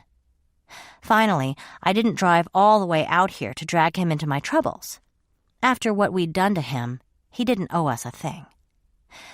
After what we did to you, you don't owe us a thing. I wasn't thinking we and us. I just wanted to help you out. Touching, yet mildly creepy. Nothing's changed, Delk. Once I track Sinclair down, I'm still marrying his sorry ass. And the rest of him as well, presumably. Look, Betsy, I've missed you. And I consider us even. Oh, even as in, hey, you mind-fucked me, but then I shot you in the chest, so let's start fresh, even. Anything sounds bad, he teased, when you put it that way. You're sweet, I said, and I meant it. Once upon a time, I'd thought Delk's crush was cute. Now it just made me tired. I made a mental note. Once I'd fixed the current disaster, however it shook out, I was going to fix Delk up with someone nice. Laura? No. No trouble to come back to the cities with you. You're sweet, I said again, but it's my mess to clean up, not yours. But think about what I said about this fall. I drained my tea and finished. Now, if I expect to make some time before the sun comes up, I'd better book. Sorry to barge in on you like this. Wait! Delk grabbed a Post-it and scribbled on it, then stuck it to my arm. That's my cell. Call me and I can be in the cities in less than a day. Thanks, I said, not mentioning that Tina had extensive files on various ways to track him down. I pulled it off my arm and stuck it in my pocket. I'll treasure it always. Say hi to Jessica and Mark for me. Sure. Thanks for not staking me the minute I knocked on your door. Aw, you're too cute to stake. All of a sudden, I was in a big hurry to leave. I was afraid I'd weaken and tell him to come back with me. I was so tired of being by myself, and I felt guilty about his crush. He'd forgiven me pretty quickly for what I still considered to be an unforgivable act. Was that my fault? I'd never let him on deliberately. I didn't think. Want to hear something funny? He asked, getting up to walk me to the door. Absolutely. I wrote the publishing house, the one that's publishing Undead and Unwed. I pretended to be a reviewer, and they sent me an ARC. ARC? Advanced Reader's Copy of my book. It's kind of cute. It's told in first person. You know, you're telling your own story. Suddenly, the front door was about 100 miles away. Guilt was washing over me like a tsunami. Oh? I managed, trying not to gallop the rest of the way to the door. Yeah. Delk, I know. He looked at me thoughtfully. I tried not to look at his nipples. I guess if you're going to be the queen, you have to be the queen. Whatever that meant. Yep, that's about right. But I hope you'll remember that you were human first, and for a lot longer. I try to. Finally, a pure truth. Every day, I try to. It's sort of what drives the other vampires batshit. He grinned. Well then, an even better reason to keep it up. Thanks for the tea. Thanks for having the courtesy to come and see me yourself. He held the door open for me. We stood there, fairly awkwardly, while I tried to think of something to say. I didn't dare kiss him, not even a buss on the cheek. Shaking hands seemed kind of overly formal, given all we had been through. Not doing anything at all would be rude. Fuck it, I said, and grabbed him and gave him a resounding kiss on each cheek, real smackers. There, bye. Hey, if it turns out Sinclair's dead, stop. too soon for jokes?" "Just a bit." I started down the steps. "Behave yourself. Maybe I'll see you in September." "More like probably," he said cheerfully. He let the porch door slam behind him and leaned on the railing. "It'd be worth it just to irritate the piss out of your runaway groom." "You're not staring at my ass as I walk away, are you?" "Of course I am." I grinned in spite of myself and shot him the finger over my right shoulder. He waved as I started the car and put it in gear, and I flashed my high beams in response. Cross another suspect off my list. But I felt slightly better for coming, and I made a promise to myself. 2 promises. I would fix Delk up, and no matter what it took, I'd make sure he got the credit for Dead and Unwed, as well as the royalties. How? I had no idea, but it was the least I could do.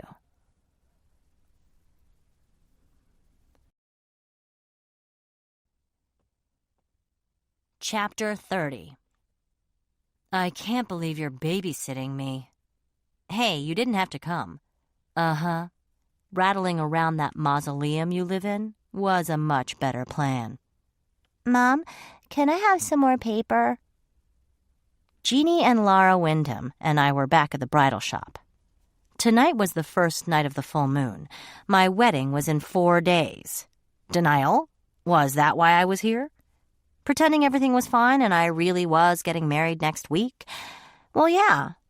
Besides, if Sinclair did show up, or if I was ever able to figure out where he was, I had no plans to walk down the aisle naked. Given that I'd been planning my wedding since the 7th grade, it was slightly insane that I'd left the dress for so late. Not only did it have to be the dress, but at this stage of the game, it needed to require few, if any, alterations. The florist was taken care of, ditto the reception menu. The justice of the peace was booked. He was a friend of my mom's. The RSVPs had all come in long before Sinclair had disappeared. It was a small civil ceremony, so there'd be no rehearsal. No bridesmaids either, though I'd picked out designer suits for my girlfriends to wear.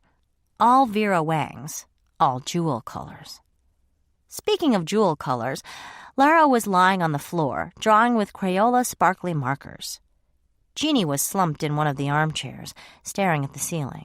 And what came as a pleasant surprise? She wasn't armed. And I was trying not to remember the last time I'd been at the bridal shop, when things had been almost normal. "How was your wedding?" I asked, waiting for the clerk to haul out some dresses. She snorted. "I didn't have one. The day I met Michael, I got knocked up with this one." She nodded at her daughter. "As far as werewolves are concerned, that was the wedding." "Really?" I was interested in spite of my own problems. "I'm kind of in the same boat. We've got this thing called the Book of the Dead, which foretold, me and my fiancé, Sinclair. So he always figured we were married too. Even when I couldn't stand him, he assumed we were hitched." "Aggravating." "Say it twice. Anyway, the last thing he wanted was a real wedding with a dress and a caterer and a cake we can't eat." "Oh, and now he's gone?" "Yeah." Jeannie was probably a lousy poker player. I was grateful she was too tactful to suggest Sinclair hadn't been kidnapped. She looked at me, bit her lip, and then went back to staring at the ceiling. "I hope we get this cleared up sooner rather than later," she fretted, shifting in her seat. Her shoulder-length hair, normally curly, was bordering on frizzy, thanks to the humidity, and she shoved a wad of it behind one ear and crossed her legs. "I haven't seen my son in a week." "Oh? How many kids do you have?" "Lara here, and my son Aaron. He'll be 2 next month." She sighed. Obviously, this trip was too dangerous for a toddler. I glanced at Lara, reassuring myself she was engrossed and paying no attention. "Not to tell you your business, but I think it's too dangerous for anybody under 30. She smiled thinly. Lara will be the next pack leader. The more she knows about the world before she has to take over, the better.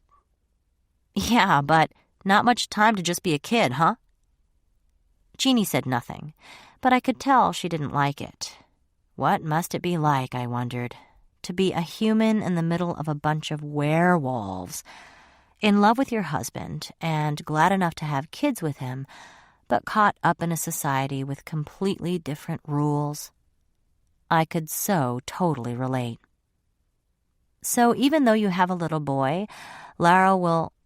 The mantle's passed down by birth order, not gender.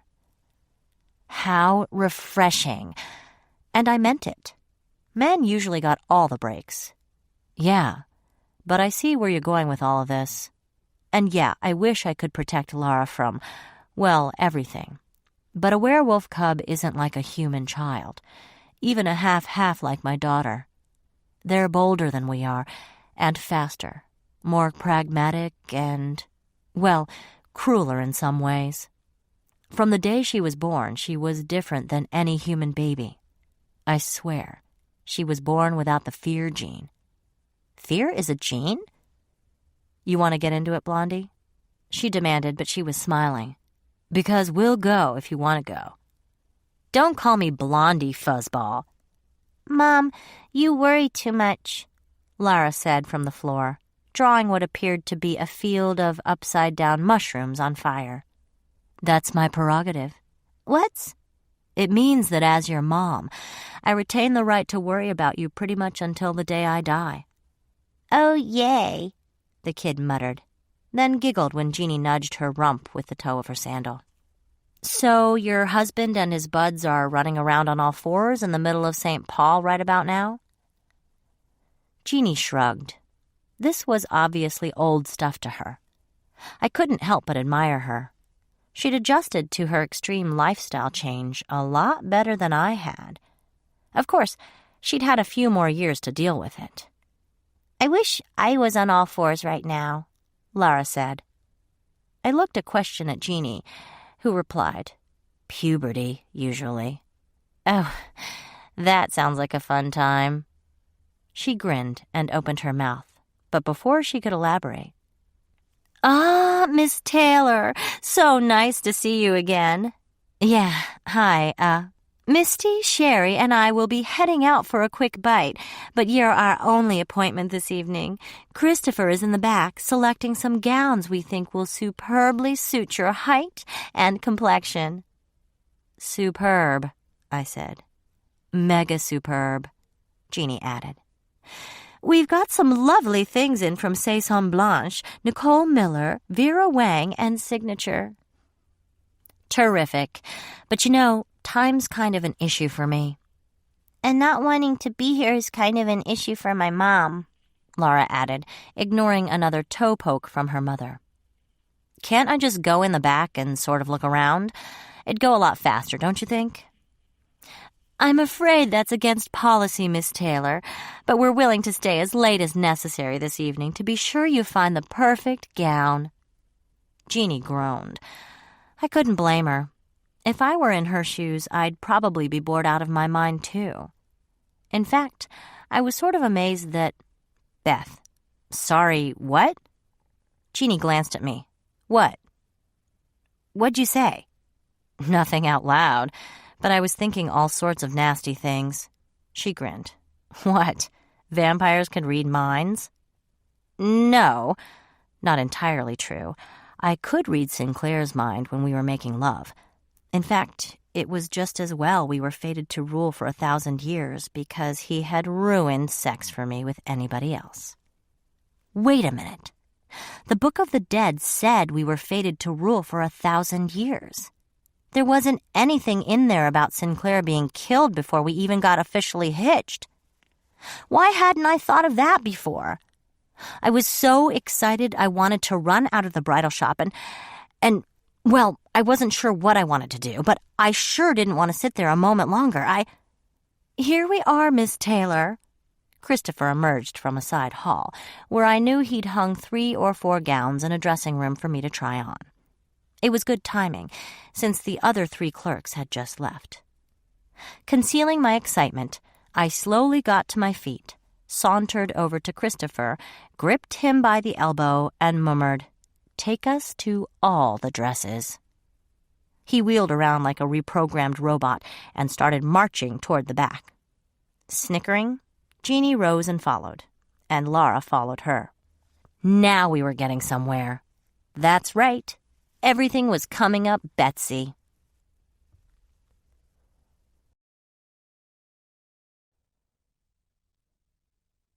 Chapter 31.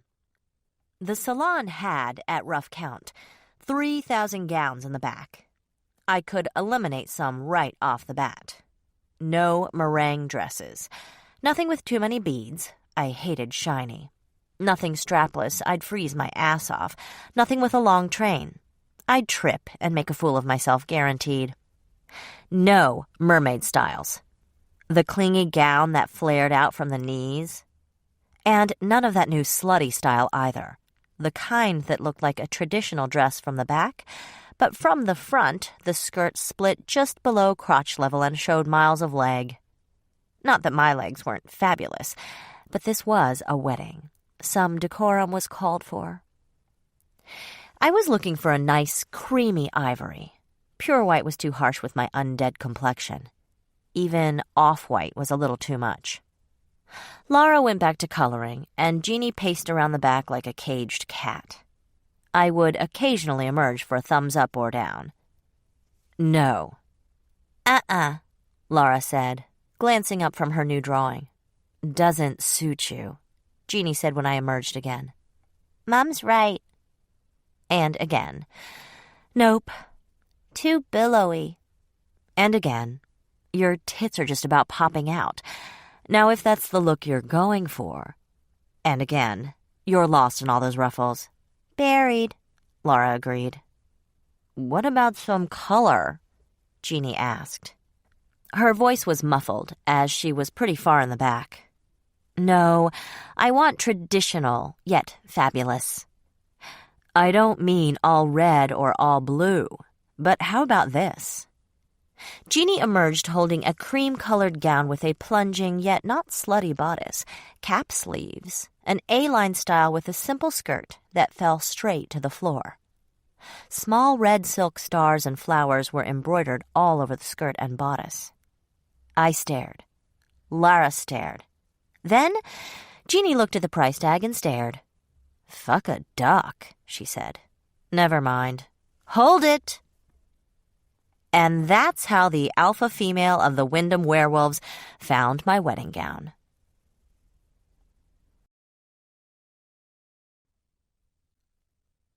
Chapter 32. It fit you perfectly. Jeannie still couldn't get over it. We had just gotten back to the mansion. Didn't you say you're getting married in a few days? You really lucked out. Whoever heard of an off-the-rack wedding dress that didn't need alterations? Proof that it's the gown for me. Thanks again. If you hadn't found it, I never would have thought to ask for such a thing. No need to thank me. My motives were purely selfish. That's 3 hours of my life I didn't have to waste in a taffeta hellhole. Laura, go find your bag and get ready for bed. She turned to me. We grabbed one of the bedrooms on the 3rd floor. Is that all right? Sure, there's plenty of room up there. I glanced at my watch. 9 o'clock. I was giving serious thought to flipping through the Book of the Dead, but I was also afraid. The last time I'd tried such a stunt, I'd turned into a truly awful bitch for the better part of the evening. Hurt my friends, hurt Sinclair. It had taken me a long, long time to forgive myself. And there was Jeannie and Laura to think about. Michael hadn't left them in my care so I could attack them after reading the wrong chapter in the Vampire Bible. Worse, the book didn't have an index, or even a table of contents. There was no way to look anything up. I'd have to flip through it, skim as much as possible, and hope I stumbled across something helpful. On the upside, the book was never wrong. It had successfully predicted me, Sinclair, my powers, and come to think of it, my baby. I said out loud, ignoring Jeannie's curious look. How did it go? And the queen shalt know a living child, and he shalt be hers by a living man. Yeah, that was more or less it. When Sinclair had told me at the time, it had depressed the hell out of him. He assumed it meant I'd get knocked up by someone else. But I knew a living child who was mine by another man. My father. So the Book of the Dead had been right about the baby. It also foretold that Sinclair and I were supposed to be the king and queen for 1,000 years. Did that mean I could quit worrying? That everything would work itself out? Beth. What? Betsy? What? Your purse is ringing. I glanced at the table where we habitually tossed our purses, wallets, and keys. Jeannie was right. My purse was ringing. I opened it and grabbed my cell. Hello? Hey, it's me. Whoa, you actually answered your cell. Hi, Jess, and yes, I did. What's up? I was wondering how the dress shopping went. Awesomely. I'm pretty sure that's not a word. Who cares? I found it. Great. It's still cream, right? You stayed away from the pure whites? Yeah, and... Great. Come on over to the hospital, will you? I've got something for you. You mean right now? No, I mean next month. Yeah, now. I glanced at my guests, who I assumed were more interested in going to bed than running around the oncology ward at this hour. I covered the bottom half of the phone. Do you guys mind if I run out for a bit? No. Jeannie yawned. Laura was already sleepwalking toward the stairs, a toothbrush clenched in one fist. Okay, Jess, I said. I'll be there in 20 minutes. If this is an ambush so Nick can shoot me in the head, I announced, walking into her room, I'm going to be very upset. He went home to crash in a proper bed for a couple of hours. I practically had to call security to get him out of here. Well, he's worried about you, the fascist. He'll get over this latest, a wrinkle. Jessica didn't look or sound at all sure of herself. In fact, she looked generally ghastly. The new round of chemo was not being kind. And as I'd said, Jessica couldn't afford to lose any weight.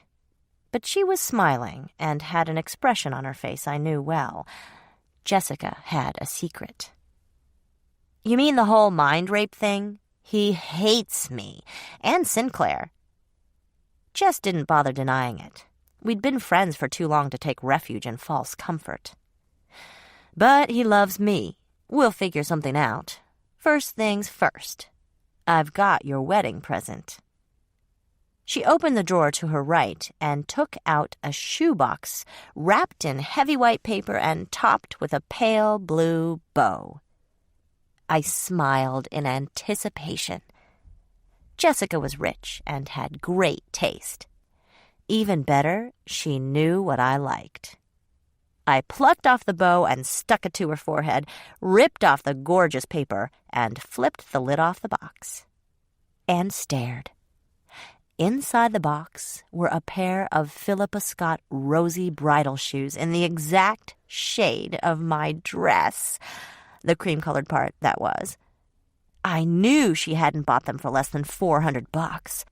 I also knew they were handmade with Duchesse satin, with a padded footbed that meant even with 3-inch heels, they'd be comfortable. And the slim bow across the front was just the right touch. Oh, my God, I said. I know, Jessica said smugly, reclining in her hospital bed like a goddess being fed grapes. They're perfect. I know. I burst into tears. Whoa, hey! Jess shot upright, then gagged. And for a minute, I thought she'd barf on me while I wept into the shoebox. We both struggled to control ourselves, but only Jessica won the battle. This really wasn't the reaction I was going for. I cried harder. Betsy, what's wrong? Is it Nick? We'll figure something out. We're going to have to, but I don't think he'd really try to hurt you." "It's Nick," I sobbed, hiding my face with the box. "It's everything." "What everything?" So I told her.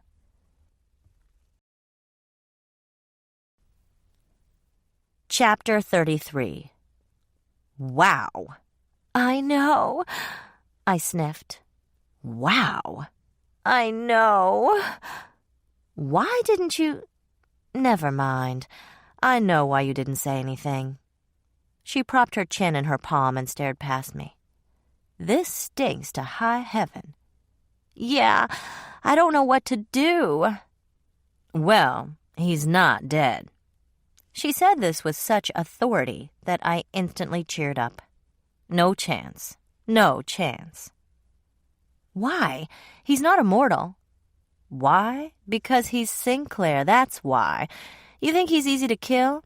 You think you wouldn't know if your king was dead? He's stuck somewhere. Some asshole snatched him, and you've got to figure out who." "That's what I've been trying to do." "Yeah, so you said. It's not the werewolves. It's not Delk. It's not Laura. It's— what did you say Nick told you, to go back to the beginning?" "Yeah."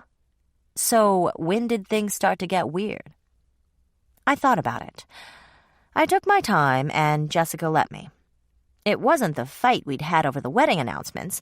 Sinclair and I fought all the time. What was the first really weird thing to— "The double funeral," I said at last. "That's when I realized things were mondo bizarro.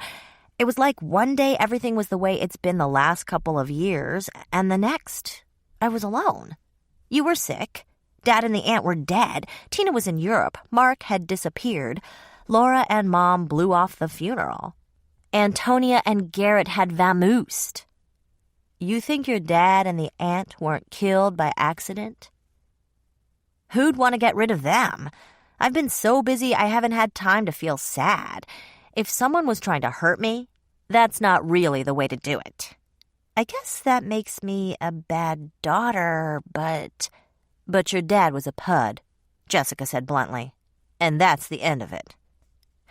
"I'm wondering if there might be some answers in the book of the—" "You stay away from that thing," she ordered. "You going psycho bitch isn't going to help anything." I sighed and slumped back. "I suppose." Tina called it right. This whole thing reeks like last week's sushi. I wish you would have told me earlier. You've got more important things to worry about. "Oh, what's more important than my best friend?" she asked irritably. "Your life," I replied. "Focus on getting better." "Well, today was the last day of chemo, so I ought to be able to come to the wedding without heaving all over my suit. If I have to be dragged in on a stretcher and propped up like Hannibal Lecter, I'll be there," she vowed. "Revolting," I said, "yet comforting."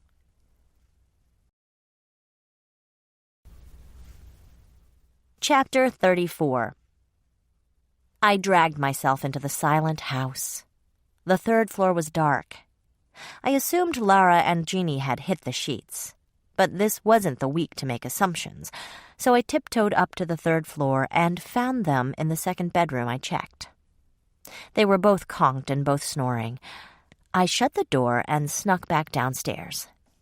I kicked off my pumps, tossed my keys in the general direction of the foyer table, then went into the library and sat down across from the Book of the Dead.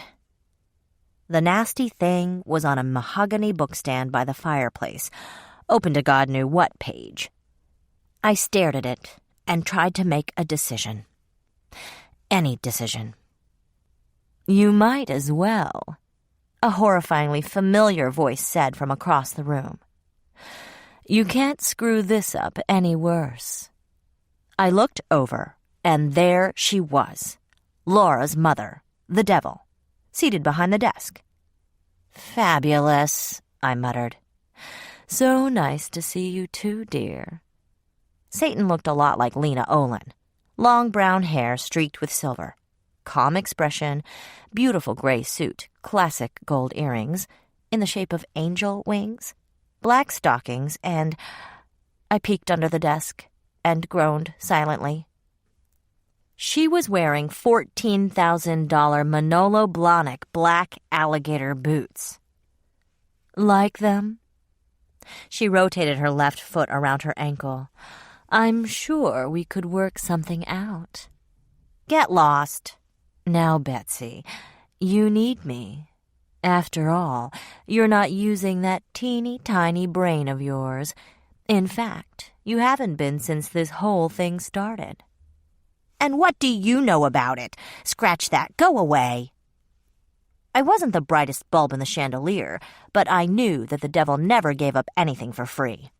I was crazy even to be talking to her. Oh, Betsy, don't you know I can help you? I want to help you.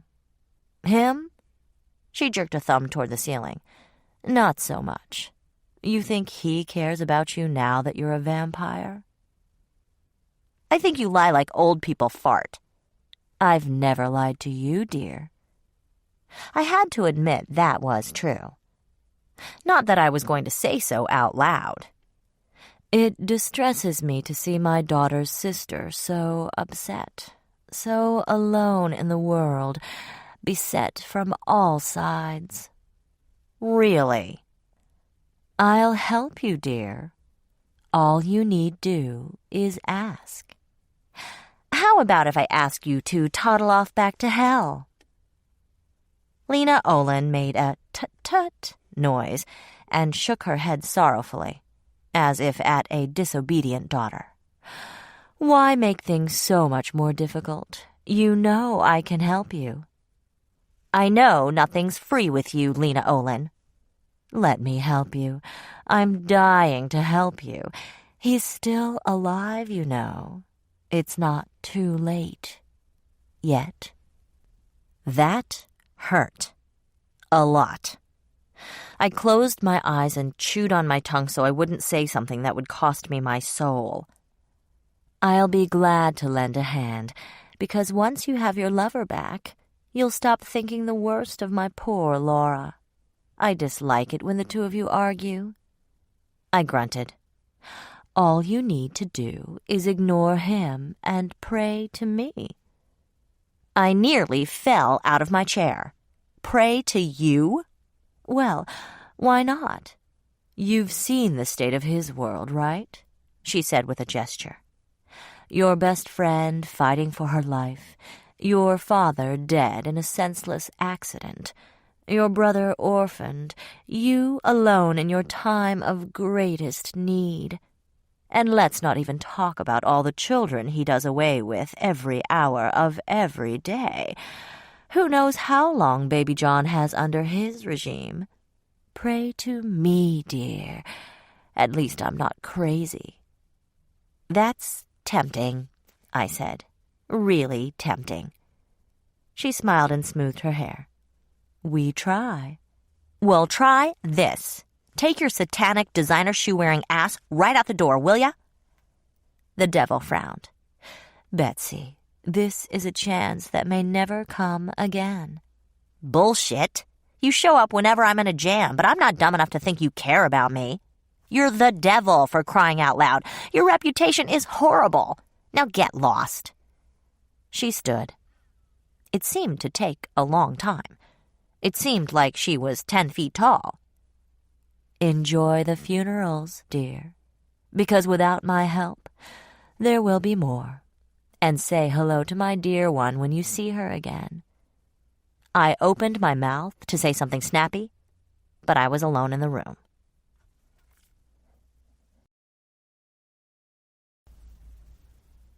Chapter 35. It took me about 10 minutes to stop shaking. It had never been so hard to tell Lena no. Sure, my soul would sizzle in the bowels of hell for eternity, but on the other hand, I was going to live for at least another 1,000 years. I wouldn't have to worry about hell for a long time. And I believed her when she said she could help me. She wouldn't have shown up here if she couldn't help me. Even now, I was tempted to yell for her, call her back, make a deal. Had she said funerals? As in plural? The desk extension rang, and I nearly jumped out the window. What now? I snatched up the receiver. Hello? Betsy? It's Mom. Hi, Mom. You're up late. Baby John had a late nap, she said ruefully. But I don't have anything scheduled for tomorrow, so we can sleep late. That's good. So, how are you? Not so good, I admitted. Things are kind of a mess, and I deeply, deeply covet Satan's footwear.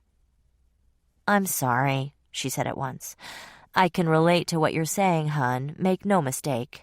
Do you believe the funeral announcement didn't come out until yesterday? I could have sworn I made the newspaper's deadline, but they said I missed it by 24 hours. What? You mean Dad and the aunt's funeral? Isn't that stupid? My point is, I've been a bit of a scatterbrain since the accident, and I know I made things harder for you at exactly the wrong time. My only excuse is, I don't really know. It's not like I was still in love with your father. I guess I wasn't ready to say goodbye forever. Not so soon after you died, anyway. I didn't think about it that way, I said. I guess I shouldn't have been such a jerk. Your father died, dear. You were entitled. Well, I wasn't there by myself, so how did Dad's coworkers know to be there? Oh, I'd called your dad's secretary, Lorraine, the day I heard about the accident. And I guess she called the others. And you know your stepmother wasn't averse to using Lorraine for her charity work. That's how her friends knew to come. And, of course, I had called you myself. Yeah, I remember. Something was bumping my brain like a minnow nudging a weed. It was great that my mom had called, great that she had apologized, great that we were patching things up. Why then did I feel so weird? Sort of sick to my stomach and excited at the same time. I was filled with a kind of happy dread, if there was such a thing. I thought I'd bring the baby to see Jessica tomorrow, Mom was saying. I barely heard her. Start at the beginning. The funeral was the beginning. There was no announcement. So the only people there would have been people who knew. Who knew? I'll visit during afternoon hours if you'd like to join us. Marjorie!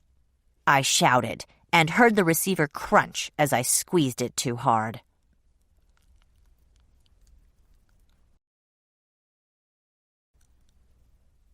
Chapter 36. Jeannie and Lara were still conked, and thank goodness. With zero traffic and a lead foot, I made it to the Minneapolis warehouse district in record time, my knuckles white on the steering wheel. I had to be very careful not to bend it out of shape or even pull it off. It had been so thoughtful of Marjorie to pay her respects at my father's funeral. Marjorie, in fact, seemed to enjoy being helpful in all sorts of ways. Marjorie, the 800-year-old vampire who disdained politics. Why had she come? To see how I was bearing up under all the pressure she was bringing? To try to get a whiff of my pain to throw me off her scent? I didn't know, but I was going to find out. I pulled up outside a dilapidated warehouse, which I knew was beautiful and spacious inside, filled with thousands of books and state-of-the-art computers. Marjorie's digs. Her lair. Fucking she-spider. I didn't bother knocking, just shoved the big double doors open and stomped inside. Like all important confrontations in my life, this one was anticlimactic. Marjorie was nowhere to be found. The place looked the way it usually did. Lots of low lighting, comfortable chairs, benches, lots of conference tables and chairs, row after row of computers. Quiet as a grave. Really. And smelling like reams and reams of old paper. Oh, and dust. And pledge. Well, a case of pledge wasn't going to stop me. It wasn't even going to slow me down. Elizabeth. "Eric?" I whispered. That tiny voice in the back of my brain, previously so faint I couldn't make out who it was, or even what it was saying, was now quite a bit clearer. I sniffed. Stupid lemon pledge. I wasn't getting anything, but I sniffed harder. Ah, there we go. Yup, Sinclair had been here. Was maybe still here. I stiffened like an English setter on point, then followed the scent through several doorways and down 2 flights of stairs into a dank basement. My heels didn't make a sound on the carpeted stairs, which was fine with me as I was busy trying to look in 15 directions at once. Had Sinclair really been one town over the entire time? And where was she keeping him that I could barely hear him? What had she done to him? The place didn't look like a torture chamber. It looked like what it was, an old library, well-maintained, with plenty of money for books and computers. Heck, plenty of money for fluorescent lights as opposed to, say, torches sticking out of the wall. I finished with the stairs and slid open the huge door in front of me. Down there, at least, the place looked like a warehouse. The door rattled past me, and the smell of mildew and sweat assaulted my delicate, queenish nostrils.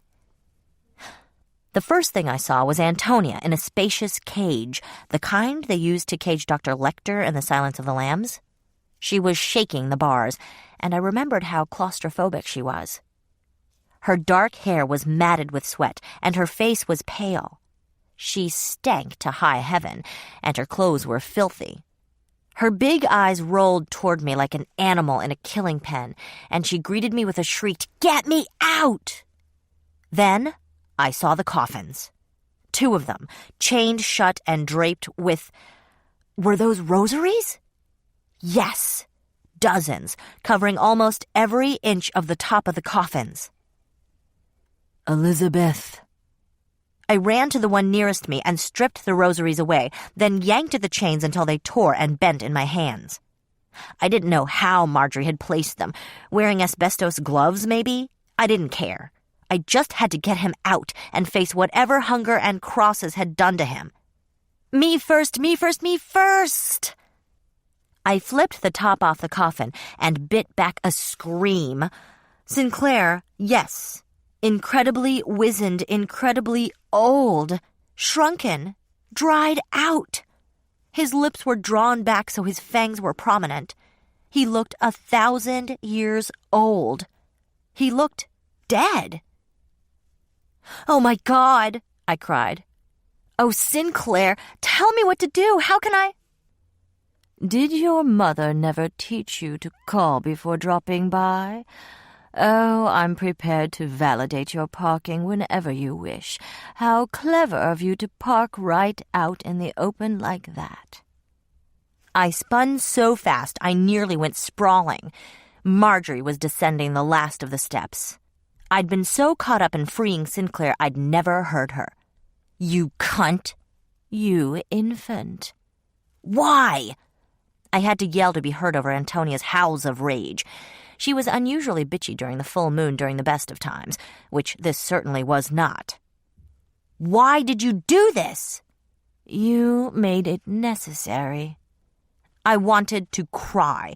I wanted to scream. I wanted to punch her sly face in. What the hell does that even mean? She stepped into the room, looking neat and trim in her tweed suit and sensible shoes. "He can't keep you in line. Case in point, your monthly newspaper column, your autobiography, the fall fiction offering. You live your life openly. Everyone around you knows your true nature.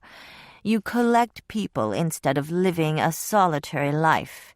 This is incredibly dangerous to all you claim to rule. You left me no choice."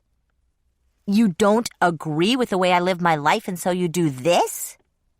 "As I said, you forced me to." "Oh, right. Kidnapping, false imprisonment, torture, blame me." She shrugged. Unlike you, I do what must be done. Unlike him, I'm not besotted with your dubious charms. By keeping Sinclair under my control, I'll be able to keep you under control. Because someone has to take charge, and you clearly aren't up to it. But, I have him. I'll keep him, and I'll kill him the moment you don't do as I say. But I am the queen. You're a fluke and accident, and now you'll be my tool. She followed my glance into the open coffin. Sinclair was still doing his impersonation of a wizened mummy. I knew he wouldn't go along with my idea, so I needed him to come and see me. He brought these two, unexpected, but I could deal with them. She glared at Antonia, who was making an ungodly amount of noise, rattling her bars. But why would he come to see you so quickly? Her eyes narrowed. Because I had information for him. Information is power. Libraries are full of power. I can change records, reveal deaths, make up new ones, transfer ownership. I can change the facts, change history if I like. I can grow my own power base and even presume to be queen myself someday, if I like. Eventually, I can discard you on the rubbish heap of rumor and misinformation. Betsy Taylor was no queen. She was a pretender, or a prophet, or whatever I'd like to make her. Who, exactly, will dispute the facts with me? The only vampires old enough to know better are in Europe. Would they argue if you die? If Sinclair did? I was trying to follow all this. What information did you tell him you had? I told him your engagement ring was cursed. And he fell for that? Of course, because it is. Ugh, say it isn't so. I examined my diamond and ruby ring. Cursed how? Did you ever read The Monkey's Paw? In high school. What a pleasant surprise. Here I thought I'd have to show you the picture book. Well, as in that story, your ring grants wishes, but always at a cost. You see, the stones were stolen from an Egyptian tomb. They followed quite a path before they got to me. I split them up and spread their pieces around the world for research purposes. One actually made it back to me here years ago, set in a beautiful antique ring. I buried it far enough away where it couldn't hurt me, but where I could still find it if I thought it might come in handy. And so it did, when Sinclair actually came to me a few months ago and asked me if I knew of any special jewelry he could give you for engagement purposes. She laughed. He actually paid me $250,000 for it. I couldn't wait to see what you wished for. 1,000 thoughts were whirling through my brain. The zombie who showed up without explanation 3 months ago. Tina and Sinclair had tried and failed to figure out why it had come. They hadn't even known zombies existed. A total mystery, unsolved until now. But hadn't I wished for a real challenge when the Europeans were in town? A way to prove to myself that I was worthy of my title? I had wished for everyone to go away and leave me alone. I had never felt more isolated than this past week. And I had wished for a baby of my own. And then my father and the aunt. Oh, God, I moaned. I was fairly certain I was going to pass out. I had killed my father. My father! And the aunt. So Seeing the new opportunity the ring afforded, I then breathlessly contacted the king and told him I had done more research on the stones and found out unpleasant facts. Naturally, he came on the run. She frowned at the other coffin. With company. I figured Antonia must have had a last-minute psychic flash and either accompanied Sinclair or followed him. And Garrett had followed her.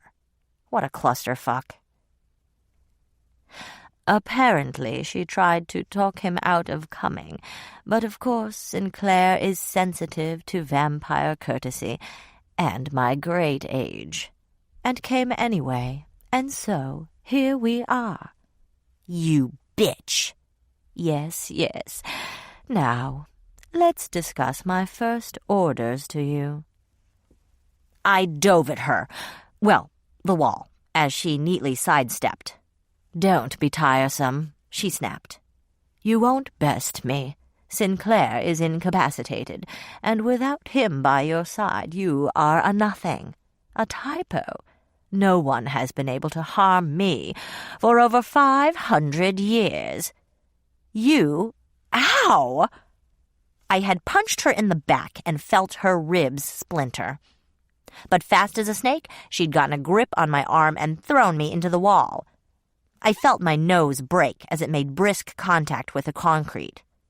I spun and slapped her so hard she staggered sideways, and I managed to avoid her elbow. I was going to kill this bitch twice. Not because she was a duplicitous cow.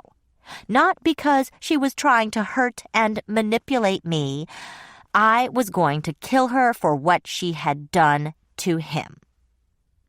I heard a crunch as my knee broke, and I hobbled sideways, swiping at her with my good leg. With a grunt, she went down, but before I could blink, she was back on her feet, hoisting her sensible librarian's skirt up and kicking me in the same knee that was still trying to grow back. I shrieked and flung myself at her. I was bigger and managed to force her to the floor, then shrieked louder as her fist explored my spleen. I rolled away, fairly certain I was going to puke, then felt her on my back as she slammed my head against the wall. This is foolish, she said in my ear. All you need do is fall in line, and we can get down to the business of governing the vampire nation properly. I whipped my head back, smiling at the crunch of her nose breaking. I jerked an elbow back, but only caught air. I felt her hands on me, and she pushed, hard. My teeth broke as I hit the concrete again. Getting the shit kicked out of me was no fun at all. I bit back a howl as she twisted an arm so hard it broke in 2 places. Elizabeth, get away. Shut up, Sinclair. I turned just in time to catch a librarian fist in the face, and there went more teeth. I coughed up blood and spat it right in her face. Oh, dear. Not blood. She laughed at me and licked her lips, her fangs appearing like needles springing from her gums. I slapped her again, and she shook it off, then punched me in the gut. I bent, gagging, and she grabbed my head and twisted. I just managed to get an arm up before she broke my neck, and we moved around the basement in a flailing dance. Then she stomped on my foot with her sensible soles, and I felt a few more bones break and lost my balance. I went down, and she was right on top of me. She had both hands around my neck and was squeezing and yanking my head up and down. The squeezing didn't bother me so much. I didn't need to breathe. But every time she slammed my head into the floor, I heard another fracture. It sounded like someone was crunching ice in my ear. It hurt, and it was annoying. Slam, slam, slam. I brought my legs up to wrap them around her neck, but she simply leaned forward and fractured my skull again. And things were getting a little dark in here. I didn't think it was the ambiance. Nope, she was killing me. I'd been stumbling around like an idiot since Sinclair disappeared. had the clue in front of me the whole time. Go back to the beginning. Finally figured out who the bad guy was, and for my trouble, she was kicking my ass sideways. It hurt like hell and was fairly humiliating. And to think, I thought you'd be reasonable. Bitch wasn't even out of breath. Each pause was punctuated by another head slam. I was getting killed by a scrawny suit-wearing woman with graying hair and sensible shoes. Black roses were blooming in front of my eyes, and all of a sudden, things hurt less. Stakes hadn't killed me, and neither had bullets. But if an older vampire did enough damage, particularly to my head, if an older vampire pretty much tore my freaking head off, it seemed that would do the trick. Fine way to find out. It was all right, though. It really was. I'd been floundering around in the dark for so long, it seemed appropriate that things were going dark for real. She was right. I was no queen. Look how easily she'd led me by the nose, and for how long. Heck, she'd been able to fool Sinclair. Elizabeth, get away. Run. Easy for him to say. He was napping in a nice, comfy coffin. No, it was probably for the best. My dad was dead, practically by my own hand. I'd probably have screwed up Baby John beyond repair. Antonia had apparently gone completely nuts from the stress of being locked up most of the week. God knew what state poor Garrett was in. Jessica was a goner. You only had to look at the weight dropping off her to see it. And Sinclair? If this bitch killed me, he was dead meat. If this bitch killed me, there was no stopping her from hurting anyone she liked. My family. My friends. Sinclair. The back of my head was sticky with blood. It was running down my face. I had 100 broken bones. 3 of my ribs were gone. Not broken. Gone. Blood was draining from me. I had never been so hungry in my life. Never. I needed to drink, and I couldn't. I needed to live, and I wouldn't. But Marjorie had power and energy to spare. The most I'd been able to inflict on her were defense wounds. Marjorie had power and energy to spare. Marjorie. I reached for her. Not with my hands, not with my teeth, with my mind. Even as everything faded to black, I could sense her energy. Her strength, and I grabbed for it like a fat kid grabbed for pie. And just like a fat kid, my chubby mental fingers crushed her tinfoil skin, and my chubby mental eyes gleamed at the crumbling, steaming crust. Ugh! I heard her grunt. She let go of me, her head tossing in confusion. Something had a hold of her and wasn't letting go. I rolled over to see who it was. There was no one else there. But that didn't matter, because just seeing her like this was making me feel a bit stronger. The black blooms vanished, and I could see again. Her limbs thrashed as the chubby, pie-loving child inside of me poked at her to see what kind of fruit filling was inside. Blood pie. Without touching her, I began to drink. She screamed and fell to her knees. No one else is doing it, I realized with more alacrity as the blood rushed into my system. Just the queen. The queen of the fucking vampires. Her queen. And her queen requires her goddamn fucking obedience. She has something. I need it. It's mine. Mine. The darling pie-loving child was gone now. I split her open with my mind, grabbed for her, and pulled everything she had into me. Her suit emptied. The blood first, then the shriveling muscles, then the flaying bits of dried skin, and then the billions of splinters of bone.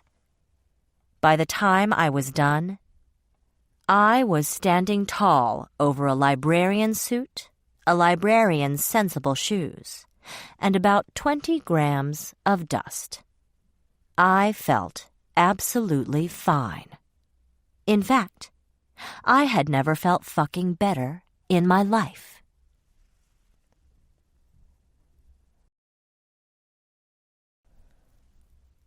Chapter 37. Power slammed through me, and I screamed. Well, not so much screamed as roared.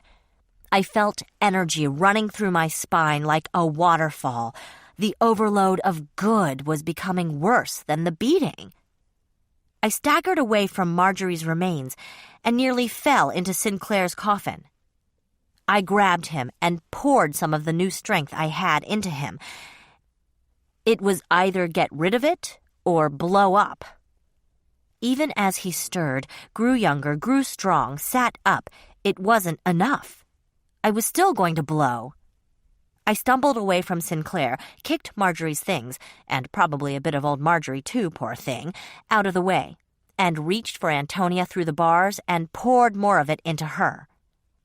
I was not entirely sure what I was doing, and yet wasn't even shocked when Antonia screamed again. A scream that turned into a howl.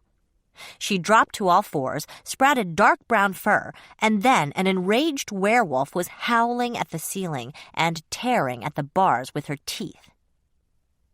No fair, I thought. You're not supposed to be allowed to do that, rule breaker.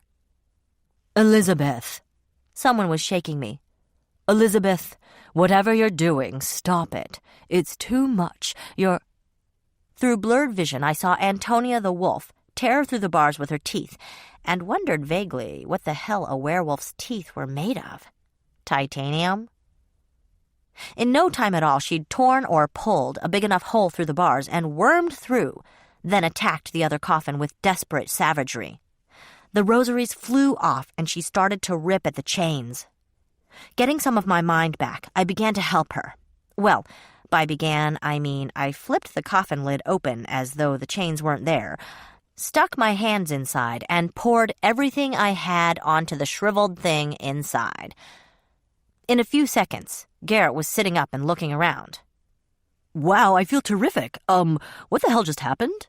He asked, sounding quite un-Garrett-like. Whoever had tried to shake me before, that would be Sinclair, right? Sure, I could see him now. It was Sinclair. Hey, he looks good. I made him all right. That's nice. Now if I could just do something about this force inside of me that feels like it wants to split my skin. Elizabeth. His eyes were wide with awe and fear. Elizabeth, what are you doing? And I was still burning up, still exploding. There was still too much of whatever I had taken from Marjorie in me, on me, all over me, around me.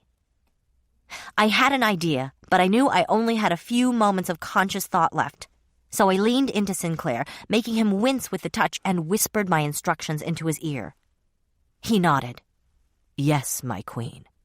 Hurry, I finished, and then I collapsed to the ground, wreathed in flames.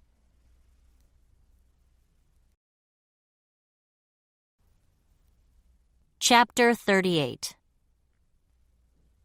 Maybe we should. So glad to see all of...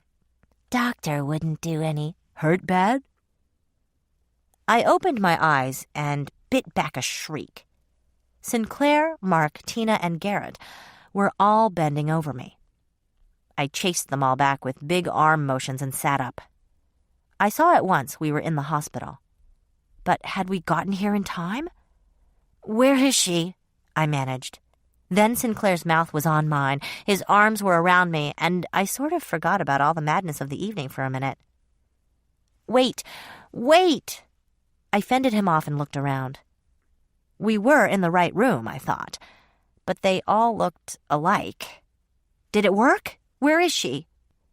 It's so wonderful to see you're all right, Your Majesty. I smiled as I turned to Tina. When did you two get here? I got home an hour ago, she said, the circles under her eyes even darker than usual. Mark had just shown up, and then Sinclair called. Why is Antonia a wolf? You wouldn't believe it if I told you. Elizabeth did it, right after she destroyed Marjorie, and nearly killed herself for her trouble. Sinclair turned to me. Well, really, he turned on me, like a wolverine. Did you not hear me telling you to stay away? He demanded, shaking me like a cheap Christmas present. Oh, stuff it in your socks, Sinclair. Like I was gonna leave you in the clutches of the librarian from hell. What a bitch. You're sure you're okay? Mark, being the doctor he was, began to prod my body. I think so. I felt all right. Almost normal. Normal for me, I meant. Gone was the frantic surge of energy I'd feared would consume me. And from the way they were looking at me, they all knew it. Their expressions were equal parts awe and fear. But what about... Well, I have to say, I haven't felt this good in quite some time, Garrett said cheerfully. Since he usually spoke in monosyllables, this was going to take some getting used to. Although I'm not sure what Antonia will say when she's back on 2 feet tomorrow morning. Yeesh! Don't give me something new to worry about. By the way, did you notice if the 2 guests in our house were still there? Are they okay? Jeannie and Laura are fine, Mark said. He was dressed in a shirt studded with big purple flowers, muddy khaki shorts, and sandals. I made their acquaintance a bit abruptly in the bathroom, but we sorted it out as Tina arrived. After Sinclair called, it was clear the danger was pretty much over, so they opted to stay in the mansion. Great. Now that we've accounted for everyone except the person we came for, can someone please tell me where my best friend is? This got a couple of them smiling, which got me steaming even hotter. Finally, Mark piped up. Well, we got you here, and your boyfriend did what you told him to do. He dumped you right on top of Jessica, who, until then, was resting comfortably. By then, you weren't in flames anymore, but you were still giving off tons of heat and sweat. Seeing you roll back and forth on top of Jessica in her bed, well, I'll tell you, I almost turned heterosexual. But the bed's empty now. Did it work? Is she okay? Better than okay, Tina said, smiling. She was flushed at Mark's description, but she managed to motion to the hallway. After Detective Barry's initial shock, he saw what we were doing for Jessica and kept you on top of her.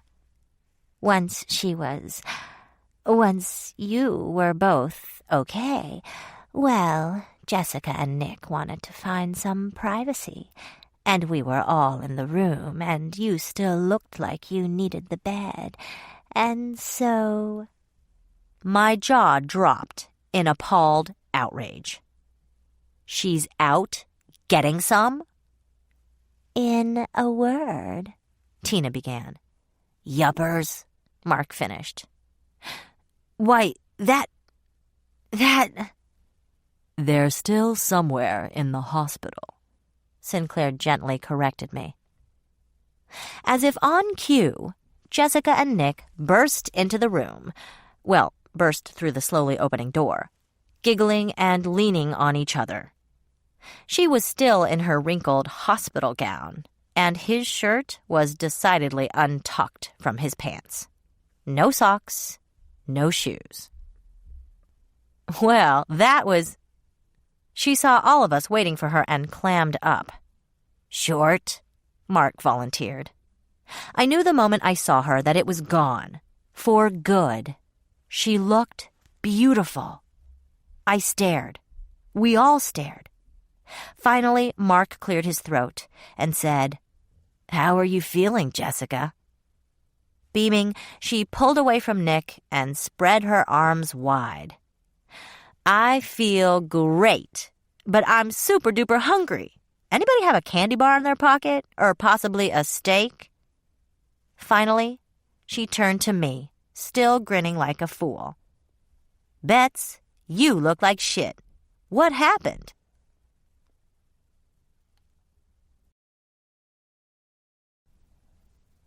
Chapter 39. Sinclair carried me up to bed the moment we got home, which was silly because I could walk perfectly well. I was pretty sure. Actually, given that it was only about 1 a.m., I was awfully tired. The last thing I felt before I conked off was him pulling my engagement ring off my finger. I hope he threw it into the nearest sewer. Boy, was I going to give him a piece of my mind when I sat up. The bedside clock said 5:30 p.m. Sinclair was at his desk, scribbling on papers, but looked up and was at my side in half a second. "Elizabeth, dead. Are you? You are so dead, all right?" "You gave me a used engagement ring?" I yelped. He looked pained as he sat down beside me. "Antique. Used." "As you like. I am very sorry." I slumped back against the pillows and slapped a hand over my eyes. "You couldn't have known. Friendly, helpful Marjorie, right?" "I thought a ring set with stones that had belonged to a queen would be a fitting gift." "Zombie. Dead dad, dead stepmother. Well, the dead stepmother might actually not be so bad, but then you almost died." "I am very sorry." I removed my hand and looked at him. His fierce dark gaze was boring into me, and his hands were trembling. "Oh, hey, like I said, you couldn't have known. You got rid of it, right?" "I did. Never mind. I don't care if I never see the thing again, and I sure don't want to know what you did with it. Also, we're going to Tiffany's to pick out a new one, right?" "If you wish." "You look like hell." "I was terrified for you. I was certain she would kill you, and I was useless. Worse than useless. I could hear what was happening, but could not help. "Come here," I said. "Have I mentioned I missed you like crazy?" "Not that I recall." "Well, I have. Missed you like crazy, I mean." I was tugging at his shirt and buttons were flying all over the place. "Place just isn't the same without you. And hey, next time the big bad lures you out of the house, maybe you could leave a note." "Or even text message you," he agreed solemnly. I was frantic to get his clothes off, frantic to touch him, feel him, taste him. I heard cloth tear as I got his shirt off, broke his belt buckle, tore at his pants. I gripped his hips with my knees and knelt down to have a bite or two. Or 3. Oh boy, oh boy, oh boy. Oh boy. He groaned. It was so fucking fine to have him in my house, my bed. It was everything I'd missed, and then some. It was a dream come true. For me as well, my own. And, oh, it was so good to feel him against me, his hands on me.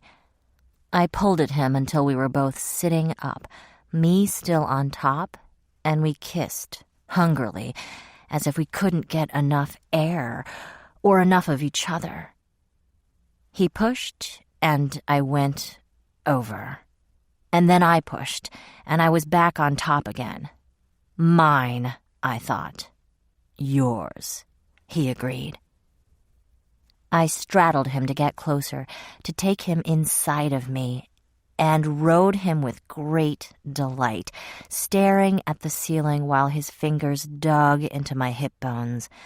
He nipped at my fingers, and I swooped down to kiss him again. Oh, Sinclair. Elizabeth, my own, my queen, my dread queen. Wait a minute, are we? I beg you, do not destroy the moment with a rude gesture or thought. But we're... Yes. You can... Yes. I love you. Yes. Oh, yes. Right there.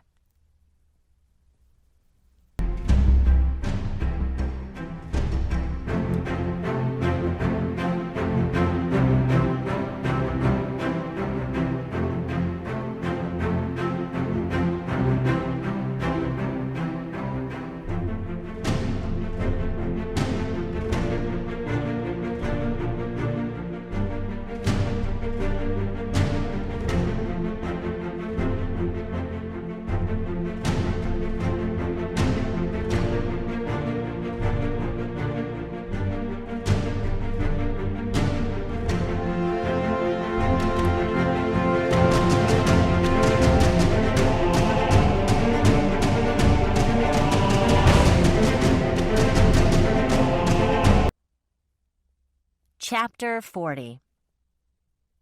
Here comes the bride, I hummed, slipping into my shoes. All dressed in white and red. Here comes the bride, back from the dead again. That song blows. Jessica leaned over my shoulder to freshen her lipstick with my mirror. And don't get me started on your singing voice. Cured your cancer and all I get is grief? Hey, I didn't make you cure me. By the way, is it just me, or is everyone still freaked out about what you did the other night?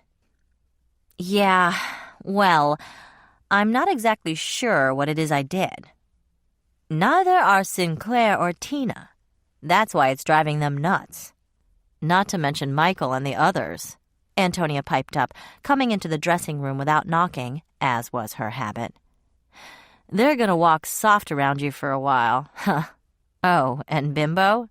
Next time you've got 2 dead guys in coffins and me in a cage, lively and ready to kick ass, let me out first. I could have helped you with that rotten monkey Marjorie. I'll keep it in mind. Least now I know what the fuss is all about, she muttered, waving away Jessica's offer of a mascara wand. Running around as a wolf is fun. She fussed with her lapels and managed only to hopelessly rumple her ruby jacket. But you know, I haven't had a vision since the one indicating Sinclair shouldn't go to Marjorie's alone. I wonder if I can still see the future. Well, I said, feeling uncomfortable, if you can't and you miss it, I'm sorry. I didn't... Can it, Betsy? I'm not bitching. Just wondering. Will you hold still? Jessica demanded. Her suit, a twin to Antonia's, was sapphire blue. You're all rumpled. And you're all annoying, but I'm putting up with that shit, aren't I? I'm here in the middle of monkey rituals, aren't I? Shut up, I said warmly. Tina rapped on the door, then poked her head inside. It's almost time, Majesty. My, you're breathtaking. It's true, I said modestly. Tina was in the same Vera Wang suit as Jessica and Antonia, except hers was buttercup yellow. With Tina's teeny frame and big dark eyes, and cascades of dark hair, it worked. Everything worked. It was my day, and everything worked. I sighed happily and applied more blush, Hey, did Sinclair talk to you about the new job? What new job? Jessica asked. We need a new librarian. I told my reflection and grinned. The last one came down with a slight case of death. I have many responsibilities here in the mansion, Tina said. I will have to consider this very carefully. Christ's sake, when don't you consider everything very carefully? Antonia yawned, and I wasn't sure how she did this without moving, rumpled her suit jacket again. But the chance to get my hands on all those tomes. Tina was practically drooling. The opportunity for pure research alone makes it a tempting prize. Yeah, tempting. Betsy, lighten up with the peach parfait or you'll be all slutted out. Here, let me. Jessica snatched the blusher from my hands and grabbed a tissue with the other hand. She rubbed my cheeks, and for an awful moment, I thought she was going to spit on the Kleenex. Tina said. That was all. Just, How can you screw up blush? Jessica was bitching. You make it look like you're blushing. Then you stop. Will all of you bitches just leave me alone? I cried. The warning cry of the raptor bridal bird, Antonia snickered. Look how snotty you got since you found out you were able to turn into a wolf. And when your boyfriend remembered how to read, oh, and that he has a master's in math. That's it, Tina cried, startling all of us into shutting up. You never feed, Majesty, compared to us. You never feed, so you're always hungry. Always. You think that's how it's supposed to be. For you, hunger is as much a state of the mind as it is of the body. So when Marjorie was killing you, your instinct wasn't to reach with your teeth. It was to reach with your mind. She was on her feet, screeching that last. Antonia stared. I stared. Jessica corrected my blush. Excuse me, she muttered, smoothing her skirt. My mom poked her head in the room. Are you ready? Yeah, Antonia replied. I think she was talking to me, I said. Oh, yeah, like it's all about you. Today it is. Let's do it. You may kiss the bride, Judge Summit informed us, and Sinclair was too glad to comply.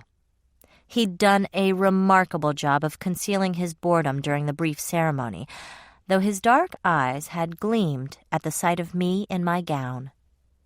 The guests, all the usual suspects, plus the Wyndhams, clapped politely, and as we went back down the aisle, tossed little paper hearts instead of rice. They're throwing paper hearts at vampires? Sinclair bitched. Oh, hush up and try to enjoy the moment. But why didn't you tell me you thought there'd be a problem with Sinclair going to see Marjorie? I asked, while the others devoured the chocolate cake with raspberry filling, and I tried not to drool. Too bad solid food made me barf. She dealt with the problem directly, Michael explained. She teamed up with the alpha male and tried to support him. Going to you would have been useless, I offered. Unnecessary, Antonia corrected me, but her cheeks were red. She had underestimated how much I could help, and who could blame her? I wouldn't have thought I could do much either. At least, not until today. Culture clash, Derek said cheerfully, wolfing down his second slice of cake. Antonia has spent too much time with you vampires. A true werewolf would have sought to put together the largest pack possible. Yeah, well, a true werewolf can kiss my ass, Antonia offered.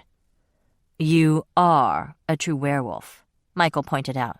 You always have been. Come on, pack leader, Don't deny there'll be some at home who will finally decide I'm actually worthy of the secret handshake." Michael said nothing, but Derek broke the tension by showering Antonia in cake crumbs. "Anyway," Tina put in, batting a few wayward crumbs out of her hair, "everything worked out fine that day, thanks to Her Majesty. Now people will know better than to ask you, Eric, when they need help." She delivered this last line with a nasty but still friendly smile. "I will pretend my feelings aren't lacerated," Sinclair said dryly. His hand was resting on my shoulder. In fact, since I'd rescued him, he was always touching me somewhere or other. Not that I minded in the slightest.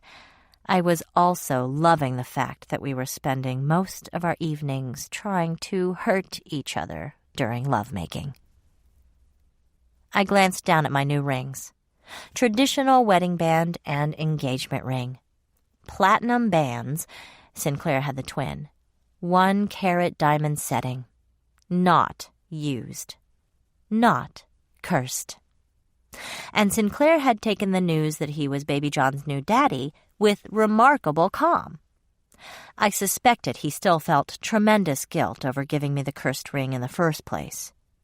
So it was only fair that he would help me raise this kid for the next 17 or 18 years. "So where are you guys off to?" Laura asked. We'd made up just before the wedding, and she had apologized. I'd told her that dear old Mom had dropped by from hell, and she'd been horrified. She'd suited up in her Vera Wang, emerald green, the color of her eyes when she was evil. We were fine again. For now. "New York City," Sinclair replied, to my surprise. The one aspect of the wedding he'd actually taken an interest in was planning the honeymoon. Our destination was news to me.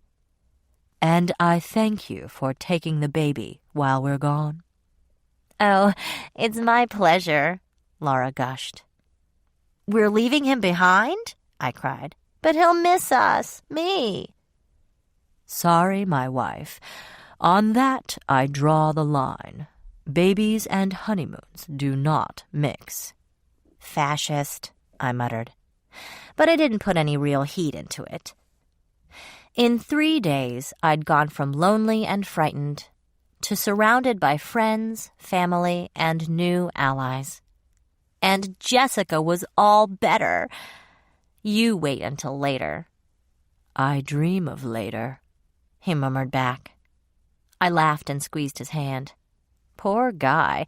He was holding up pretty well under all the nuttiness. Werewolves, a queen with mondo weird new powers, his privacy shattered by hordes, all who wanted to talk to me. Don't even get me started on Baby John. So I knew he was looking forward to ditching the group, as much as I was. But he didn't know what I'd gotten him for a wedding gift. Spray-on gourmet flavors. I had bought him turkey, gravy, raspberry hash browns, and baked Alaska. I could hardly wait to squirt them all over him.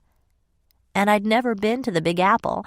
I planned to take a great big bite. "My own." "What?" I said, "Come along for a moment, my own. I have something to show you. Upstairs." I glanced at our guests. They had broken off into small groups and were chatting about this and that. "Race you," I whispered, and chased him all the way to our bedroom.